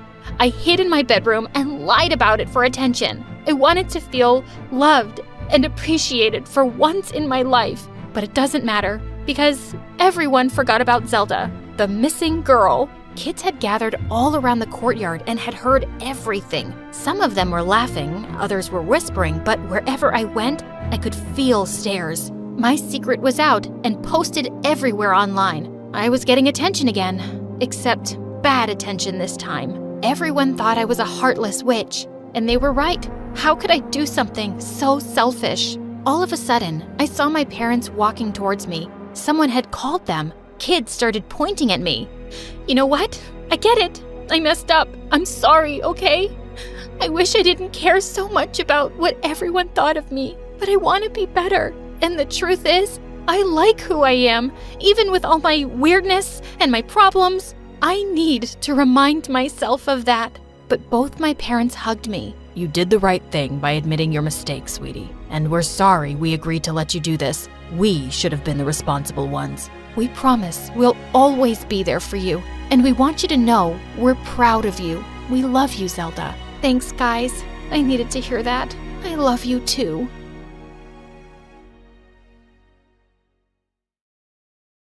Bonjour, my name is Andrea from Paris. Please like and...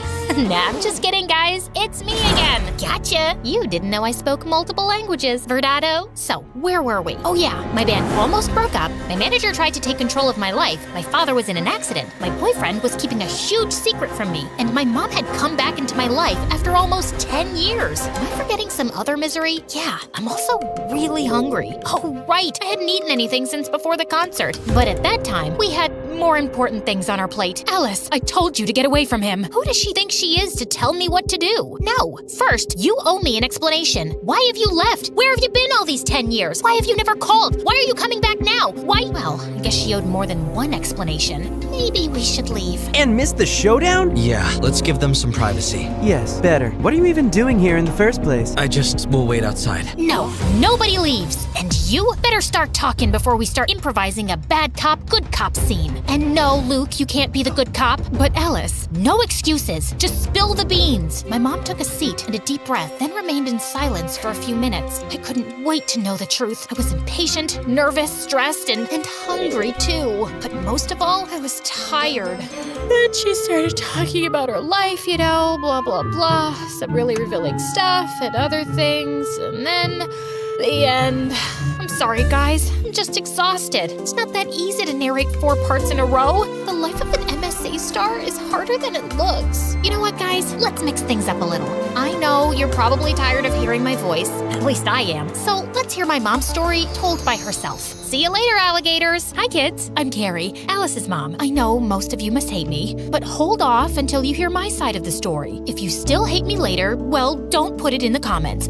I don't think I can handle having my own haters. Let's start from the beginning. After I got married and had Alice, my life was practically perfect. Lovely family, a career climbing. Life was looking up. When Alice was finishing elementary school, my big shot arrived. Carrie, we want you to lead the case against the Siri clan. Oh, yes, I'll do it. Their time has come. Justice will be served. The Siri clan was one of the largest and most dangerous criminal groups in the country. They were the worst of the worst, fixing sports events, moving narcotics, blackmailing politicians, and even kidnapping kittens in their spare time. You name it, they did it. Get ready. This is gonna change your life. And boy, it did. I couldn't imagine at the time how much it would cost me. I couldn't tell anyone about my involvement with the case, not even my family. Still, the Klan found out pretty much everything about me. I soon started receiving threatening phone calls, menacing letters, and gifts of dubious taste. The prosecution put security on us. The suit guys followed us all around without Alice and her father knowing. But that didn't stop the Siri clan. Oh no. A few days before the trial, I received an envelope in my office. Inside, there were pictures of Alice at school, in the park, coming in and out of the house, everywhere. I thought about calling the police, but it was too dangerous. I had to do something. So, I went to see the head of the clan, ready to put my career aside and my principles in exchange for the safety of my family. But he was a tough negotiator. I have a counteroffer. They not only forced me to sabotage the lawsuit against them, but also made me work for them as their legal counsel for years. They never stopped following Alice. They had no choice but to stay and help them grow their criminal empire even further. So that's why I left, because now I'm a criminal and I can't even look at you in the eyes knowing everything I did. And why did you come back? After I left, I blocked your numbers, but I never changed mine. The hospital called me saying there had been an accident and I had to come and make sure you were okay. I guess I'm still your emergency contact. Of course. There's no other person I want to see in an emergency. He's such a flirt. Is that so? It is, and not only in emergencies. I think Alice's dad has the hots for Alice's mom. You don't say. I'm just glad I get to see you again. Oh my god, Dad, stop flirting with her. Have you forgotten that she abandoned us for like 10 years? Are you sure you don't have a concussion? Let's call the doctors to do more tests. I'm fine, Alice. I guess old habits die hard. He smiled at me, and even after all these years, just like the first time I saw him playing in the subway, I felt fireworks inside. How could I help it? Look at him. He is as attractive as he was 10 years ago, maybe even more. You can tell he's been hitting the gym. Check out his arms, his shoulders, his... Okay, that's enough. This is still a family channel. I'll take it from here. As you can imagine, my mom's story was like a roller coaster for me. And by the end, I was pretty dizzy. I didn't know what to say, but at the same time, I had hundreds of questions to ask. At first, I needed some air, like a lot of air, and something to eat. So I walked out of the hospital, and then I saw it. That was really love at first sight. Thank God. I ran to it, and I ordered half a dozen hot dogs. What? Lady has to eat too, you know. Besides, can't think with an empty stomach, right? Bon appetit. Note from the MSA producers. Due to the disgusting nature of the following images, we have decided to censor the next part. Ugh, I so needed that. Now I can think straight. Let's get this over with. I walked back to the hospital, but stopped dead in my tracks when I saw Mom and Camillo talking at the entrance. We should try to be friends. After all, we are family. You don't scare me. And why should he? Oh, let me guess. He probably is the son of the boss of that clan,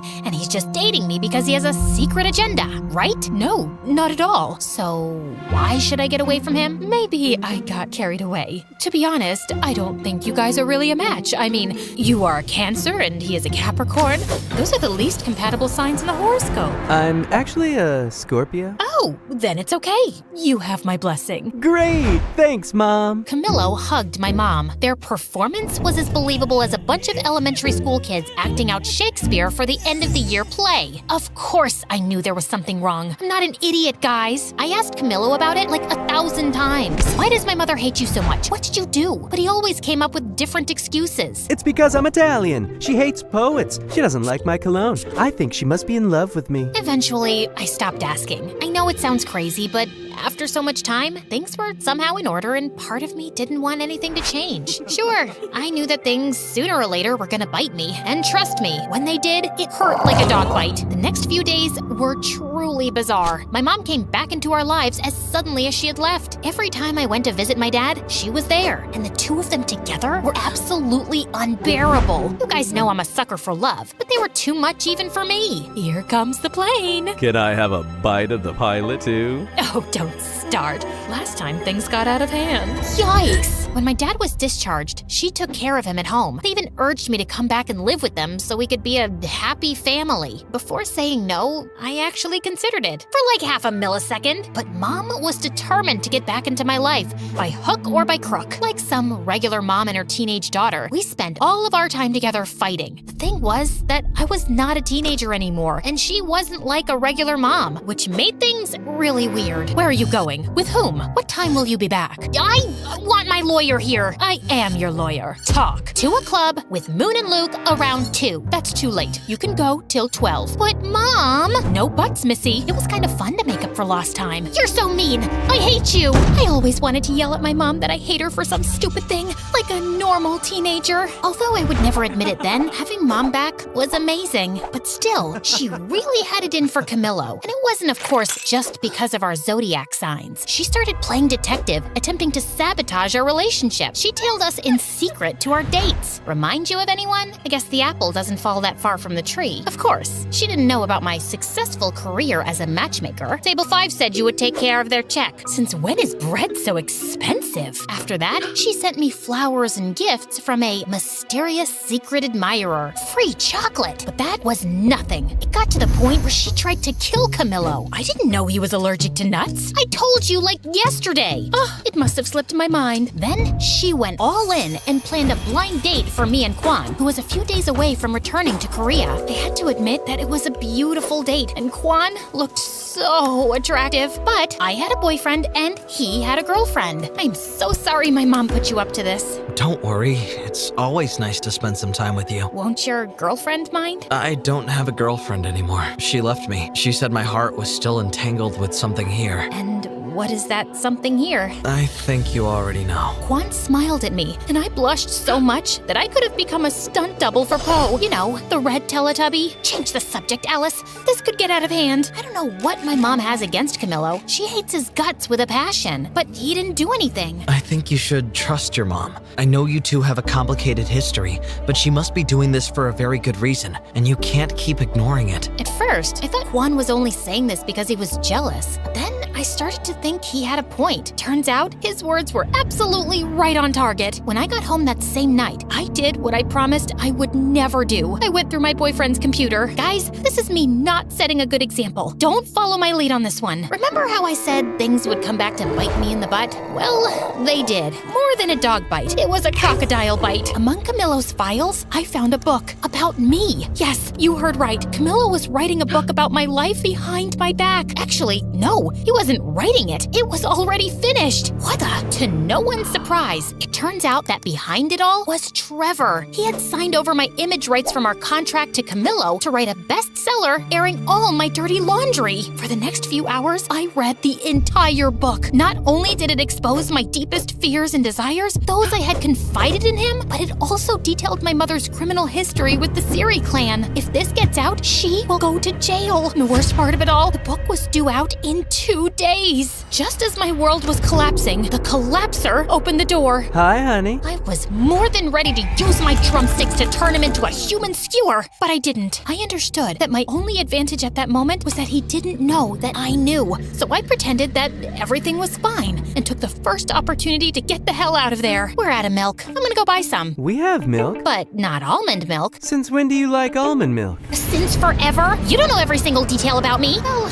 maybe I lost it for a moment. Once I escaped from there, I met with my mother. She confessed to me that she knew about Camillo's book. A few weeks ago, my boss told me that someone was snooping about my past and the trial. They thought they were the prosecutors, but when I saw the photo, I recognized Camillo immediately. I'd seen him in every photo and interview of you two. You follow my career? Of course I do. I'm your biggest fan. My mom found out he was writing a book, but when she tried to warn me, he threatened to reveal another big secret. My mother was betraying the clan. She was preparing a case with the prosecution, taking advantage of her inside knowledge to bring down the Siri clan once and for all. If that came out, not only would the case collapse, but we would be in grave danger. The release of the book would have the same result. So we soon regrouped with my dad, Moon, Luke, and Kwan to shut down the release of my unauthorized biography. That's a sentence I never thought I'd say. We split up and went to different districts to buy all the copies of the book that were ready to circulate. Yeah, we spent a lot of money on books. In the meantime, my mom managed to get a legal order to stop the printing of new copies, arguing that they did not have my authorization.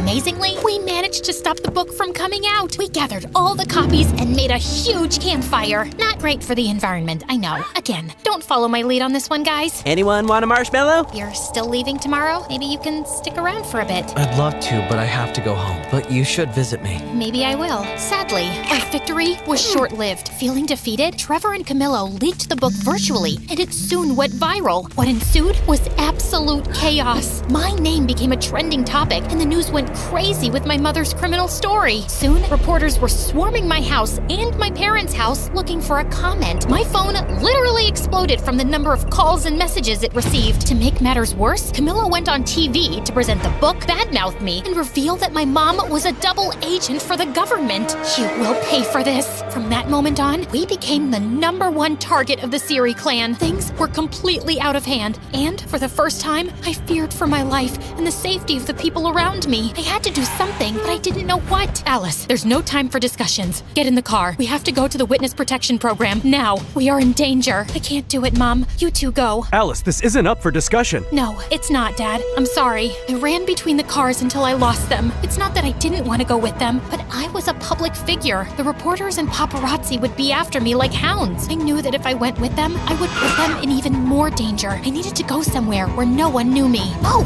that's it. Quan, is it too soon to visit? Not at all. I'm glad you're here. I held Kwan's hand as we waited for the plane to take us to Korea. I took a deep breath. It felt like walking away from a fire. Who said you can't run away from your problems? Hi, everybody. Welcome to a new Where Are They Now episode. So let's uncover the latest on the Cupid Secrets crew. Alice's parents, Luke and Moon. They just disappeared faster than my motivation on a Monday. But what everybody really wants to know is where is Alice herself, the villain of her own story? Some say she became a Buddhist monk. Others that she had facial surgery to look unrecognizable. But something went wrong and she became a circus freak. Some even claim that she was seen living in the middle of the snowy forest, like the Yeti. But still, the mystery remains unsolved. Where is Alice? I'll give you a where are they now, you gossip-mongering, face-twisting, snitch-ditch-twitch character hack. This villain is right here, crafting a comeback that'll knock your ratings into the next ice age. And talk about facial surgery? You should check yourself first, wicked witch of the bargain bin Botox, duck lips meeting frog eyes, and a meme gone wrong disaster. No surgeon could fix that. Calm down, she's not even here. No, don't shut it off. I want to hear more of her nonsense. Great, now the power cuts out on me. As if everything else wasn't enough, the electricity there had a mind of its own. It always went out with the worst possible timing. Okay. You know, I'm not usually the nagging type, more like a silent ninja. Until someone turns on that spotlight of lies, you might think we stepped out of a time machine into the past. Well, almost. So this is where Alice is, in the middle of nowhere, picking up cow dung. I know, gross. I should give you a recap of the last year, but I don't really feel like it. Okay, don't leave. I will. But just because you've been putting up with me since episode 1. Before I start, like and subscribe, and don't forget to never watch MSA on TikTok. Real ones know that YouTube is way cooler. So, after Camillo's book, Quan and I escaped to a small rural town in South Korea where no one knew or cared who I was. This is nice. It was not. At least no one will find us here. Yeah, because no one knows this place exists. Seriously, I tried searching it on Google Maps and it just showed a shrugging emoji. Still, Quan absolutely fell in love with our new rural life. He put together his own farm, and it was like he had found his place on Earth. For me, it wasn't that easy. Alice, collect the cow dung so we could use this for fire. Not this again. That day, I shouldn't have worn red because it made the bull crazy mad, and he chased me all over the farm until I fell headfirst into the cow poop pile. Ugh, I hate this. Look on the bright side. It's good for your skin. Oh, really? Then come here. I'll make you a good hydrating mask. Stop running! Living with Quan was awesome, but it never felt like my real life. I just wasn't myself there. To make me feel better, Quan once took me to a nice restaurant in the city, but I felt so paranoid that I went with a full disguise. Maybe that wasn't the best option to keep the attention away from me. Everybody kept looking at me, especially one strange guy with a big ginger afro and sunglasses. That guy keeps staring at us. Can you blame him with those drumsticks in your hair? And this dress looks like you committed a fashion crime. Duh, I can't leave them out. And and this outfit took hours of careful consideration and about 5 outfit changes. As Quan went to pay the bill, I turned to that creep, but he vanished into thin air. After that, I decided to stay in the village and never return to the city. Eventually, I kinda got used to living there. But then, a letter arrived and changed everything. It was an invitation to Moon and Luke's wedding. I hadn't talked to anyone from home since I left. I thought they'd eventually forget about me. But turns out, Quan used to drive out of town to call Moon, and she wanted me to be her maid of honor. Still, I wasn't ready to come back yet. Sooner or later, you'll have to face your fears. I'll do it later then. I have to go. She's my baby sister. Of course. We said our goodbyes and Quan left, so I had some alone time. After a few days, I started to get really worried. Quan wasn't answering my calls or responding to any of my texts. I waited and waited, but no news. Finally, I called Moon, but she didn't know anything about him either. Nobody did. Before I could think about it, I was already on a plane crossing the world to save my boyfriend. As soon as I landed, I did a complete makeover to avoid being recognized. I had more important things to do than deal with the paparazzi. After that, I went straight to the police station. I knew who was behind it all. The Siri clan kidnapped my boyfriend. Do you have any proof? I have a strong feeling. Does that count as proof? Maybe he just ran away from you after reading the book. The whole police station laughed at me. I wanted to throw all their donuts into the garbage, but I didn't. I just stole a few for later. Besides, we already captured Siri Clan's leader. What? After I left the police station, I had so many questions in my head. Just then, I saw Trevor drive by in a cool Porsche and stop not too far away. My heart was beating super fast, and I decided to follow him. I hid in an alley where it was kind of dark. I couldn't see much, but then I heard him talking on the phone. Keep a low profile. We can't afford any slip-ups right now. I had planned this all along. I even made that foolish Camillo reveal the clan's secrets in his book to have the leader imprisoned so I could take over the empty throne of the Siri clan. I did a lot for him, and that thankless man never recognized me.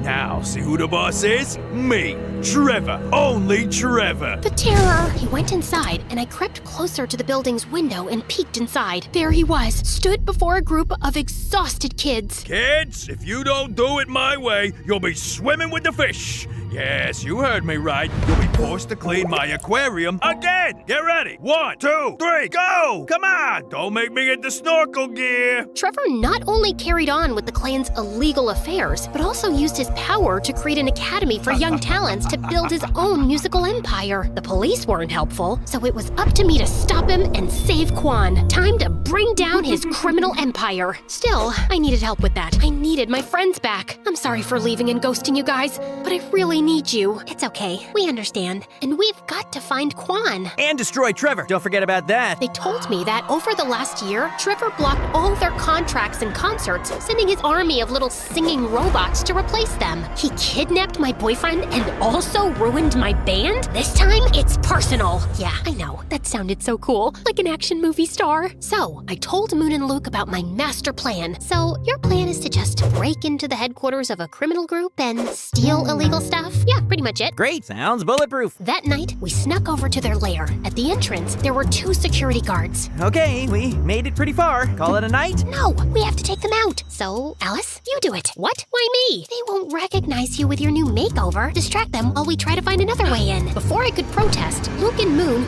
threw me towards them. First, I thought I could use my Riz to win them over. Content warning, guys. This might turn into a cringe fest. I walked to them, flirtatious, but I looked like I was just learning to walk for the first time. Excuse me, guys. Do you have names, or can I call you mine? I'm Frederick. Mike. No, I meant I thought your names were Google because you two have everything I've been searching for. Well, that one bombed even harder than my first pickup line. I need to work on my flirting game. In a desperate distraction attempt, I twisted swiftly, aiming for a masterstroke. Fate intervened. My wig slipped off. Uh-oh. You! So, time for plan B.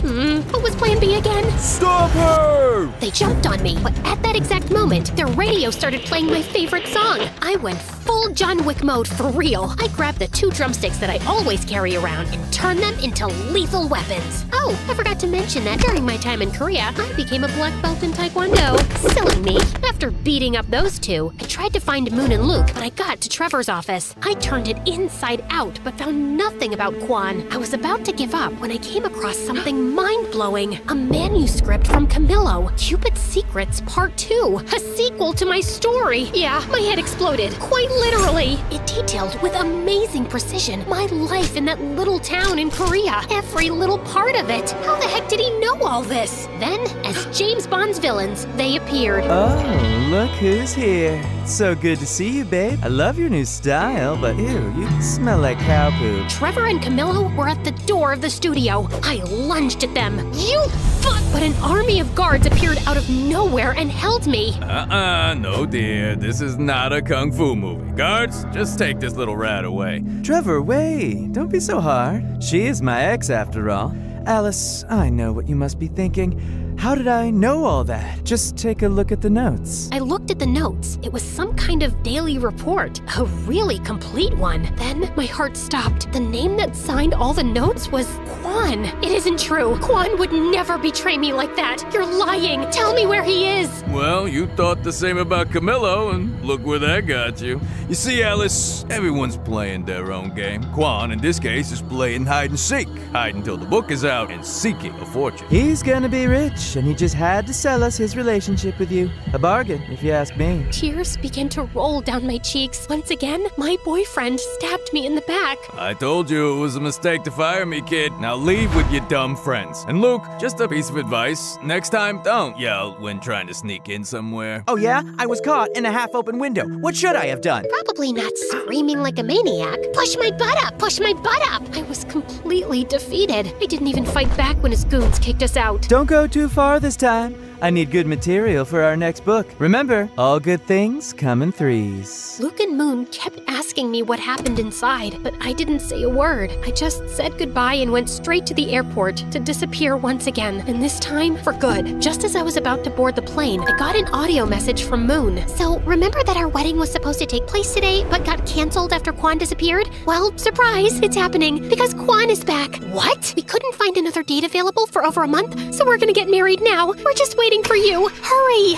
Furiously, I rushed out of the airport to confront him. Still, I did a quick pit stop at the hairdresser. Then I did my makeup and put on my dress. What? I was still furious, but it was a wedding. I had to look great, and I did. I burst into the ceremony, and I saw him, next to Luke, who was waiting for Moon at the altar. I dashed toward him like lightning. Alice, you look... Wonderful? Beautiful? Yeah, I know. What's wrong? What's wrong? Are you for real? Let's see. Where should I begin? Maybe by the fact that you disappeared from the face of the planet for days? You told me to do that! I did what? Yeah, we were being really loud in a church, and everybody was staring at us. Guys, maybe we can discuss this later. When did I tell you to disappear? You sent me a message saying that I should hide and get rid of my phone because the Siri clan was after me. So stayed locked in a hotel all this time. It was quite boring, by the way. I even learned how to walk on walls. I'll show you later. But I couldn't miss Moon's wedding, so I'm here. I'm so glad you're here today too, by the way. That didn't make any sense. I hadn't sent any message. She was lying again. What about the book? Yeah, I found your little report notes. But how? You wrote everything. All our private moments and secrets just to sell them to Trevor and Camillo?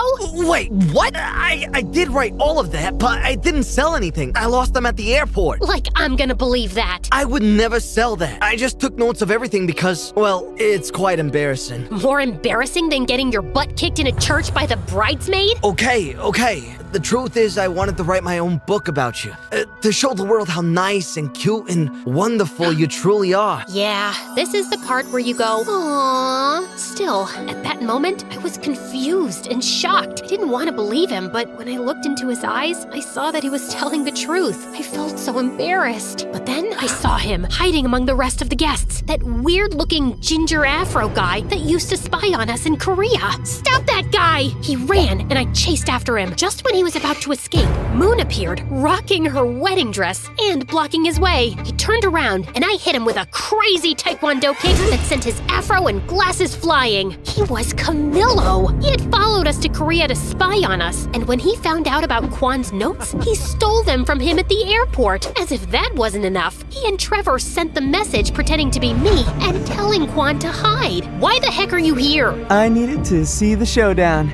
It's the ending of my sequel. You and your freaking sequel. I'm gonna kill you right now. Let me. Quan stepped forward and headed for Camillo. He grabbed him and shoved him, ready to punch his lights out, but I stopped him. He deserves it. But he's not worth it. Yeah, the last thing I need is to get punched by a farmer. I turned around and slapped Camillo so hard he spun like a startled ballerina. When he finally stopped twirling, Moon gave him another slap, sending him into another whirlwind. But I wasn't done with him. Listen to me good, you hack of a writer. I'm about to end your whole career. First, I took care of Trevor. I sent Luke, disguised and armed with a camera, to his music academy. Turns out, Trevor had those poor kids rehearsing day and night, like a twisted version of School of Rock. He got arrested for child abuse, and the Siri clan vanished. My family was finally free, so I went to get them out of the witness protection program. When my dad opened the door, he had the longest beard ever. Gandalf, is that you? Alice! Dad hugged me tightly. Soon Mom joined in. I can't breathe, guys! My parents moved back to Rochester and got re-engaged. Another wedding on the way. With my mother's help, I sued Camillo for the rights to my own story. During the trial, it came to light that he had plagiarized other writers. Camillo lost all profits from the book, sequel rights, and his reputation. Last I heard, he was working as a waiter again. I said cappuccino, not macchiato, you spaghetti brain. Finally, I was free. I had my voice back. Eventually, I found the perfect place to tell my story. So, thanks MSA. They don't pay as much as Hollywood, but they are way cooler. Oh, and the rest of Luke and Moon's wedding was awesome. Our band even got together for a quick reunion show. Then we partied like there was no tomorrow. But there was. I could have never done this without you. Of course you could have. So, what now? My real life is here. My family, my friends, my music. But mine isn't. We both started crying because we knew that despite that we loved each other, we had to follow our own path. Sometimes love is about letting the other one go. Don't worry, guys. I'm not going to end this 5-part story with such a downer. You know your girl Alice better than that. So, Quan returned to that little town life that he loved so much. As for me, the band got back together and we traveled the world playing our music. Many years later, my music took me to a familiar country. I took a trip to the countryside and reached a lovely farm. Then I saw him. Quan looked so handsome. I remember the first time we met. He was acting like a tough guy and I was dressed as a goth. Safe to say, we've both had quite the glow up since then. When he saw me, he smiled, and then everything. Silence, time stood still, electricity, heart racing, and of course, the famous fireworks. I ran to him, and that was it, guys. The end of my crazy and long journey. I guess love always finds its way in the end.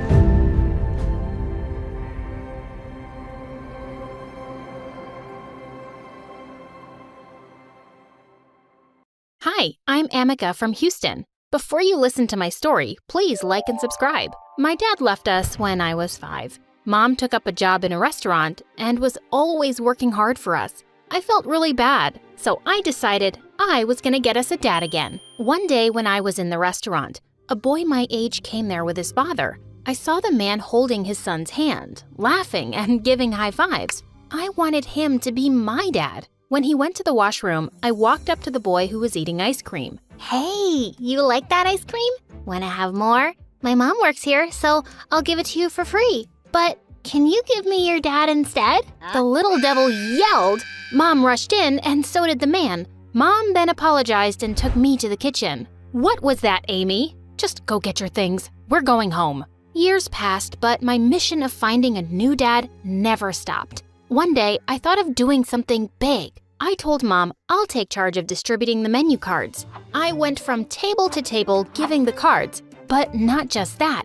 I whispered something to every man I saw. Please, marry my mommy. She's over there, the tall, cute one. Some smiled, some ignored, but I didn't stop. There was a big crowd for lunch, and I went to a rich-looking man and said the same. But he lost it. He immediately called the manager and complained about Mom and me. And then everybody else joined him. Yeah, this girl asked me the same stupid thing. I'm married. We're leaving. Me too. This place is crazy. What a mess. Mom got fired instantly, and she went bonkers at me. Enough, Amy. Just stop all of this. I don't want another man. Okay, Mommy, not another man. Let's get back the one who left then. My own dad. Gosh, Amika, how do I tell you this? He's not even your dad. Wait, what? Are you serious? So, who's my real dad? I don't think you should know that now. Not ever, actually. Just go to bed. For weeks, I tried asking Mom about my real dad, but she wouldn't budge. So one night, when she was asleep, I snuck into her room and started searching all around for some clue. Then I found an old photo in a drawer. It was a picture of Mom with a man, and next to it, there was a locket that said, "Forever yours, Richard." Now, I gotta find this Richard, because it was quite likely that he was my dad. I took the photo and the locket and left for my room. I didn't ask Mom again. I'd just have to find Dad myself when I was older. I decided to put my head down and focus on studies. And in the 8th grade, I got a scholarship to study in a fancy private school in town for free. That was awesome. I sat in my new class with so much excitement. But then the teacher asked me to make an introduction speech in front of the class. I hated public speaking. My hands started shivering when suddenly a boy held my hand. Hey, chill. You somehow remind me of my dad. He always says it's okay to be afraid. You know what I did on my first day? Just peed my pants. Go, say anything. I'm gonna clap for you anyway. Wow, that was the sweetest thing I'd ever heard. With that, I made my speech really well, and everyone clapped, but only after him. His name was Justin, and I felt some instant connection with him. And we sat together and shared lunch that day. We became friends and only got closer over the years. Also, he said he didn't have a mom, but was really close to his dad. And then once at the parent-teachers meeting, Justin took me to the cafeteria to meet him. When I saw him, I noticed he had flaming red hair, just like me. But the shocking part was, he was the guy from Mom's album, and his name was Richard. Could he be my real dad? This was unbelievable. He left soon after, but I couldn't get him off my mind. As I saw him leaving, Mom walked in and they almost bumped into each other. And then they started talking like old pals. They knew each other. This confirmed it. So Justin's dad was totally my real dad? I knew Mom wasn't gonna tell me anything. I had to see Justin's dad again and try to find out the truth. Just when I was thinking how I'd get myself an invitation to Justin's house, I saw him coming out of the basketball stadium with bruises on his knees, and I suddenly had an idea. "Hey, Justin, I think you're hurt. Please, let me walk you home?" He said he was perfectly fine, but he invited me over for dinner that evening anyway. Now I was so excited to meet my dad. The moment I reached his place, though, Justin said his dad was out of town on business for a week. Oh no. He then took my hand and led me to the dining hall, and I was in shock. There was slow music, candlelights, and flowers. Oh no, this sure wasn't right. I was about to drop his hand, but then he pulled me closer and we started dancing. Oh my God, this had to stop. But then he came forward to kiss me, and I screamed, No, we can't do this. You're my brother." Wait, what? If you don't like me, just say that. You don't have to call me your brother. I don't hate you, but I can't like you either, because you probably are my brother. I explained everything that was running in my head about his dad and my mom, and he looked like he was gonna be sick. Yeah, maybe that's why you both are similar in a few ways. But how can you be sure with just a photo? We need solid proof. That was right. The one thing that would really help would be a DNA test. We looked around for his dad's comb so we could get a few strands of his hair, but none of his combs were there. Maybe he took them with him on the trip? After hours of searching, we were unable to find a single strand of Dad's hair. So for now, I had only one option, to confront Mom. But when I got home, a bigger shock was waiting for me. Mom had left a note saying she was going abroad on a sudden trip for a week. Her too?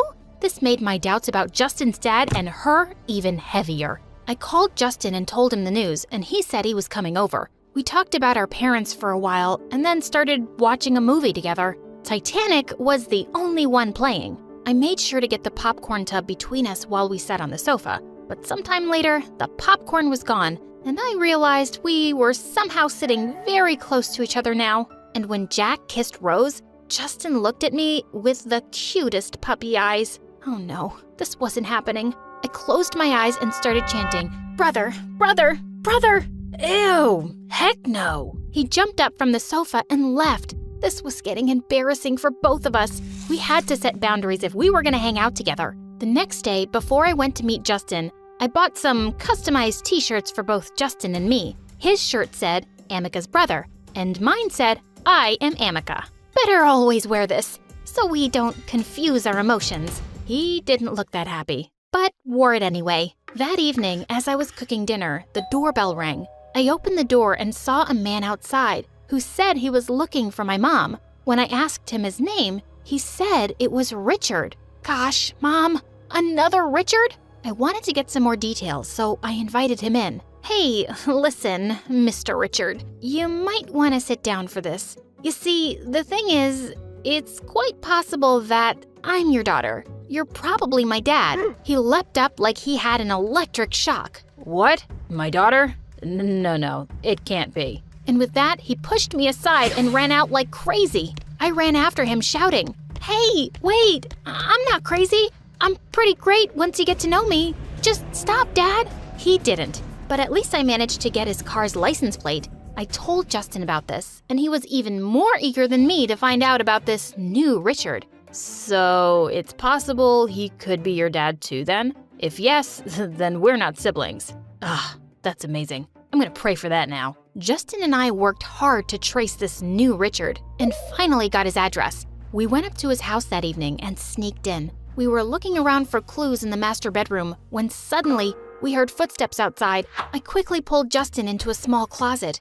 God, how long do you think we'll have to hide in here? I'm sorry to drag you into this. I don't mind doing anything for you, Amika. Also, your hair smells really nice. Justin, would you cut it out? You could be my frickin' brother. Just then the closet door opened, and Richard was staring at us in shock as we stepped out. And then he saw our t-shirts and nearly fainted. Oh my God, are you two twins? This is a nightmare. You have to leave right now. If my family finds out about you, they'll kill me. Oh, so you have another family, huh? But you abandoned me, Dad. Shush, don't call me that. They'll hear you. Dad, Daddy! He shushed me again. Don't shush me like I'm a kid. I'm 15 and I deserve to know the truth. Oh, thank God. You're 15? I left your mom way before that, so you can't be my kid. I only came to your house the other day because I found an old diary of your mom's and I wanted to return it. But then you called me Dad and I freaked out. But I am so relieved now.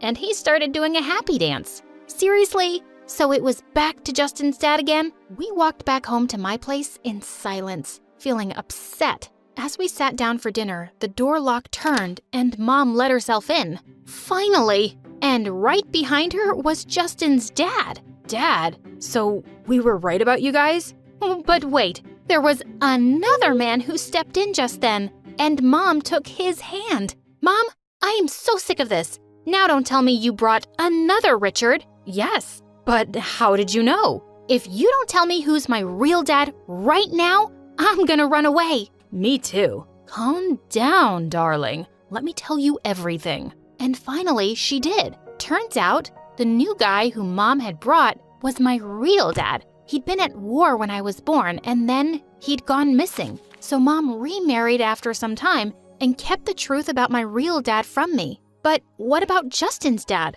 I saw him with you in a photo, and there was a locket too. Isn't he your Richard forever? No, Justin's dad is just my college friend. The three of us studied together. He heard your real dad had been found, and we went together to get him. This is my Richard forever. Oh my God! I'd finally found my real dad now. I looked at him awestruck, and he came forward and hugged me tight. I then turned around and saw someone looking even happier than me. Justin? I think you can take that t-shirt off now. I went near him and he pulled me closer to kiss me. And finally, I let him.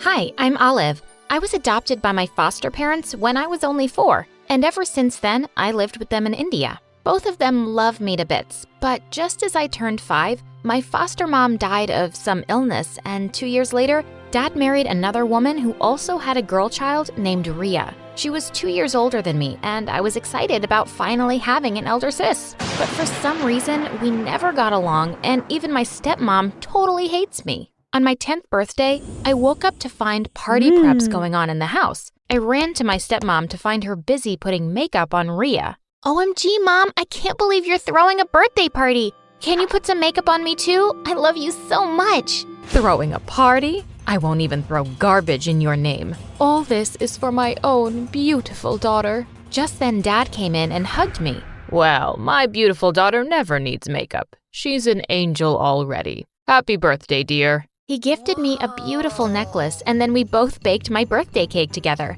Dad was literally the best. One day in the 7th grade, as Rhea and I were walking to school, a boy jumped in front of us with a rose. You're so beautiful, Olive. Rhea snatched the rose from his hand and crushed it under his feet.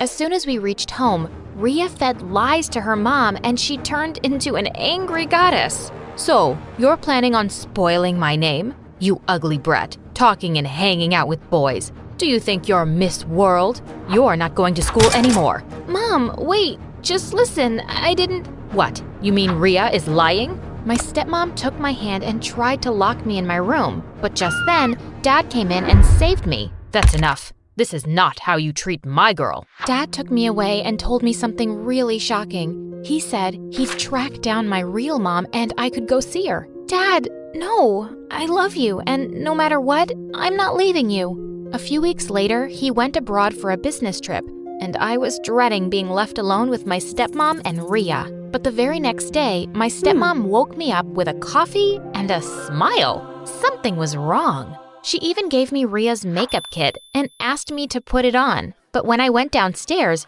there was a big group of people in my house. She then whispered to me, "Listen, behave well. That's the groom's family. For God's sake, make them like you. I just want to get rid of you as soon as possible." What? Are you talking about marriage? Mom, I'm not even 16, and I know this is illegal. So if you all don't want to end up in prison, please leave. After they left, my stepmom went crazy. Have you lost your mind? How long do you want to stick with us? The foster care paid very little this time, and your dad is spending everything for you from his pocket.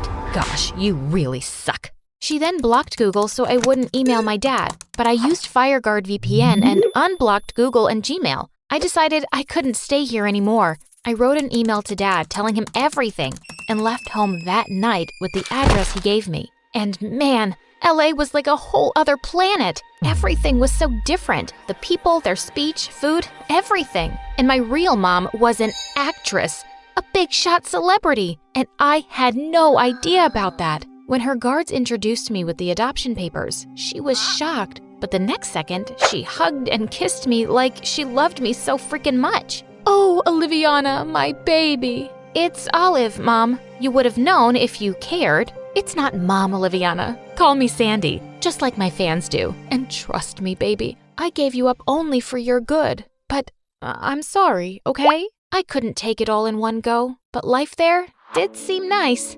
Mom gave me more than enough of everything. She appointed 3 maids personally for me, and my food came from different 5-star hotels every day. She also put me in the best school in LA, and I was getting a royal treatment there. Right from day one, all the kids were trying to be friends with me.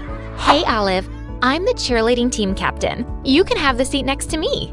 Hi, can I show you around the school? I'm pretty much the popular guy here. Well, I soon knew it wasn't for me, but my Rolls Royce and my mom's money. But I loved it anyway. However, I found the school totally weird. All girls had boyfriends and nobody punished them for it. I even saw some girls and boys kissing in the hallway. It took me some time to adjust, but slowly I started to feel lonely inside. Mom was always busy with work and she barely had time for me. So I decided to make it up with cooking.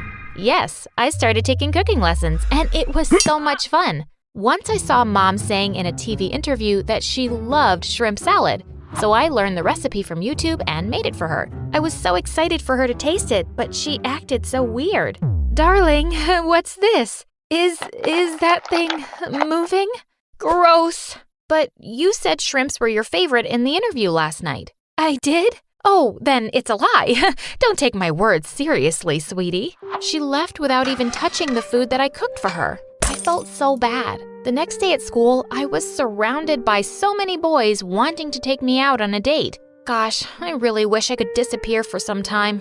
Just then, a boy named Elon came to me and said, "Hey, you're Olive, right? The principal is calling for you right now." I went to the principal's office, but just as I was about to enter, he held my hand and stopped me. "Well, she didn't call for you. I just saw your sullen face when those kids were pestering you. So I just lied to help you escape. Don't be mad, all right?" Oh my, why would I be mad? He was so charming, and his dreamy eyes. I could feel butterflies in my stomach. Afterwards, we had lunch together, and he seemed so different from the others who were constantly trying to flirt with me. In no time, we became quite close, and he was literally the best person I have ever met. Then one day, I took him home with me. But for the first time, Mom was at home and sitting in the drawing room. "Sandy, what are you doing here?" "What am I doing here? This is my home, sweetie." "OMG, that's your mom? I can't believe it. I'm a crazy fan of yours, ma'am. Can I have your autograph?" "Oh, please, call me Sandy." What? Did he just say he was a crazy fan? And why was Mom acting like that? Ugh, stardom sucks, but whatever. I left the two of them alone and went to grab something to eat. But when I returned, I saw Mom hugging him.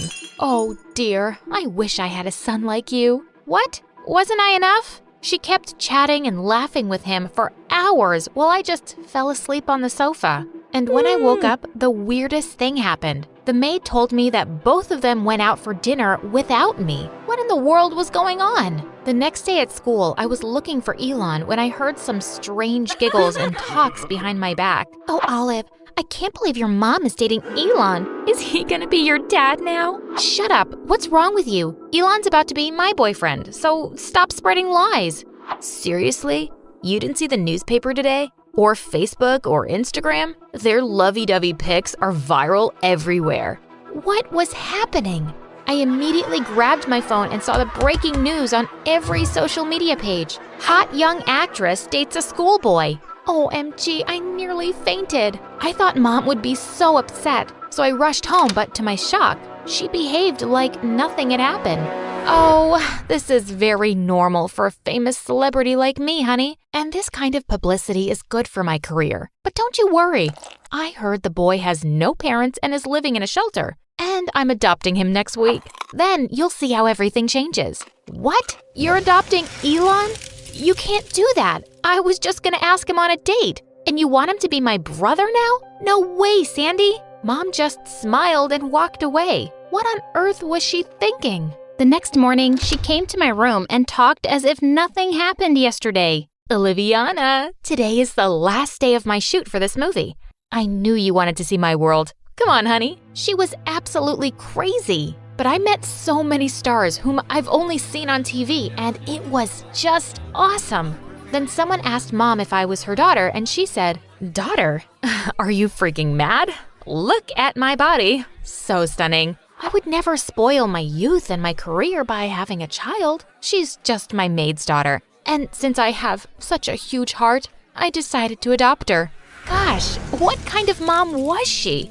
I didn't talk to her all the way back home. But worse, she didn't even try to apologize to me and kept on giving excuses. Darling, this is how my life is. I can't survive in this field for long if everyone knows I'm getting old and I have a child. So, enough, Sandy.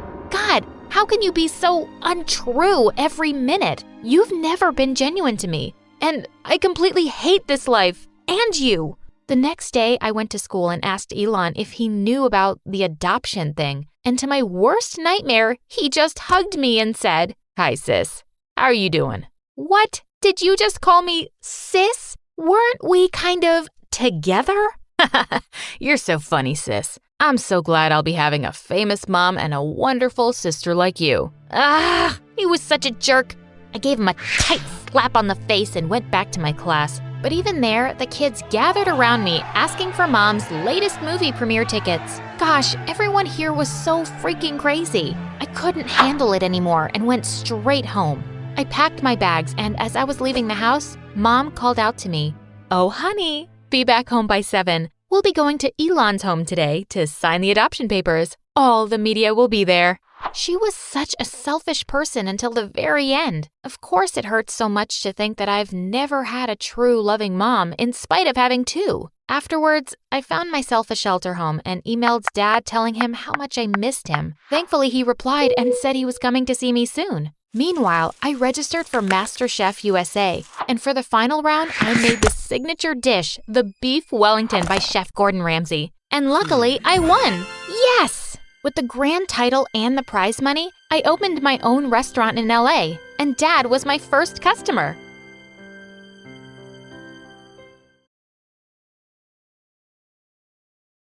Hi, my name is Anna, and I'm from Ohio. Please like and subscribe. My parents always dreamt of being world-famous singers, but they could never become anything more than background vocals. So when me and my sister Tanya were born, Dad taught me all about music. While Tanya was Mom's favorite, 'cause she was the pretty one. Everyone admired her emerald green eyes and blonde hair. Once when we were 5, a woman even tried to steal her from the park. Let go of my sister or I'm gonna scream! I'll give you $10, kid. Let go of her hand. Tanya and I struggled until she let go and ran away before the police came.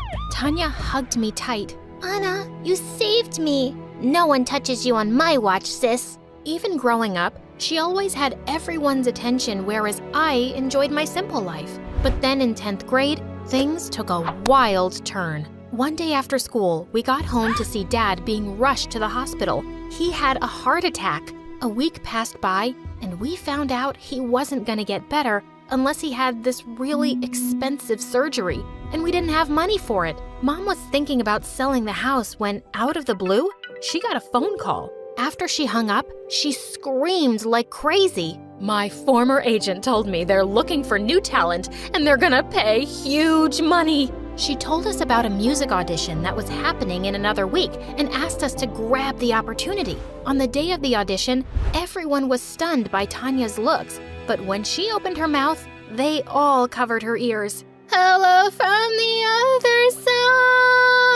side. Someone grabbed the mic from her hands or shut off the speakers. I can't stand her voice. Well, he was over-exaggerating, but not entirely. Tanya couldn't sing a note, not even in the bathroom. A few minutes later, it was my turn, and when I started singing, the producers looked mesmerized. I'm not giving up on you. You know I love you. Please hug me and say it back. I love you. After a long discussion, they announced they were gonna sign both of us, but there was one condition. They wanted me to sing, but in the background for Tanya, she would lip sync to my voice. No, that's wrong.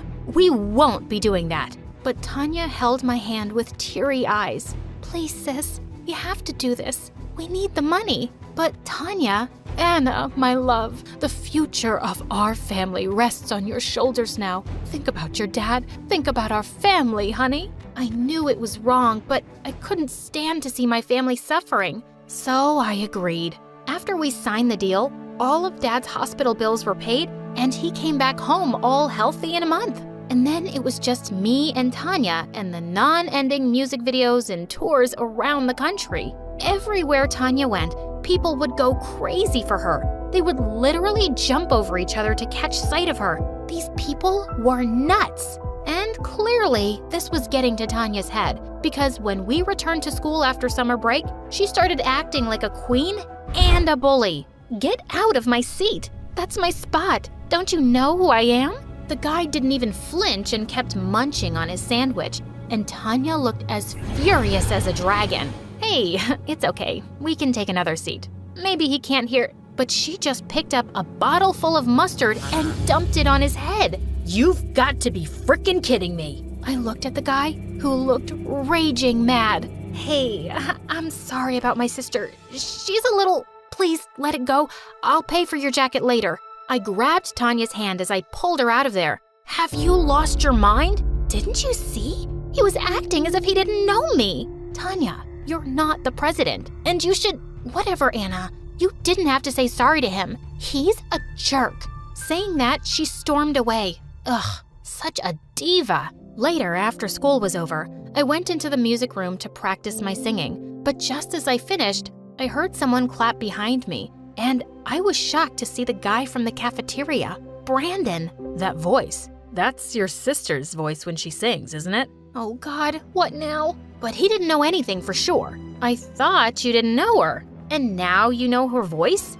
I never said that. She just assumed it. I know who she is, and now I know her little secret. You know nothing. With every sentence, he kept getting closer as I was backing away. I tripped over something, and he caught me. What are you even doing here? Everyone's gone. But you're still here, and you kinda owe me something. My eyes widened at that, but then he put me back on my feet and continued. You said you'll pay for my jacket. I'm here to collect the money.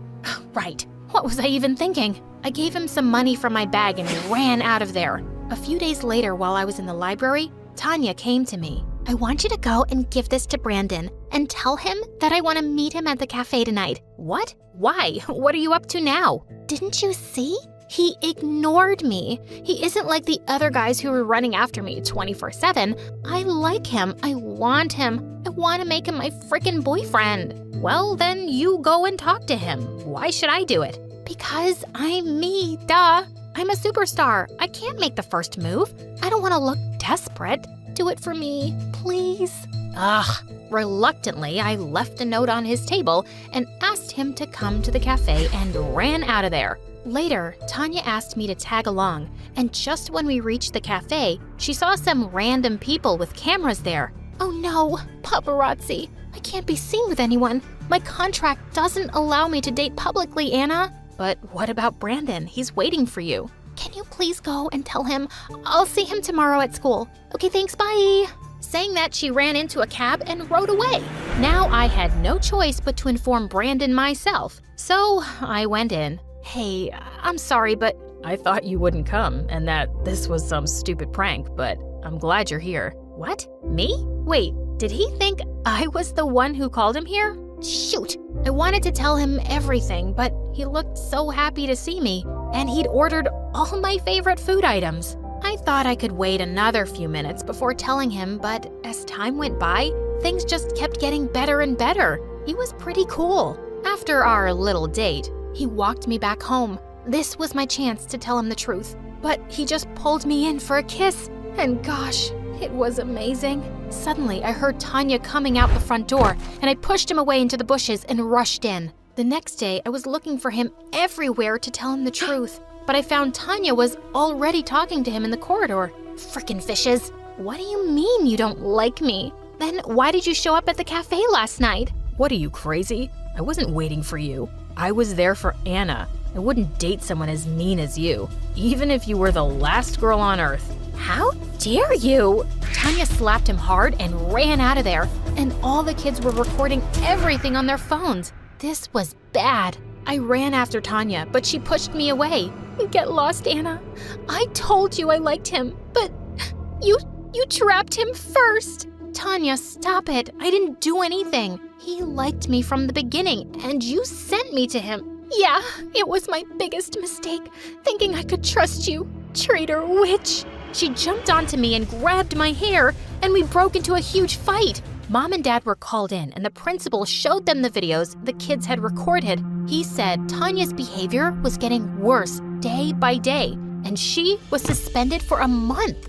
I felt so bad and went to hug her later that night and told her I wasn't going to see Brandon anymore, and she immediately hugged me. But when I went to my room, Brandon was already waiting there. Why are you avoiding me? And what was your sis talking about today? Brandon, you can't be here. Get out now. Hey, chill. Why do you look so tense? Tell me, what happened? He pulled me close into his arms, and I just melted. I told him everything, honestly, and then he looked into my eyes. I won't force you to like me, but if you do, I won't let anyone keep you away from me, Anna. He moved in to kiss me, but just then, Tanya came into my room with a fire extinguisher in her hand and sprayed it all over us. I knew it, you ugly cow. I knew you're a filthy backstabber, and I'm gonna destroy you both. Suddenly, Mom and Dad came running too, and she was taken back to her room. And I was grounded for a week for inviting a boy. We had a big concert soon, and though I was super mad at Tanya, I still had to help her because of our contract. As usual, I was singing backstage while the entire crowd was cheering for Tanya. After the performance was over, she was given an award for star performer. Even Mom and Dad were called on stage. You guys must feel truly blessed to have a daughter with the voice of an angel.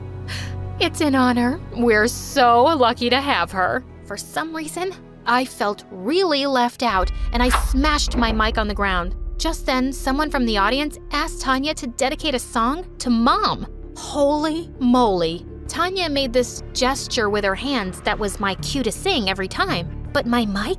It was lying broken on the floor. She started singing without me, and everyone in the audience heard her real voice. Oh my God! A wave of silence passed through the audience, and Tanya looked at me super mad. The crowd started chanting that she was a fraud who did lip syncing. They went mad and started climbing onto the stage. The bodyguards immediately took Tanya and my parents away to safety and left me there all by myself. How could they? I ran out of the venue and I was raging mad. I did so much for them and they didn't care about me one bit. But when I reached home, I was shocked to see a huge crowd gathered in front of my house. What in the world was happening? Just then, my phone went buzzing like crazy with videos and messages from everyone. Tanya's bullying and lip-syncing videos were going viral, and someone uploaded my video as the real singer too. Holy Mother of Jesus!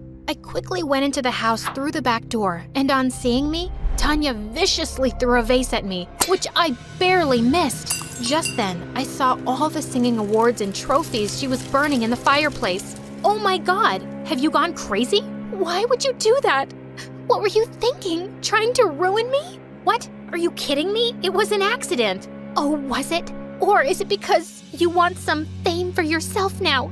Just remember this, you witch. People hear your voice because of my face. Otherwise, no one would ever pay you, even if you sang on the roadside. Who was this monster? You're such a mean, self-absorbed brat, Tanya.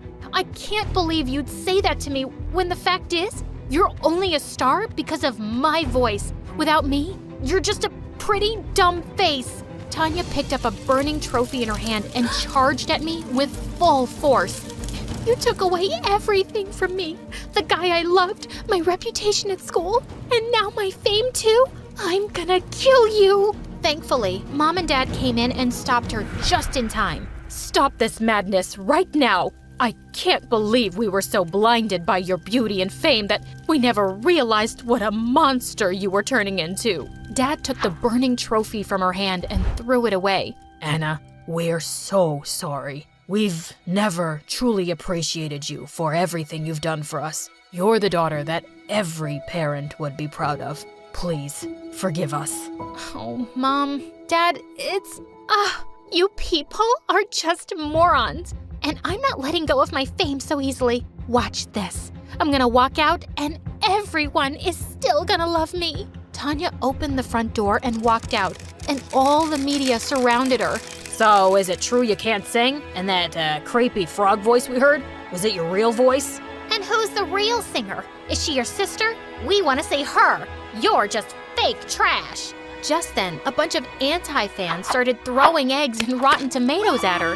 She was screaming like crazy and pushing through the crowd to get to her car. And well, I was enjoying it. She was totally getting what she deserved. I thought I'd get a better view from my room, so I went up and found Brandon there. I immediately hugged him. Whoa, the truth's all out now. And I can't believe I'm dating the real star. I'm excited for your famous life now. No, Brandon. I just want a peaceful life. And if you're with me to enjoy some kind of popularity, you got the wrong girl. No, babe. I don't care about what you choose, just as long as I can be with you. Always.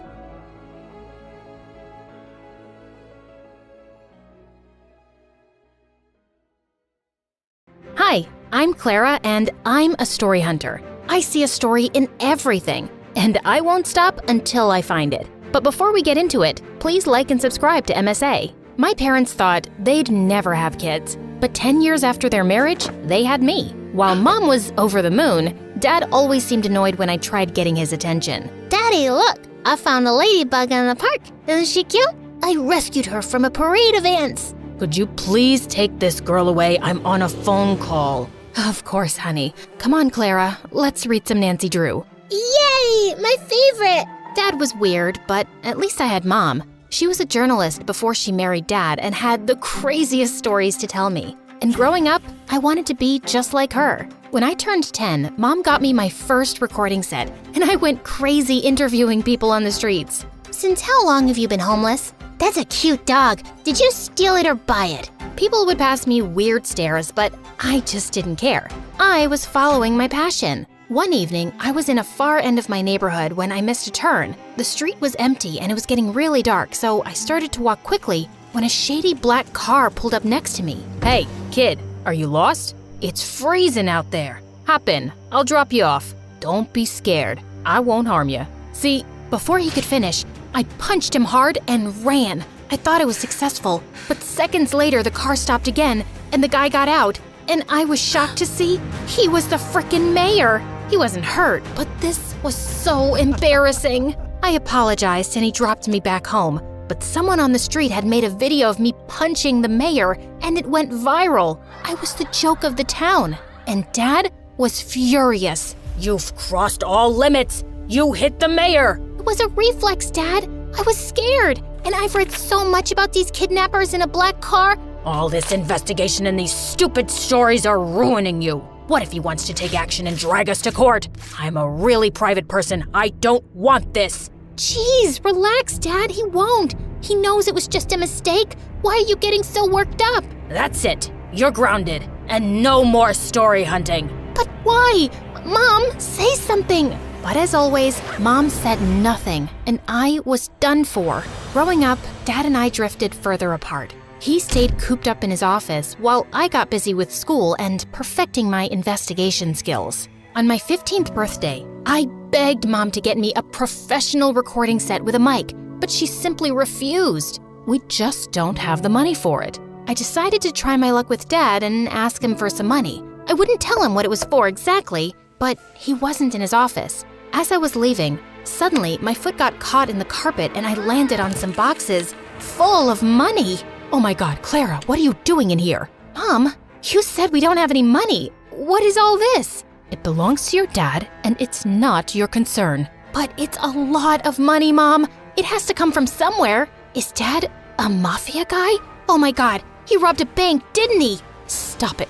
Please, Clara, you don't understand. You need to leave, now. And don't say a word about this to anyone, least of all your dad. Promise me. Something was definitely fishy, but I'd never seen Mom so serious. So I did what she said. I wanted to know more, but I just didn't get the chance to go into Dad's study again. Soon, I got busy with school and forgot all about it. One time in 11th grade, Lena, the head cheerleader and the most popular girl, walked up to me. I heard you can uncover any truth in the world. Is that true? That depends on what kind of truth you want. Well, don't tell anyone, but I think Nick's cheating on me. Who's Nick? Do you live under a rock? Nick's my boyfriend. He's the captain of the football team. Got it. What about him? I just told you. He's cheating on me, and I want you to find out the truth. Oh, yeah. Leave this to me. Be careful. He's a very good liar. No liar can ever hide the truth from the world's greatest investigator. Go and chill, kid. I got this. I started following Nick around everywhere, but I couldn't find any dirt on him. Until one day, I saw him sneak into the coach's office and saw him making out with another girl. I waited till he left without noticing me, and then, right in the middle of the cafeteria, I made him pay. I dropped an entire carton of milk all over his head. What the heck? What do you want, weirdo? Listen up, everyone. This jerk right here cheated on his girlfriend. No, I didn't. I knew you'd say that. Here's the proof. Nick looked at me in shock as I showed him the video of his makeout session. Lena broke up with him instantly, and he was getting a lot of backlash for cheating on the most popular girl around. Soon after, he left and got transferred to North High, our rival school. After that, Lena and I started hanging out and became besties. As much as I liked having her around, her band of cheerleaders annoyed me. Especially this girl, Wendy. Lena even had a YouTube channel with her where they ran gossip sessions and fashion advice. You know, I was thinking, why don't we add Clara to the channel? Why? So we lose all our followers and our popularity? I don't think having 5 followers makes you popular. But then again, what do I know? Stop it, you two. Clara is a professional. You saw what she did with Nick, and with her brains and cool stories and my beauty tips and styling, we'll be so much more popular. We'll be like Daphne and Velma. Who? Scooby-Doo? Forget it. We should totally do it. I joined the YouTube channel soon after, and we started with collecting scoops on everyone in school. Within a few months, we hit 1 million subscribers. I was happy, but Lena was on cloud 9. Her popularity was through the roof, and she loved the attention. We got invited to every party in town, and she would drag me with her even when I didn't feel like going. One day I was at her house getting ready for a party when Wendy made a snarky comment. Do you always have to dress up like a homeless person? And why's your hair such a mess? There's nothing wrong with my hair or clothes. I don't want to look all dolled up. Detectives are meant to look rugged, right, Lena? Yeah, but it won't hurt you to put on a little makeup now and then. It'll only make you look prettier. No, it'll make me look like a bimbo. So you think I'm a bimbo? I didn't mean it like that, but Lena was already walking in the other direction. Good job, Sherlock. I wanted to apologize to Lena, but she kept ignoring me at the party and at school the next day. I got that she was mad at me, but it wasn't like she supported me in front of Wendy either. I decided to give her some time and continue doing my bit for the channel. The next day after lunch, I was passing by when I saw Wendy terrorizing the school topper and making him do her assignments. But as I took my camera out, Lena walked up to me and knocked it out of my hand. What are you doing? She's our friend. Nope, she's your friend. She doesn't even like me. Why can't you guys just try to get along? For me, I know you think we're bimbos, but that's the least you can do as my best friend. Oh, you're so dramatic. Okay, fine. I'll let this go. Just this once. And I don't think you're a bimbo. I'm sorry. Stop talking and meet me for boba tea later. Deal? Deal. And just like that, we were back to being besties. And I tried to tolerate Wendy better, even though she still got on my nerves. Soon after, the entire school was buzzing over the senior day prank wars with North High, and Lena was determined to crush the rival school, mainly because Nick was their new student body president. We need to ace this. They should never see us coming. How about we break into the school? You can't be serious, Wendy. You guys will get caught. Not with these masks, we won't. And why are you so negative? I'm being practical. It's the dumbest plan on earth. Back me up, Lena. Actually, I like it. No one will ever know. Now, are you in or out? Out. You know my dad. He would ground me for life if I got caught. You know what, Clara? I've been there for all your dumb investigations. I even got you in on the channel. And now, if you can't support me, then you're not a good friend. Hey, that's not fair. It's my channel too. I made it popular. Really? Wow. Tell me why she's here again. Oh my god, I can't deal with you guys right now. I'm going. Lena turned to leave. I didn't want her to be mad again, so I reluctantly tagged along. But just as we reached there, all the cheerleaders took out spray cans and started trashing lockers and vandalizing the walls. I tried to stop them when Lena banged into me and I went flying into a statue, crashing it to pieces. Those statues are like thousands of dollars. I told you this was a dumb idea. Oh my god, what are we supposed to do? We don't have time. Run! As I made my way home, my heart couldn't stop racing. I'd just made the most terrible mistake of my life, and I prayed no one would find out about it. But the next day at school, I felt numb when the principal called me into his office, with both Dad and Nick waiting for me there, along with a few other people from North High. Clara, where were you last night? I was vandalizing property, right? Are you really that dumb not to know that every school has security cameras? The school authorities checked last night's footage, and guess what they found? Nick flashed the phone in my face with footage of me crashing into the statue and breaking it. Everyone else had a mask on, but me. How could I be so stupid? But it was a mistake. Was it? And who are these other girls with you? Do you have a name? I wanted to punch Nick in the face. He knew I wouldn't rat Lena out, even though I was mad at her for putting me into this mess. Now, either you pay for the damages, or you get expelled for a month, or you give me the names of all the other girls involved, and I'll think about reducing your punishment. I can't. I'm sorry, Dad. Expel her. There's no way I'm paying that money. With that, Dad simply got up and left, leaving me in tears. How could he do this to me?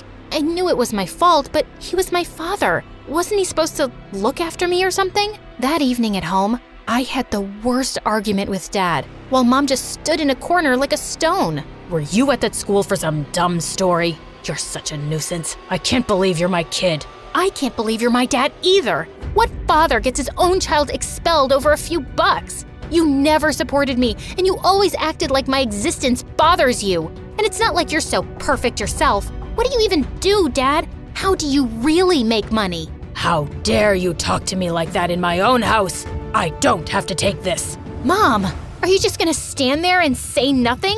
This suspension will go down on my record. How can you be such a coward? What is she gonna say? Listen to me, kid. You better stop throwing tantrums and do as I say, or you'll be out of here. I wanted to scream in Dad's face, and I felt angrier at Mom for being quiet. That night, I felt the most alone I'd ever been. The worst part about this was I couldn't talk to Lena either, even though she'd tried calling me 1,000 times. That night, I slept with the worst headache of my life. And the next morning, I woke up to loud noises and Lena shaking me like a mad person. Wake up, dummy! Wake up!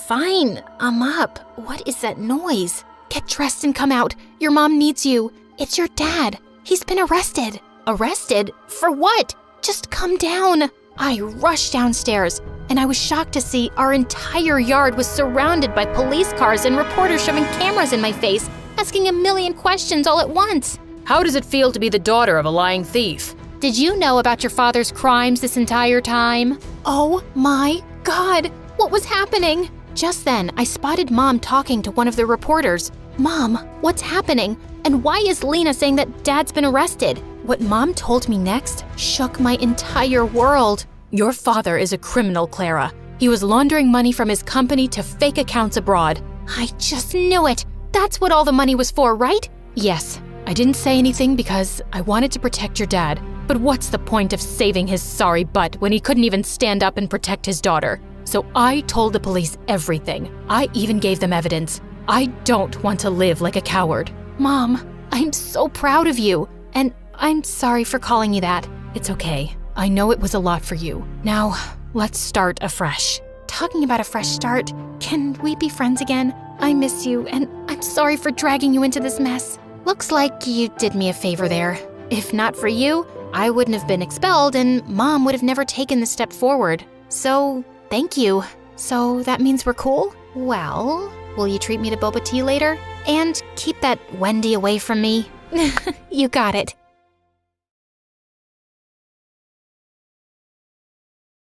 Hi, I'm Lorna from Nashville, and this is my story. Please like and subscribe to For Eve. I grew up as an only child, and it was pretty lonely because my single mom was always busy. She'd mostly forget my birthdays or any promises she made. Mom, you promised you'd take me to the beach for a birthday picnic. The sea and the beach will still be there next weekend, Lorna, but without my job, I won't be able to raise you. Mom worked as a chef at a big restaurant, and I enjoyed watching her cook whenever I tagged along with her to work. That soup looks tasty. I need to use the bathroom. Don't touch anything. As soon as Mom left, I picked up a ladle and leaned over to scoop up some soup. Oh, it was so good. As I went in for another spoonful, suddenly my removable braces fell into the pot. Lorna, what are you doing there? Nothing. I quickly moved away, and she hurried with a bowl and dished out some soup. We have a very important guest in the restaurant. No distractions, please. When she went out again, I frantically searched for my braces, but moments later, she came into the kitchen crying. I just got fired because the important guest found this in his bowl. I am so sorry, Mom. Ever since you came, my life has been a roller coaster. I was heartbroken when she said that. After that, she changed towards me, even though I said sorry like 1,000,000 times. She managed to get some part-time jobs, but was having trouble making ends meet. So eventually, when I was in 7th grade, we had to move from our nice apartment in the city and go live with Grandma in a small town. We hadn't met Grandma in ages, and she hugged me tight. Oh, you've grown so big, Lorna. Mom just sulked and took our bags upstairs to her old room. Grandma made an amazing supper, and I was having a great time, but Mom was still in a bad mood. And then she had the strangest conversation with Grandma. I don't want certain people to know that we're here. That's kind of impossible, dear. It's a small town. We're only going to be around for a few months till I get another job. Just don't talk about us with anyone. But I like Grandma's house. Please, let's just stay here for good. Mom just ignored me and walked off. We'll convince her to stay, don't worry. Now, you go to bed because tomorrow is your first day at your new school. The school I was going to was actually Mom's old school, and Grandma took me there the next morning while Mom stayed in bed. As I walked through the corridor, I saw this boy with big glasses hanging from his locker. Hello, can you help me down? How did you get up there? My stupid older stepbrother and his friends. I was as short as him, so it was a bit difficult getting him down, but we both ended up in a heap on the floor. Thanks, I've never seen you around before. Oh, I'm new. My name's Lorna. Ew, what's that smell? What smell? It's coming from your bag. Do you have dead skunks in there? When I opened it, I saw that Grandma had packed me lunch and it was leftovers from last night. And it didn't smell right. The boy ran away without even telling me his name. But when I got to class, I saw him there, and he instantly yelled, "Hey everyone, there's the stink bomb I was telling you about." That's how he paid me back for helping him? Everyone pinched their noses as I sat down with my stinky backpack, right behind that jerk, whose name was Brad. Hey, idiot, I'm hanging you back on that locker later. I know what I did was wrong, but I've been waiting for a long time for someone new to take my place in school. What are you talking about? I've always been the easy target for bullies, the one that gets thrown in the trash bin or gets his face stuck in the toilet. So you want me to go through all that? It's not that bad, you look strong. Good luck. I couldn't wait for class to be over so I could get back at him, but he ran out like lightning. When I got home, I told Grandma it was a bad idea to put leftovers in my lunchbox. I'm sorry, dear. Let's go get some lunch snacks from the grocery store. No, she's not going to the grocery store, Mom. Why can't I go to the store? It's just a short trip. It'll be fine. No one knows who she is. What? Nothing. Mom reluctantly agreed. And as Grandma and I roamed through the aisles, I suddenly spotted Brad walk in with a man who was probably his dad. Grandma, that's the boy who made all the kids laugh at me at school. Just then, Brad's dad saw us and approached Grandma. Hi, it's been a while since I've seen you. Oh, yes.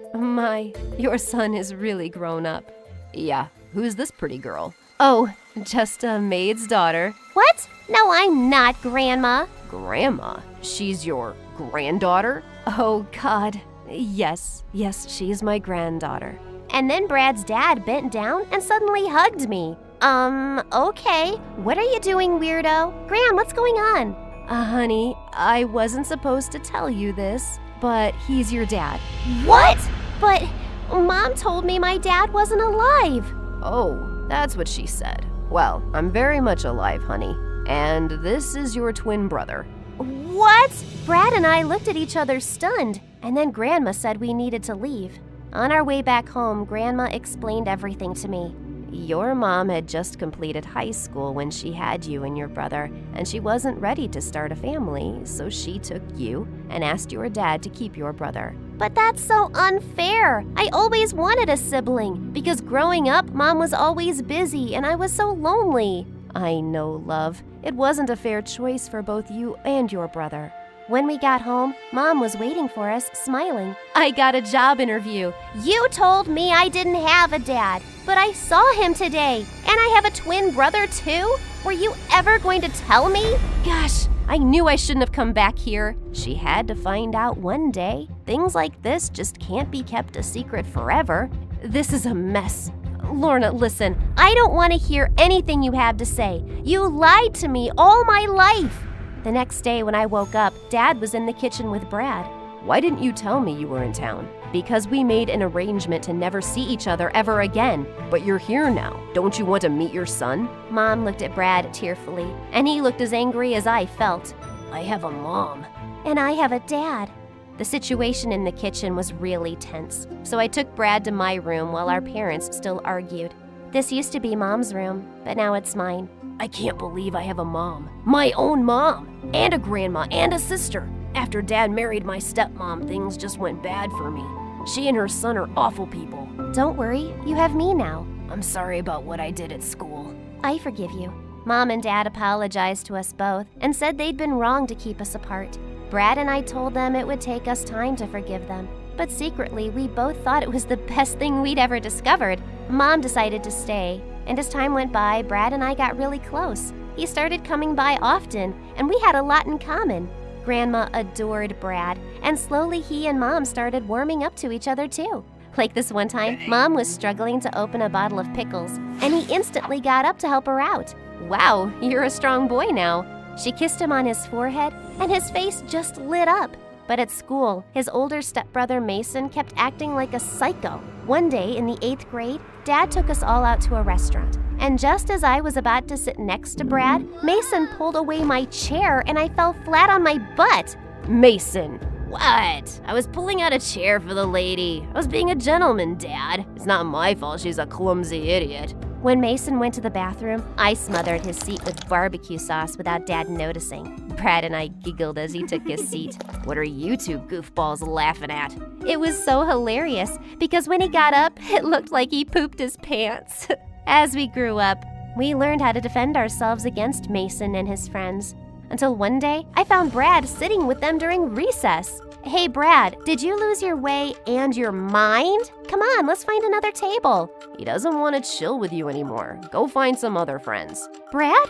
But he just looked away. What was going on? I caught up with him at the end of the last class. "You want to tell me why you're hanging out with Mason suddenly?" Look, Lorna, my stepmom has a lot of connections, and she said she'll help me get into a great university on full scholarship if I help Mason pass his exams. So I gotta do this, okay? That's ridiculous. You don't need her connections. You can get in on your own. And I'm sure Dad has enough money to pay for your college. That's the thing. He doesn't. Dad's business was doing really poorly when he met my stepmom. Sometimes I think he just married her for the money. Now she controls everything. I have to do what she says. That's what Dad's told me too. It's just for some time. Mason will graduate soon. He just walked away, and I suddenly felt so lonely again. He stopped coming over completely. And since Mom had gotten a job as a head chef in a nearby city, she'd become really busy again too. Thankfully, I had Grandma, but lately she'd been struggling with her memory. And one day I came home, and she couldn't remember who I was. "Who are you? What are you doing in my house?" "Grandma, are you joking? Go away before I call the police." "But it's me, Lorna." I had to wait outside till Mom came back. We took Grandma to the hospital, and the doctor said she had Alzheimer's disease. "Why is this happening to Grandma? She's the only person I can talk to." "Sweetie, you can talk to me, but you're never around." Mom started taking weekends off from work, spending more time at home so we could take care of Grandma together.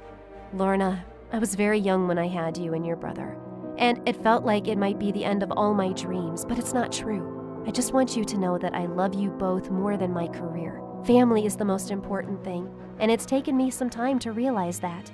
"Thank you, Mom. I love you too." Grandma's illness brought Mom and I closer, but Brad just never came back to us. He was still hanging out with Mason and his stupid friends even after they'd graduated high school. And then one day in 12th grade, I found him in the school parking lot trying to break into a teacher's car. "Brad, what are you doing?" "None of your business. Go away." "No, you were doing something wrong. I'm not just gonna forget what I saw." "Look, just get out of here." "I'm not going anywhere." Just then, Mason jumped over the school fence and started yelling at Brad. "What's taking you so long, dude? My boys are waiting outside. I couldn't get the car open. I'm trying." I couldn't believe what I was hearing. They were stealing a teacher's car? Mason, I should have known that you were behind this. When are you gonna learn to mind your own business, Lorna? I'm calling the principal. As I walked away, Mason grabbed my hand and I screamed. But just then, Brad pounced on him. "Don't touch my sister!" While they rolled on the floor wrestling, I ran straight to the principal for help. The principal called the police, and Mason was arrested for trespassing on school property and attempted theft. Turned out, it wasn't the first car he and his gang had stolen. "Brad, what happened to you?" "Lorna, you don't know what I had to live with. Mason's mom is so evil. If I didn't listen to Mason, then he would tell his mom, and I won't get to go to college." "Did you talk to Dad? Did you tell him that Mason is making you steal cars?" "I tried, but he never believes me." I hugged him as he cried. "You should have told me. I would have helped you." I told Mom everything that happened, and she was so mad at Dad. She insisted that Brad come and live with us, and he was really happy to. Soon after, my college application replies came back, and to my delight, I'd gotten in on a full scholarship. I'm so happy for you, sis. My scholarship applications never got accepted, but at least you get to go. I have enough money saved by now, and I'll pay for your studies, Brad. You don't have to worry about that ever again, because you are also my child. As we celebrated in the living room, Grandma suddenly appeared. Lorna, Brad, when did you get here? I'm so happy to see you. Grandma remembered us, even if it was for just a little while, and it was a moment to cherish.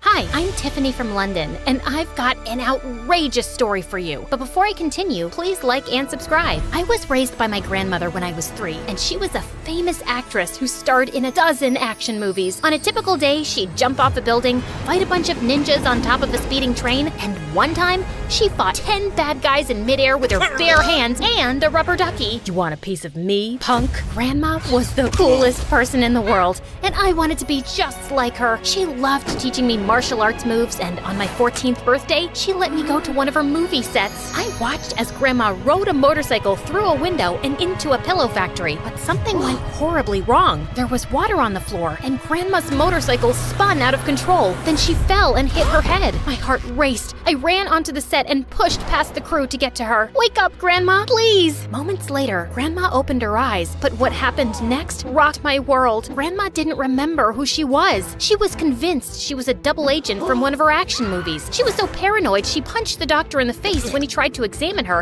and chased me around the room with a broom. It's me, Tiffany, your granddaughter, remember? You won't take me alive. Just when I thought things couldn't get any worse, a social worker came to visit. She said that Grandma wasn't fit to raise me anymore, so I'd have to go live in an orphanage. I cried and begged the social worker to let me stay with Grandma, but she refused to listen. When I got to the orphanage, all the other kids were half my age. I always wanted a younger sibling, so it wasn't that bad at first. Tiffany, help little Michael with his homework. Tiffany, come play dolls with me? Then it got really old. Tiffany, change baby Jake's diapers and wipe Sammy's nose. The twins made a mess. Go clean it up. Every night I dreamed of getting adopted, but none of the parents were interested in me. So I gave up my hopes of ever having a real family. But one day, the craziest thing happened. The nuns took me and the rest of the orphans to the park. As usual, I was responsible for watching the kids as the nuns hung out sipping lattes. Then I saw a strange man lurking around the playground, and my spidey sense went haywire. The man grabbed little Sammy and darted down the street. I chased the strange man, yelled at him to stop, and threw a handful of sand in his face when the nuns tackled him and held him down until the police arrived. The police said that the strange man was wanted around the country for a dozen crimes. After that, my picture was in the paper, and everyone started calling me a hero. The next thing I knew, this rich couple named Mr. and Mrs. Wilson came to visit, and they gave me an offer I couldn't refuse. We'd like to adopt you, but on one condition. What is it? They showed me a picture of their daughter, a girl my age named Pearl. Our daughter Pearl needs a sister to keep her company and to be a good influence. They told me how Pearl was always getting into trouble and how she hung out with the wrong kids. In exchange for my services, the Wilsons promised they'd pay for my education. I'd get my own room in their mansion, and I'd get a weekly allowance. Cha-ching! So, are you interested? It was a total no-brainer. Duh, of course I'm in. When do I start? We shook on the deal, then I was off with the Wilsons on a private jet. When we arrived at their mansion, Pearl greeted us at the front door. Pearl, this is your new sister, Tiffany. Hi, it's nice to meet you. Don't touch me, you witch. Pearl shoved me and slammed the door in our faces. Don't worry, she just needs some time to get used to the idea. Everything will be fine, we promise. But instead, things got worse. Pearl gave me dirty looks every time she saw me. She put spiders in my bed, sprayed me in the face with a water hose, and left weird photos of me with my face crossed out all around the house. She even locked herself in her room and refused to eat. It's me or the charity case? Pearl's hunger strike didn't last long. Less than 10 minutes later, we caught a delivery guy falling out of a tree after attempting to deliver a pizza through Pearl's bedroom window. At school, Pearl acted like I was invisible. She hung out with these mean girls that smiled in her face and talked about her behind her back. I overheard them making fun of Pearl in the bathroom. Pearl is so stupid and annoying. I can hardly stand her. But look at these new shoes she bought me. That night, I tried to warn Pearl about the girls. You don't know anything about my life. You're just a stupid stupid, poor, motherless girl. I know what it's like to be used. Those girls aren't your friends. Friends don't hang out with you just because you have money. But Pearl didn't listen. She started taking her friends on shopping sprees every day to make herself feel better. She maxed out her credit cards, then Mr. Wilson found out and took all Pearl's credit cards away. But when Pearl told her friends she couldn't take them shopping anymore, they kicked her out of their group. They ignored her at school and stopped answering her texts. They even had a big party and didn't invite Pearl. I caught Pearl sitting in her room, crying in the dark. My life is over. Just finish me off. I'm doomed. Pearl threw herself on the floor and clutched her wallet like she was dying. Don't be so dramatic. You don't need money to have fun.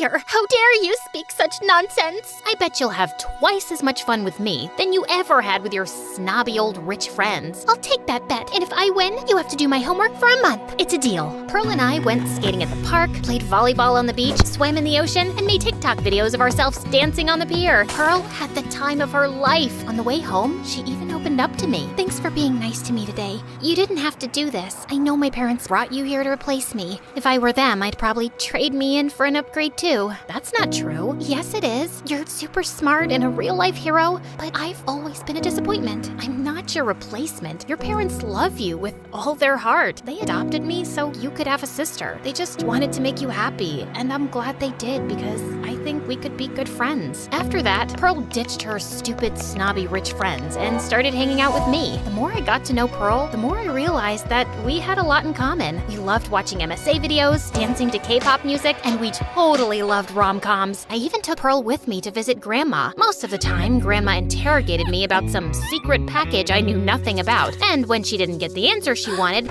she put me in a headlock and yelled at the doctor to take me back to my cell, but I could tell by the look in Grandma's eyes that she still loved me. Soon, Pearl and I were best friends. We were in all the same classes and joined the same clubs. We were together all the time until Dean came along. Dean was a bad boy. He wore sunglasses indoors, had a dozen tattoos, and was always in detention. I'm not exaggerating. He was there like every day. Pearl fell head over heels for Dean. Every time she saw him, she'd try to get his attention. She sat next to him in class, left love notes in his locker, and she even gave him a sculpture of the two of them kissing. But Dean just ignored her. Pearl got so desperate to spend time with Dean that she yelled at a teacher and threw an egg on the principal's car just so she could get 2 weeks of detention. Surprisingly, Pearl's plan worked. A couple of days later, Pearl swore they were in love. One time, Pearl and I were in the library working on a research paper when Dean walked up, sat next to Pearl, and they started making out right in front of me. Jeez, can you two get a room? They ignored me and kept kissing. I was so annoyed that I grabbed my stuff and stormed off. I quickly turned a corner and ran smack into a boy named Jack. We both lost our balance and fell to the floor. Oops, I am so sorry. I'm such a klutz. No, it was my fault. I wasn't watching where I was going. Jack took my hand. I looked into his eyes, and then the sparks flew. He smelled like heaven, and when he smiled, my heart melted. Jack wasn't the most popular kid around. Actually, he was a bit of a nerd. One time, he laughed and milk flew out of his nose, but I didn't care. He was funny, kind, and sweet. Tiffany, I've been thinking that you might be my soulmate. With you at my side, I feel like I can do anything. Like what? Like climb a tall building, lift 1,000 pounds, and maybe fall in love. Oh yeah, he's also totally romantic. Jack and I started going on double dates every night with Pearl and Dean. Things were going well until Mr. and Mrs. Wilson took a new case against a CEO of a huge company that had ties to a dangerous criminal enterprise. Mr. and Mrs. Wilson had to leave town for a few weeks to prepare for the trial, so Pearl and I had the mansion to ourselves. At first, it was pretty fun staying up late and inviting Jack and Dean over to play video games, but then things took a horrible turn. A couple of days after the announcement of the trial, Pearl, Dean, Jack, and I were walking home from school. Pearl stepped into the street and this car appeared out of nowhere and headed straight toward her. Watch out! I grabbed Pearl and yanked her out of the street, then the car raced away. Later that day, someone left a package in Pearl's locker. Ooh, look, someone got me a present. Pearl opened it and found 3 dead fish inside and a threatening note that said, "Tell your parents to drop the case or else." I started to get worried. Pearl was my sister. It was my job to look out for her, but things were getting out of hand. I felt like I was in over my head, so I decided to go visit Grandma. Grandma? Call me G. What do you need? I need to learn how to eliminate a threat. I told Grandma about my duty to protect Pearl and the danger she was in. Don't wait for the threat to find find you, set a trap, and lure it out. That way, you'll be prepared. I thanked Grandma, said goodbye, and then I put my plan into action. First, I called the Wilsons, but they didn't answer their phones, so I left a message with their assistant. Then I talked to Pearl. We need to tell your parents about these threats. It's nothing. They're just stupid pranks. Are you kidding? This is serious. My parents don't have to know. We can handle it. Dean will protect me. Yeah, Pearl's my girl. I won't let anyone hurt her. No one will ever get past me. Dean started flexing his muscles, and Pearl just couldn't get enough. Then she and Dean hopped into her car and went to a nightclub like they didn't have a care in the world. I tagged along to keep Pearl safe, but it didn't help that everywhere I looked, I saw something suspicious. Like the bouncer that kept glaring at Pearl, the car that looked like it was following us, or the girl with the pink hair and the razor-sharp nails that appeared out of nowhere with a smirk on her face. I got more anxious by the minute. I wasn't sure Grandma's advice would work. There were way too many threats. There was no way I could protect Pearl from them all. I needed backup, so I texted Jack and he came to the rescue. What are you doing here? I thought you didn't like nightclubs. I'd rather be at home, but Pearl's in danger and I have to keep her safe. I told Jack about the deal I made with the Wilson and how I suspected someone was after Pearl. Then Jack came up with an amazing idea. My parents have a cabin a few miles outside of town. We can hide Pearl there until her parents come back. The place is pretty secure, with cameras and plenty of food. That's a great idea. Jack and I convinced Dean and Pearl to come out to the cabin. Surprisingly, they agreed. The cabin was pretty isolated, but with all the cameras around, it felt safe. Dean and Pearl thought it was a romantic vacation, but Jack and I were on full alert. Then Dean made us all an amazing cup of hot chocolate with whipped cream and sprinkles. I must have dozed off because I woke up to the strangest thing. I was tied to a chair, and so were Jack and Pearl. Dean was staring at us with a sinister grin. Dean, what are you doing? Isn't it obvious? You're tied to a chair in a cabin in the middle of nowhere. You're my hostages, duh. But why, Sugar Bear? Shut up, Pearl. I'm not your sugar bear. I can hardly stand you. Mr. Stencil's my uncle. Who's Mr. Stencil? You really are dumber than you look. Mr. Stencil's the man that your stupid parents are trying to send to jail. He paid me to get close to you, steal files from your house, and kidnap you to force your parents to drop the charges. I think I'll ask your parents for $1 million too. Pretending to be your boyfriend was torture. Pearl started to cry, and I got really mad. Don't you talk to my sister like that. And what are you gonna do about it, loser? Oh, I've already done it. You might as well give up because you've lost. What are you talking about? Come closer and I'll show you. Dean stepped closer. Then I headbutted him in the face. My nose! I used the Swiss Army knife I'd hidden in my back pocket to slice through the ropes. Then I raced to my cell phone and called the police. You can't stop me, orphan girl. Then Dean lunged at me. He wrestled me to the ground. I thought I was a goner. He was 10 times stronger than me. But then I remembered Grandma and everything she taught me. For Grandma! I kneed Dean in the stomach, poked him in the eye, and kicked him in the nose. He staggered back, grabbed a coffee mug, and hurled it at me. I caught it in the air and smashed it across his head. Then Dean fell down in a daze. Mr. and Mrs. Wilson and a dozen police officers showed up and hauled Dean off to jail. Pearl cried for days from a broken heart. Jack and I stayed by Pearl's side to help her recover. After eating several tubs of ice cream and watching a ton of MSA videos, she vowed to stop chasing bad boys. After all of the excitement, Jack started acting really weird. He kept staring at me like I had 3 heads. Why are you looking at me like that? Do I have something in my teeth? No, it's just that I think you're amazing. How did you learn those moves? You looked like an action star. Well, I guess you could say I had a great teacher. Really? I showed Jack one of my grandma's old movie posters, and he lost his mind. Whoa, that's Grandma G? I love her. You love her, huh? You're making me jealous. Jack blushed, then pulled me close. Don't worry, Tiff. You're my hero, and my heart belongs to you.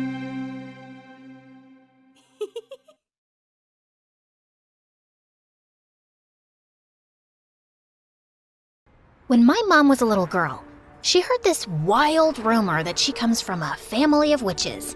So naturally, like any sane person, she wanted to get to the bottom of this. She graduated college with honors and went all in on studying the supernatural in a more scientific way. And her big takeaway was that the supernatural is real. We just need the right means to connect with it. But even though Mom became super famous for her groundbreaking work, she still couldn't figure out if our family had any connection to witches. She was so obsessed with finding the answer that she neglected everything else, which didn't sit well with Dad. They fought all the time, and eventually, he had enough and left. Soon after, Mom realized she was pregnant with me. So she dropped her research, moved into her childhood home with Aunt Jessie, and became the most devoted mom ever. But the second I started high school, she drove right back into her witch hunt. She even had this creepy little office where she kept all the souvenirs from her years of research. And Aunt Jessie absolutely hated that place. Oh my God, Kara, who gave you that awful haircut? Mom did. What's wrong? Nothing, except you looked like a shaved squirrel. She looks fine, Jessie. And why are you in my office anyway? I thought you hated coming here. I do. It's just that I need some money. I'm traveling to Bora Bora tomorrow with Jack, and I don't want him to see me as some wannabe leeching off his money. Who's Jack? I thought you were dating Mark. Ugh, Mark was such a bore, so I broke up with him. Now I'm dating Jack. You know he's an entrepreneur and he owns a yacht? A yacht! Only 1,000% of the world population own a yacht, and Jack is one of them. Now, if you're done interrogating me, can I have some cash? Aunt Jessie was Mom's twin sister, but unlike Mom, Jessie was a total free spirit. She drifted from place to place, never held down a steady job, and dreamed of marrying rich so she'd never have to work. Mom thought Jessie was a total flake, and for Jessie, Mom was one science experiment away from turning into a mad scientist. So, obviously, they never got along, and life went on. Until one day, everything changed. Yeah, we say that a lot around here. Just like we keep asking you to like and subscribe. So please go ahead and do that. Anyway, Mom was in her creepy office doing her usual research when we heard a loud crash. Jessie and I rushed in to check on her, and there she was, passed out cold on the floor. Her research papers were scattered everywhere, and right in the middle was this weird necklace. I ran to Mom's side while Aunt Jessie called the ambulance, but when the paramedics arrived, they said she was in a coma. Mom was rushed to the hospital, but the necklace stayed behind. I couldn't bring myself to leave it there.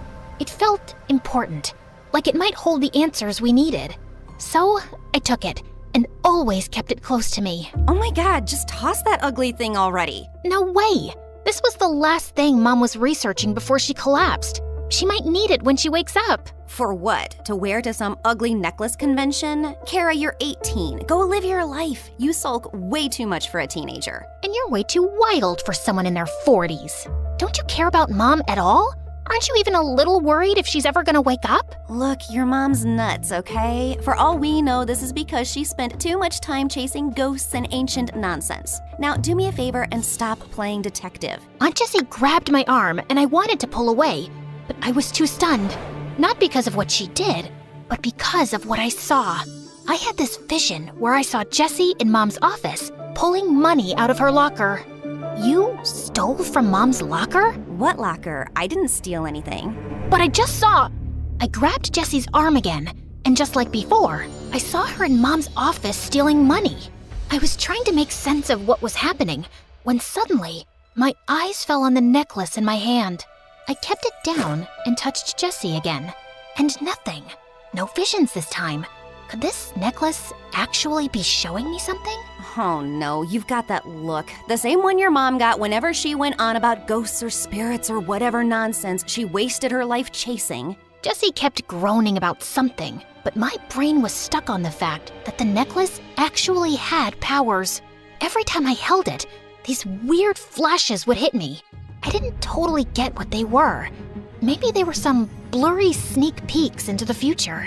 Honestly, with Jessie's track record, seeing her steal from Mom felt pretty believable. But I needed proof that this thing was legit. So the next day, I wore the necklace to school, and like I suspected, every time I bumped into someone, I saw a glimpse of their future.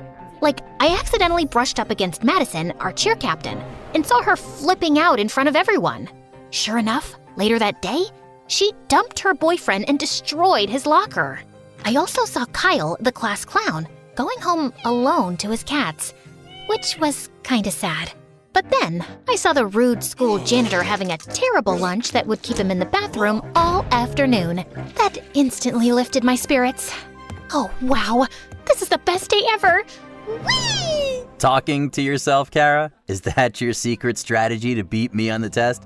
Hate to break it to you, but it's not gonna work. Ugh, Ethan. Of course he had to walk in and ruin my perfect day. Ethan is in my class, and he's probably the most perfect guy ever. Rich, popular, a face that looks like it was carved by angels, And of course, perfect grades. He's got it all. But here's the kicker. Ethan's insanely clumsy. It's almost a talent how bad he is at holding on to things. Lunch trays, expensive vases, kittens, you name it, he's probably dropped it. And yet, somehow, his clumsiness just makes him even more charming to everyone. Well, everyone but me. I just thought it was hilarious how someone so perfect can be such an uncoordinated mess. Oh my god. Ethan, are you okay? Did you hurt yourself? Yeah, I'm fine. Just slipped a little, no big deal. Quick, someone get ice. Call the nurse. Ethan, how many fingers am I holding up? 2? What's so funny? Oh, nothing. It's just, isn't this a little dramatic? He just tripped. He's not dying. Just for the record, I could have seriously hurt myself. What if I hit my head and broke my neck? Would that be serious enough for you? Oh my god, you're fine.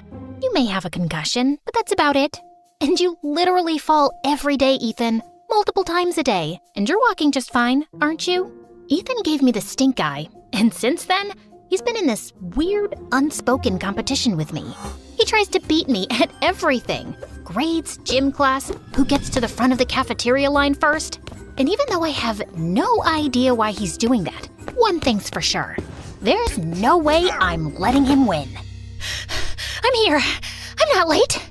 Ew, what's that smell? Did you run here?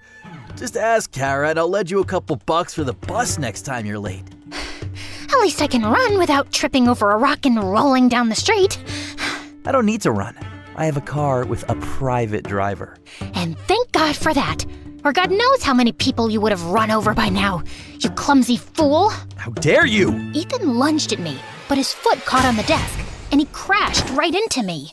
As soon as we touched, I had this crazy vision of Ethan wandering through a forest, moving deeper like he was searching for something. And then suddenly, he reached the edge of the cliff and fell. If you keep staring at me like that, you'll fall in love. Ugh, as if. Get off me. And yeah, maybe stay away from cliffs for a while, okay? What? Did you not get enough oxygen to your brain while running over here? Just then the teacher walked in and we rushed back to our seats. That entire day, I couldn't help keeping an eye on Ethan. Even though he was a jerk, I didn't want him falling off a cliff because of some mysterious entity. That would break too many hearts at school. So later, when I saw him walking toward the woods behind the school, I decided to follow him, but he'd already walked in deeper. I kept walking straight, trying to stay optimistic, when I finally saw Ethan moving towards the cliff in a trance-like state. Ethan, stop! No response. I screamed for him again, but when he didn't stop, I ran towards him and pulled his arm, snapping him back to reality. Kara? What? Where am I? You walked into the jungle. You don't remember? No, I remember being at football practice, and now I'm just here? How did I even get here? And wait, how'd you know where to find me? Were you following me? You were, weren't you? Why? Did one of my dad's enemies send you to keep an eye on me? Tell me! For a second, I panicked. Ethan's dad was a senator, and me showing up out of nowhere was definitely weird, especially because we didn't get along. I could understand why he'd be paranoid, so I had no choice but to tell him the whole truth. So you're telling me this necklace gives you the power to look into the future? Yeah. And I know it sounds super made up, but I swear to God, it's true. And if you don't believe me... No, I actually believe you. With all the weird stuff going on in my life right now, a magic necklace honestly feels pretty normal. That's when Ethan told me that for the past few months, he was being haunted by a ghost. It showed up out of nowhere, and ever since then, his life had been a mess. I was always clumsy, but lately it's been getting worse. I wake up doing the weirdest stuff, like wrecking my mom's rose garden or doodling all over some portrait of my great-grandfather. And I don't even remember doing it. But how are you so sure a ghost has something to do with this? Because I've seen it. Sometimes late at night, I'll catch a shadowy figure in the mirror, or feel like someone's standing right behind me. Plus, we moved into this house only 6 months ago, and my parents were warned it might be haunted. But the house belonged to my great-grandfather, and Dad was obsessed with renovating it and moving in as soon as possible. And now I'm haunted by this stupid ghost who probably wants me dead. I stared at him, trying to process what he just said. A ghost was making Ethan clumsy and dangerous? It sounded ridiculous. But then again, I was wearing a necklace that could show me the future. So maybe this wasn't totally ridiculous. You think I'm an idiot? Yes, but that's beside the point. Seems like this ghost has some serious beef with you, and we need to make sure it doesn't totally wreck your life. Follow me. Ethan watched me suspiciously, but followed me anyway, and I took him home. I led him to Mom's office, dug through some of her stuff, and pulled out a protective talisman. This should keep you safe for a while. Although the ghost might still mess with your mind, it won't be able to harm you fatally. Gee, thanks. That's reassuring. But how do you even know this stuff works? My mom was a researcher of the supernatural. I picked up a thing or two growing up in this chaos. That is, until she got sick. But I'm sure she'll be fine in no time. And this time when she's back, I'm not letting her out of my sight for even 1 second. At least you have that hope. I live in the same house as my parents, and I barely see them. Last month, when I kept waking up in random places around the house, my dad just hired a sleep specialist, then a psychiatrist, then a guard to lock my door at night. Not once did he ask me what was actually wrong. Just threw money at it until it looked fixed and I didn't cause any drama. That sounds rough, but I guess we all have our battles. I guess we do. Since then, Ethan and I were practically inseparable. Honestly, it wasn't by choice. Ethan was convinced he couldn't survive without me. And to be fair, he wasn't entirely wrong. At first, the things I saw ahead of time were small, like stopping him from burning his tongue on hot cocoa or mixing up sugar and salt. But as the week went on, things got way more intense. First, I saved him from falling into the fountain in the school courtyard. Then it was dodging a soccer ball that almost slammed into his face. But things got really serious during science class when he nearly mixed 2 dangerous chemicals together, and I had to jump out of my seat to stop him. It looks like every time I stop you from a disaster, the ghost just gets angrier and pushes you into an even bigger one. We need to stop this. Did you sprinkle salt along the floor right up against the walls of your room like I asked you to? That's the only way to keep the ghost out of your room. Of course I did. But the cleaning staff always sweeps it up and complains to my parents about the mess.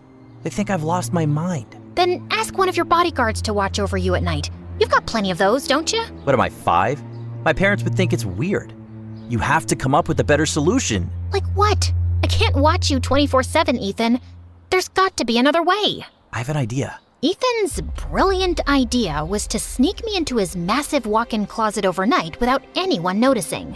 But why can't I just come in through the front door like a normal person? I mean, you're kind of popular. Don't you have friends coming over all the time? You mean those kids I hang with at school? They're only around because my dad's loaded. None of them are real friends. And even if they were, my dad's way too paranoid to let anyone in without running them through 100 security checks. Seriously, sneaking in is just easier. And way more claustrophobic. You'll survive. But it was tougher than it looked. Ethan's place was like a fortress. Big, sprawling gardens, guards crawling everywhere with dogs that would rip you apart. Even his closet was bigger than my room. So I slipped in and waited for Ethan while his guards patrolled the house. But with the blackout, the air felt heavy, and I started to feel dizzy. Before I knew it, everything went dark, and I passed out. When I opened my eyes, I wasn't in the closet anymore.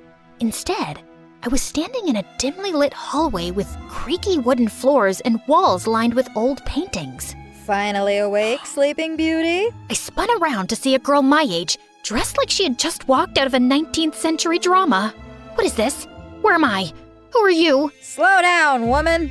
One question at a time.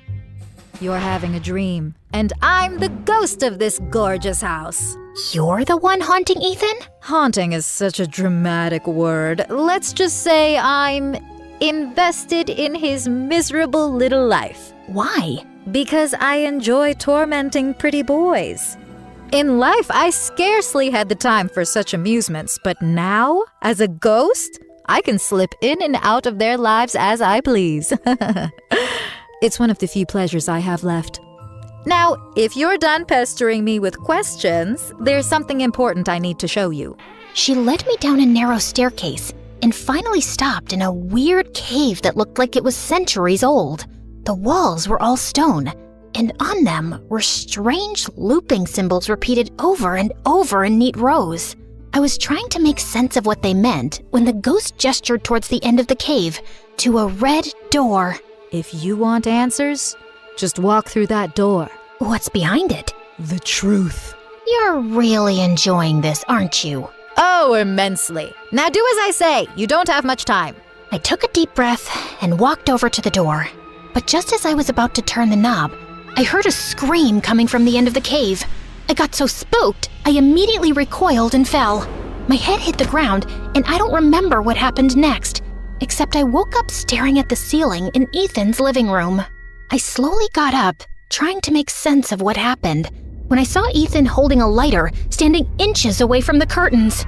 Without thinking, I lunged forward and snatched the lighter out of his hand, when suddenly Ethan's parents walked in. Who are you and what are you doing in my house? Dad, I'm not asking you, Ethan. You go to your room. But Dad... I said leave! Ethan's mom took his hand and took him to his room, while I just stood in the living room, motionless. As for you, girl, you broke into my house, and judging by that lighter in your hand, I'd say your intention was to set something on fire. Some rival sent you to sabotage me, so I stepped down from my mayor campaign? What? No, I wasn't trying to burn anything. I was helping Ethan. Ask him. I don't have to ask him anything. My son would never be friends with someone like you. Excuse me, sir, but you're crossing a line here. I agree this whole thing looks suspicious, but I'm telling you the truth. You can call my aunt. She can vouch for me. Oh, I'm sure you have some accomplice ready to cover for you. Enough of this nonsense. You're not fooling me. Before I could argue any further, his dad pulled out his phone and called the police. And an hour later, I was sitting in the police station, feeling like the unluckiest person in the world. I was just about to lose my mind when Jesse burst through the doors and dragged me home. Of all the stupid, reckless, irresponsible things you could have done, Kara, you broke into someone's house? I didn't. Ethan called me there. He's my friend. So you're telling me you have rich friends like that guy Ethan, and you never told me? How could you do that? The least you should have done was to introduce me to his father. For the love of God, Jesse, his dad's married. Where are your morals? Who needs morals when you can be rich? And his dad's a politician, right? Everyone knows politicians are always looking for trophy wives. I'm sure I'd fit right in. Now do me a favor and arrange a meeting. I will do no such thing, you freak. What? I'll talk to him after break. Tomorrow at school. I didn't, because Ethan didn't turn up at school the next day, which kind of had me worried. I even called him, but he didn't answer. So I thought he was just ignoring me after what happened with his dad last night. But then, something in my heart told me things weren't right, so I decided to pay him a visit.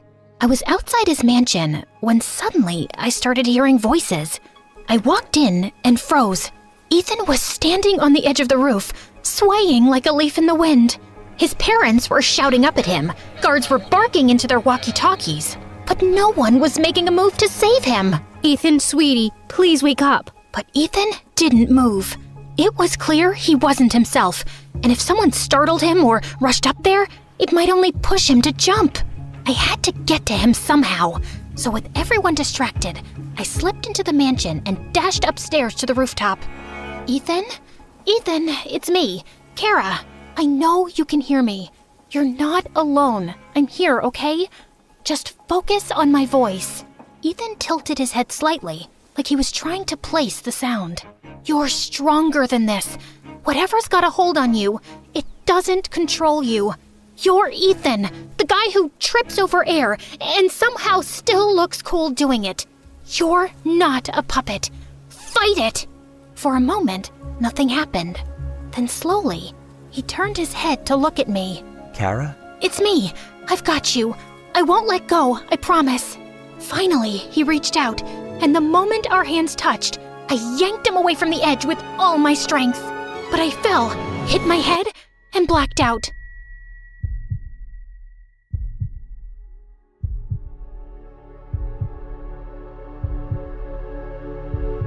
And when I woke up, I was in Ethan's room. What happened? You hit your head. Kara, I don't know how to thank you.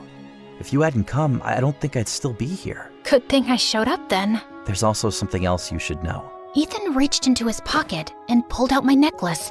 The chain was snapped, and the strange pendant was cracked right down the middle. I found it next to you after you fell. Oh no! It was the one thing that still connected me to my mom. I'm so sorry, Kara. I'm sorry that I dragged you into this mess. It wasn't your battle to fight. In fact, there's something you should know. And Ethan told me that he wasn't actually possessed, but had a rare psychological disorder that caused blackouts and hallucinations. It started when he was a kid, but it went away. We thought it was fine until these past few months. He started having these episodes. His dad's political campaign, the pressure, moving into this old place with all its creepy stories. It must have triggered it again. And we tried to keep him safe, secured the entire place, but we failed. My parents didn't tell me this because they thought I might freak out and maybe the condition will worsen. But what's worse than jumping off a roof? Sorry, bad time to joke. But the bottom line is that I'm truly sorry for everything I've put you through. And I'd really love it if we could be friends. Ethan was still talking when my phone buzzed. It was Aunt Jessie, and she told me that Mom was finally awake. I told Ethan, and he immediately offered to take me to the hospital. As soon as we reached the hospital, I rushed into Mom's room and held her tight. Oh, thank God. I was so scared I'd never get to see you again. Oh, my sweet girl, I missed you too. And I've got to say this, you've been so brave. But Mom, I messed up. I broke the necklace. Well, you kind of did me a favor there. Mom's eyes drifted to the broken necklace, and she told me that it wasn't just some souvenir, but an ancient relic designed to imprison souls. I studied it thinking it would confirm our family's history with witchcraft. I thought if I could connect my spirit to it, I'd gain the wisdom I'd been seeking. Instead, the necklace trapped me. My body stayed here in a coma, but my spirit was locked inside. But when it broke, it lost its hold. My soul was released and returned to my body. So, you were in this necklace all this time? In a way, yes. I've been watching you, and you've been so brave, Kara. Although I got a bit freaked out when I saw you walking towards that red door. Wait, you know about the red door? How? I never told anyone about that vision. I know because I was there. That scream you heard was mine. And it wasn't a vision, Kara. The necklace was messing with your head. It feeds off your fears and uncertainties. And when it sensed your confusion about Ethan's haunting, it created the image of a ghost to prey on your emotions. It was all a trick to get you to walk through that red door willingly. And if you had, you'd be trapped just like I was. So, you mean everything I saw in my visions was my imagination? But what about the stuff that came true? The necklace has this strange power of showing you bits and pieces of the future, but never the full picture. It keeps you curious, making you rely on it to guide you. That's how it earns your trust and manipulates you. I think I'm gonna lose my mind. No, you won't, because I will never let this happen again. I'm done with these studies, Kara. I lost sight of what matters and nearly lost everything. I think I want to focus on my family again. I'd love that too, Mom. Great! Now that you're both reunited, maybe we can talk about my Bora Bora trip? No? Fine, I'll just sit here quietly. We all laughed, and it felt like a new chapter had begun. The necklace was gone, Mom was awake and back with me. And as for Ethan, well, he's still clumsy as ever. But at least he's taking therapy, so he won't roll off another building and blame it on a ghost.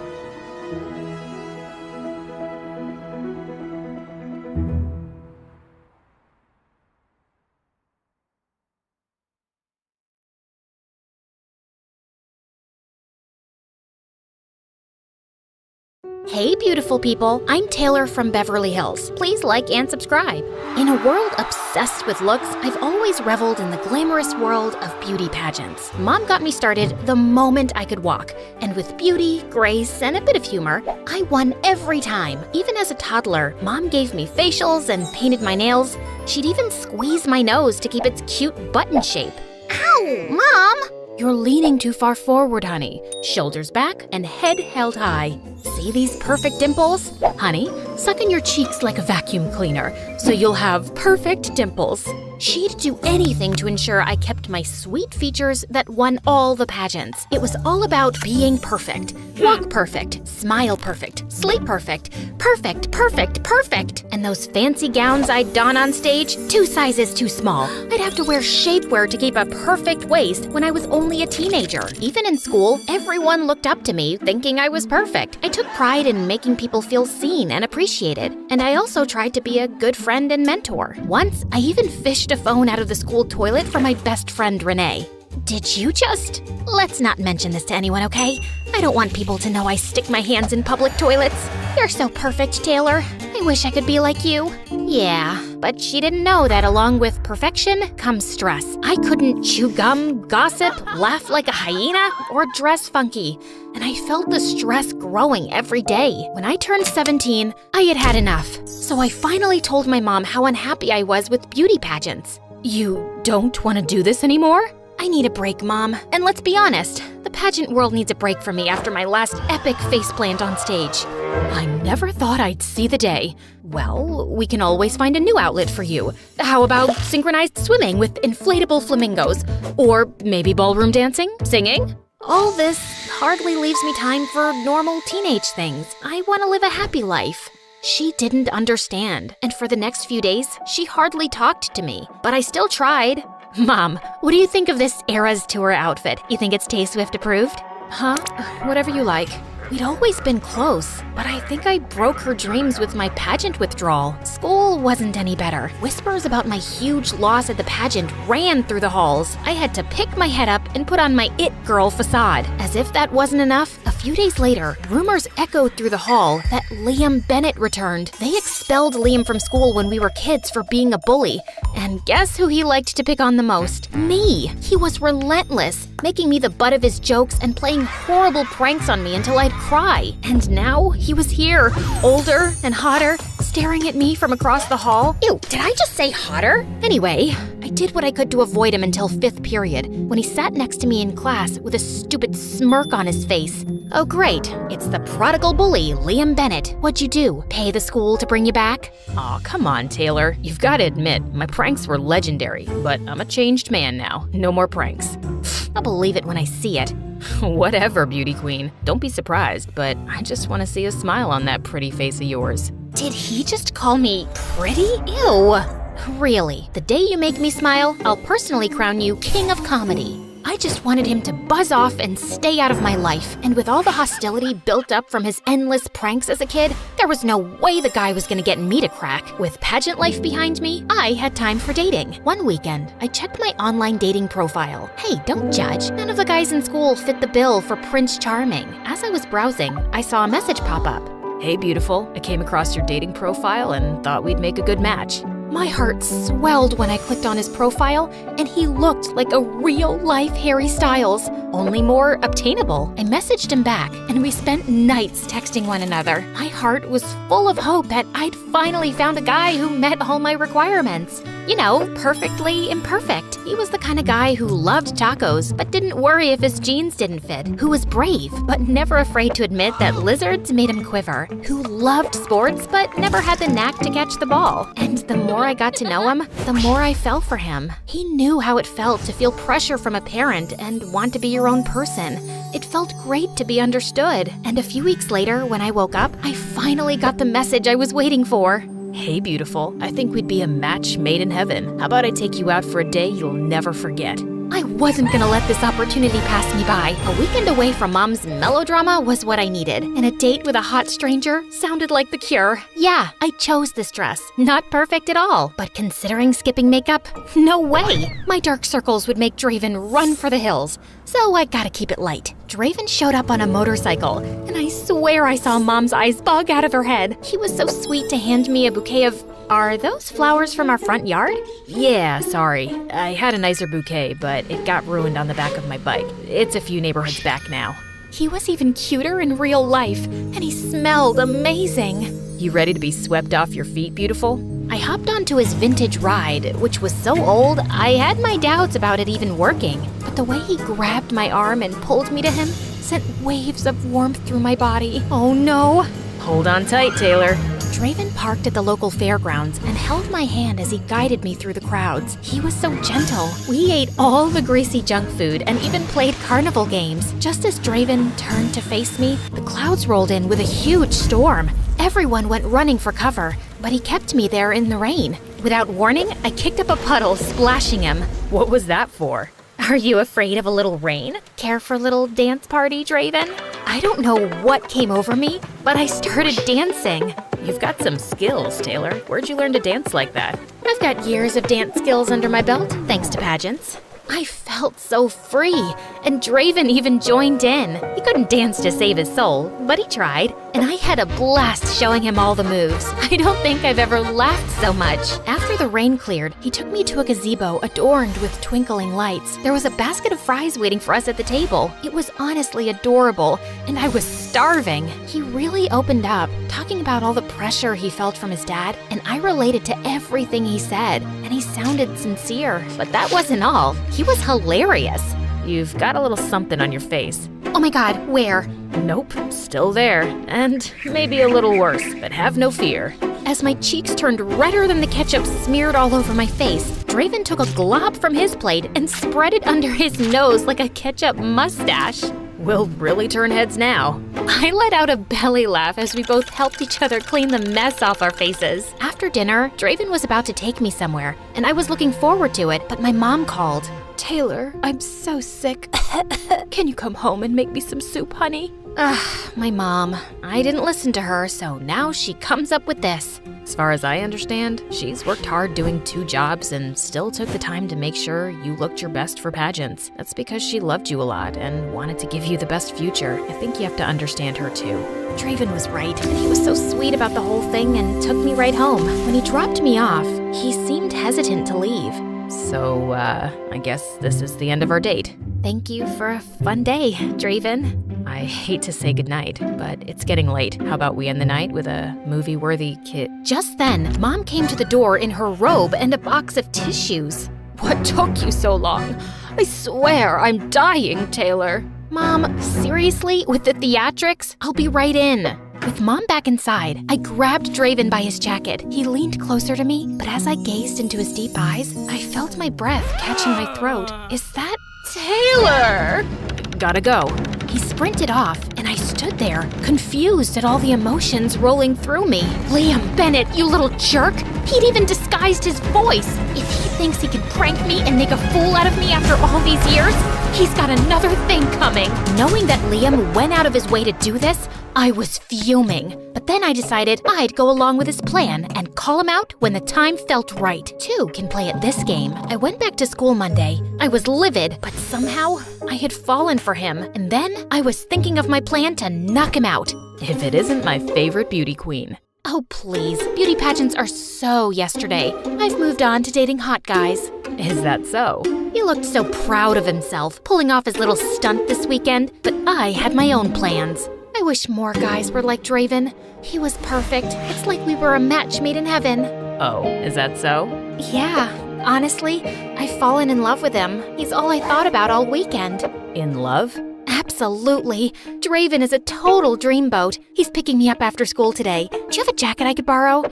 No. Before Liam could stop me, I opened his locker where he had Draven's jacket and wig all ready to go. Time to use my acting skills. Is that Draven's jacket and wig? Liam's eyes bugged out as he tried to shove his locker door closed. I don't know what came over me, but I grabbed Liam by his shirt and shoved him into the locker. Tell me why you disguised yourself as Draven. Was this all some huge prank to embarrass me in front of the whole school? I knew the whole time, you moron. Liam didn't answer as a slow smirk crept up on his lips. And then he did the unthinkable. He kissed me in front of the entire school. And just when it ended, ow, what was that for?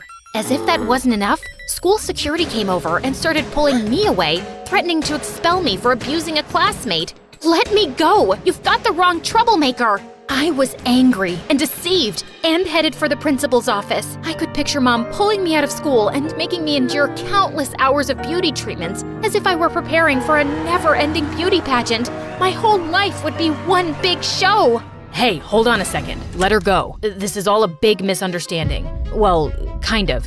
Liam, what's going on here? I need you both to resolve whatever issue this is, or you'll both get detention. I can explain everything. Leave me alone long enough with this creep, and I'll have his face rearranged. Miss Anderson, you are way out of line. It's okay, I deserve that. Come on, Taylor. Liam took me by the arm, leading me out of the office and into an empty classroom to talk. I know you're upset. Please, let me explain without rearranging my face or any other parts. Oh, I'm sure this'll be good. After they kicked me out of school a few years ago, my parents got me a mentor to help me turn my life around, and I really changed. The school gave me another chance on the condition that I don't pull any more pranks. Oh, really? Because it looks like you're still making my life miserable. It's not a prank, I swear. Then explain, Draven. I wanted to apologize to you, but you've been so hostile toward me, which you have every right to be. So when I found out how sad you were feeling those days, and then I saw your dating profile online, I made up Draven.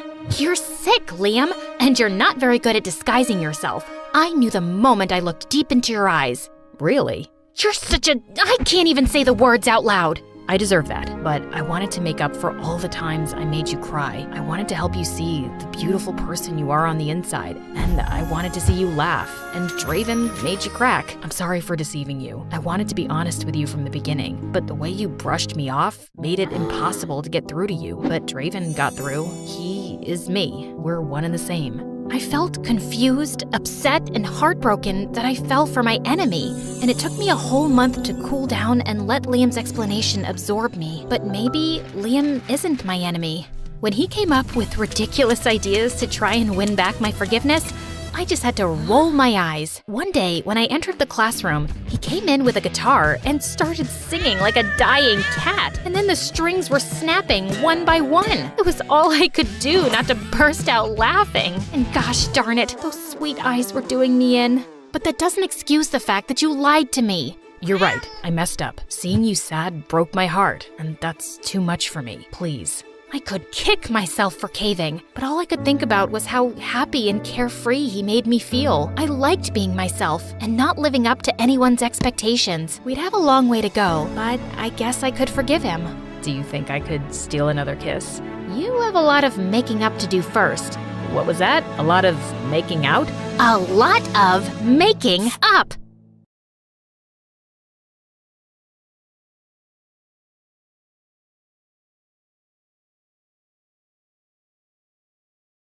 Hi, my name is Ray, and I'm from Virginia. Please like and subscribe. My parents were pretty famous singers back in their time, so when I grew up, I became one too. But Mom and Dad had an accident when I was only 6, and ever since then my uncle and aunt took care of me. Both of them spoiled me to bits and always supported me in everything, especially in my singing career. By the time I was 14, I was already doing huge shows and concerts, and it kept me so busy that I always wondered what normal stuff like making friends and going to school would be like. But suddenly, my life took a wild turn on my 15th birthday. Just as I entered my room, I saw my auntie going through Mom's stuff.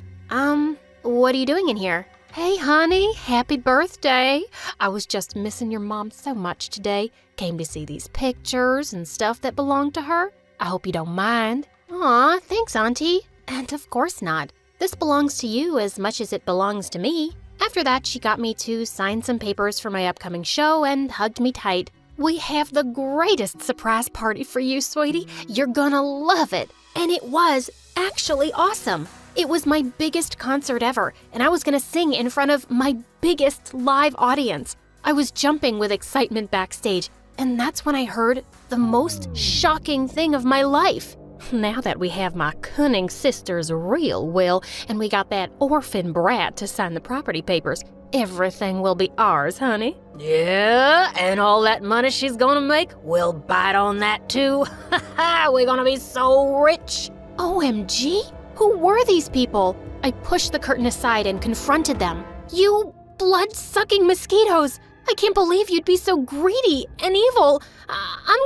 You're gonna what? There's nothing you can do now. We are the freaking owners of everything. Your money, your life, and your soul. Yes, sir, and now you're gonna make more money for us, so get your butt on that stage and do what you trained for. No, there's no way. I'm not gonna do anything you guys say. That's enough. I'm not asking. I'm giving you an order. Security, watch over this room and don't let her out until the show starts. Oh God, no! I tried to kick her with all my might, but that witch got away. And now I was gonna be trapped in this room with 2 Hulks standing outside keeping an eye on me. I had to do something. I looked at the window in the room, and without a thought, I climbed out of it. I had to run away from these evil people at all costs. But just as I was climbing down, my hand slipped and I fell on something. Ah, my back. I'm so sorry. The guy looked at me super stunned, but he finally spoke. Oh my God. I'm sorry. I'm Noah, super crazy fan. I've heard all of your songs 1,000 times. Suddenly, the guards heard me and they were running down to catch me. I didn't have any time for the introduction, but he had a bike. Get me out of here, now! What? He looked shocked and I didn't have time to explain, so I just kissed him and told him to get me out of here. He went into shock for a few seconds, but then he held me and got me on his bike and we rode off. In no time, we were far away from my evil aunt and her potato head husband. After some time, he stopped and he turned around to me. Is everything okay? Why did you run? Should I call someone? His name was Noah, and he was actually a year younger than me. I told him everything that had happened, and then he offered me his place to stay. What? Are you sure? Yeah, I live with my mom, and you can stay with me. I mean us, as long as you want. Honestly, I had no other place to go, and I ran from a freaking concert. I didn't want the media or my aunt to find me, so I said yes, and Noah took me to his house. We climbed into his room through the window so his mom wouldn't see us. Once inside, he got me all the food in the house and kept looking at me like I was some kind of alien. What's wrong? Do I have something on my face? I just can't believe you're here, in my room. This is like... I pinched him hard and he squealed loudly. Now do you believe me? Ouch! Okay, I do. And we both burst out laughing. Later, when it was time to sleep, Noah offered me his bed and went to sleep on the floor. Oh God, he was so cute. But the next morning when I woke up, I was startled to see Noah staring at me. What the heck, dude? Oh, I'm so sorry. I didn't mean to scare you. I was just leaving for school, and Mom will go to work. She's a lawyer, so you have the home to yourself. Make yourself comfy, okay? He then got me breakfast and a pair of clothes which were obviously his and left. But the next morning, as Noah was getting ready for school, I had a crazy idea. I want to go to school and see what a normal school life looks like. Will you take me? And he straight away denied. No. What if someone sees you? It's too dangerous for you to step out like this. What? So I was again a prisoner? No way! After he went downstairs, I sneaked into his mom's room and borrowed some wigs and some makeup, and then I followed him to school. And public school was nothing like I had imagined. The kids were coming in on buses or bicycles, and everyone minded their own business. That was so freaking awesome. But then I saw a bunch of guys surrounding Noah, and one of them was holding him by his collar. I thought you'd stay at home after the butt kicking I gave you yesterday, nerd. Next time when I ask you to do my homework, don't you dare refuse. Leave me alone. I don't want to talk to you. Sure, I'll do that. But before that, you'll have to lick my shoes. Seriously? I couldn't hold it back anymore. I marched up to him and punched him hard in the face. Oh my God, what are you doing here? Oh, and who is this you got with you, Noah? Your sister? 'Cause I didn't think a scaredy cat like you can get a girl. Ha! He sure can, and here I am. 'Cause you see, he ain't a giant crybaby who has to pick on others to satisfy his tiny ego, and that's why I love him. And then I kissed him again. The guy looked raging mad after this, and he turned to hit me when Noah came in and took the hit. Noah, are you okay? Just then, seeing some of the teachers coming our way, the bullies ran away. And I didn't want to be caught either, so I took Noah's hand and ran too. Wait, what are you doing here? This was crazy. You're crazy. Why didn't you tell anyone you were being bullied? And why did you come in between? Because he was gonna hurt you. Ugh, you didn't have to save me, you dummy. Look at that. It's gonna hurt. But don't you worry. I'm gonna make those jerks pay for what they did. What do you mean? I showed him the phone camera I had on all this time and recorded whatever those jerks did. Later, Noah showed it to the principal and those jerks were suspended for 2 weeks. Later that night, I went downstairs to get some ice for Noah's bruises, But just as I picked up the ice tray, I freaked out to see Noah's mom right behind me.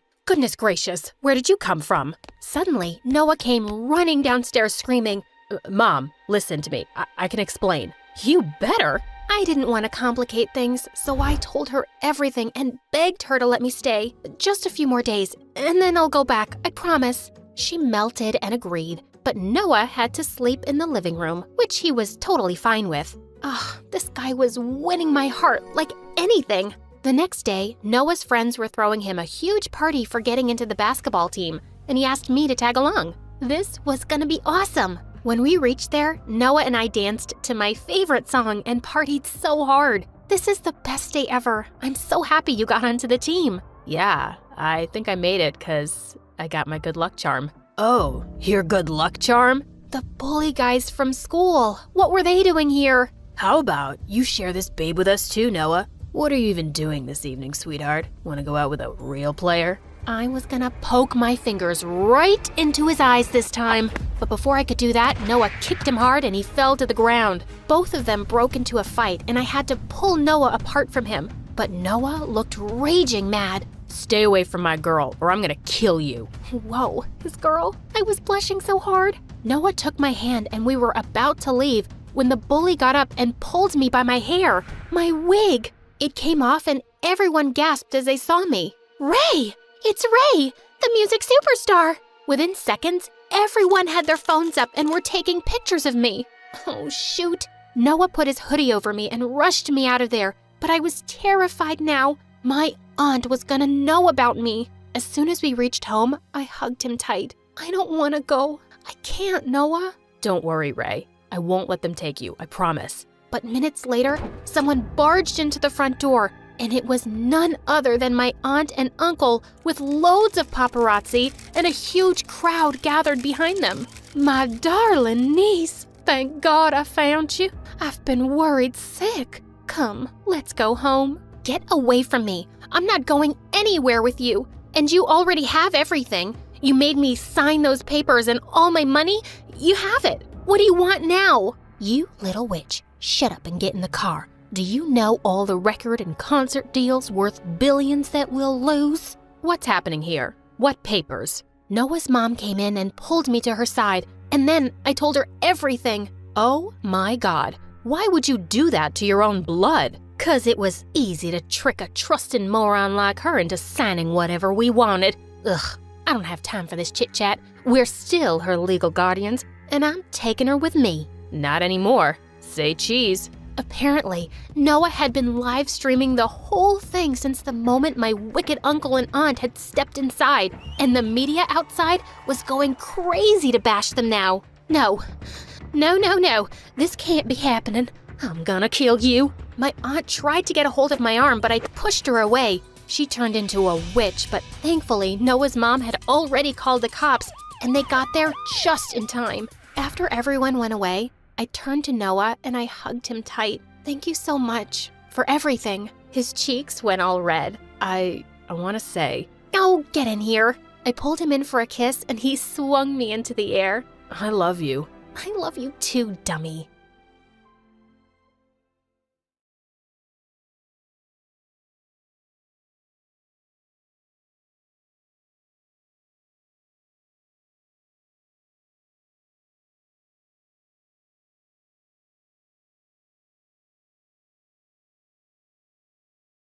Hi, I'm Marin from Vermont, and my parents are a couple of lunatics who hid a secret from me that rocked my world. But before I continue, please like and subscribe. I guess you can say I'm the grumpy oddball of the family. My dad's a psychologist, and my mom's a life coach, and they have permanent smiles plastered on their faces. Before I was born, they made millions and became famous selling books that taught people how to be happy. When I was a kid, they insisted on driving me to school, where they'd always make a big scene. Give Daddy a hug, sweetie. Give Mommy a kiss. And don't forget Mr. Stuffy and your magic hat. It was nice when I was 5, but now I'm 16 and they're still doing it. Every day they'd find new ways to embarrass me. They'd burst into song in the middle of the grocery store. They'd insist we dress like triplets every time we went out. And they'd show up at school in cheerleading outfits before every big test. You can do it, honey. Yes, you can. Go, Marin! My parents and I couldn't be more opposite. I failed to inherit their cheery disposition or their good looks. Oh yeah, I forgot to mention that my parents are gorgeous. People are always staring at them and stopping them in the street to pay them compliments. But no one ever noticed me. My parents tried to share their spotlight with me by dragging me to their photo shoots and TV interviews, but it always ended up a disaster. I was not photogenic. Then one time, they decided to do a photo shoot in Disneyland, and the place was just getting on my nerves. All the workers there and the Disney characters kept waving and smiling like they were infected with happiness, just like my parents. And then a woman dressed as Cinderella's fairy godmother came to me with a big smile. So, sweetie, how do you like being at the happiest place on earth? Bippity-boppity-boo! And something inside me just snapped. What is wrong with you? You're a middle-aged woman whose job it is to dress up as a fictional character in a dumb costume,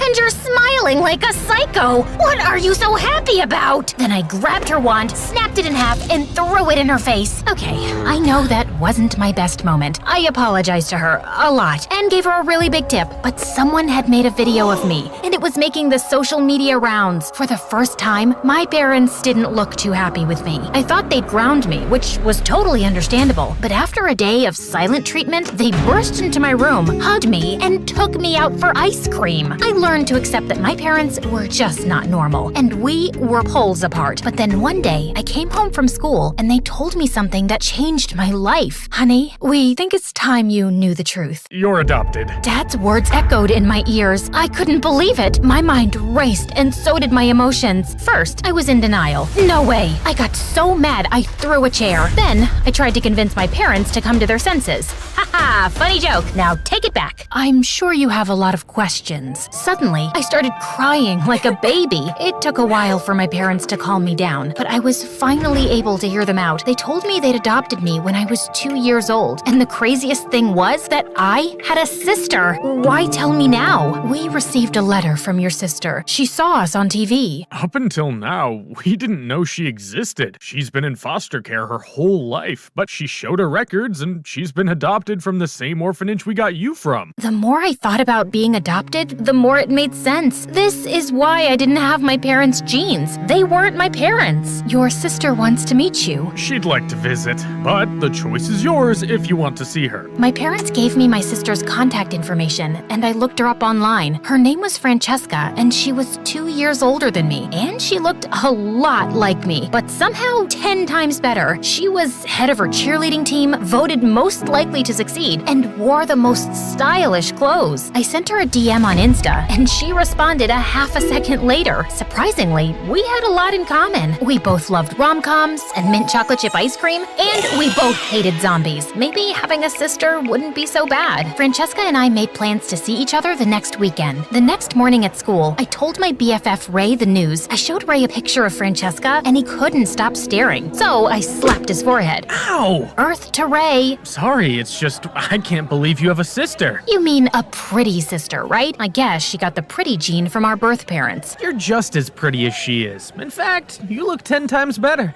Yeah, right. No, it's true. You're a goddess and I love you. What? I said I love plastic spoons. Hey, look, that lunch lady has a bunch. I should go talk to her. Bye. Ray was a little strange, but that's what I liked about him. We met in 5th grade. Ray brought a snake into the classroom for show and tell. It got loose, and everyone freaked out. But I grabbed the snake by its tail and tossed it into its cage. Wow, you're incredible. We've been besties ever since. My parents were excited about Francesca's visit, but they were busy the day she was arriving, so Ray and I volunteered to pick her up from the airport. The moment Francesca stepped off the plane, I had a feeling I was in for trouble. She was beautiful in her pictures, but in person, she looked like a movie star. A bunch of boys jumped over themselves to carry her bags. It's so nice to meet you, Marin. I can't believe how friendly everyone is. Then this old old lady bumped into me and started yelling, "Move, girl!" Sorry, ma'am. We didn't mean to stand in your way. The mean lady looked at Francesca and instantly smiled. Aren't you a sweetheart? You,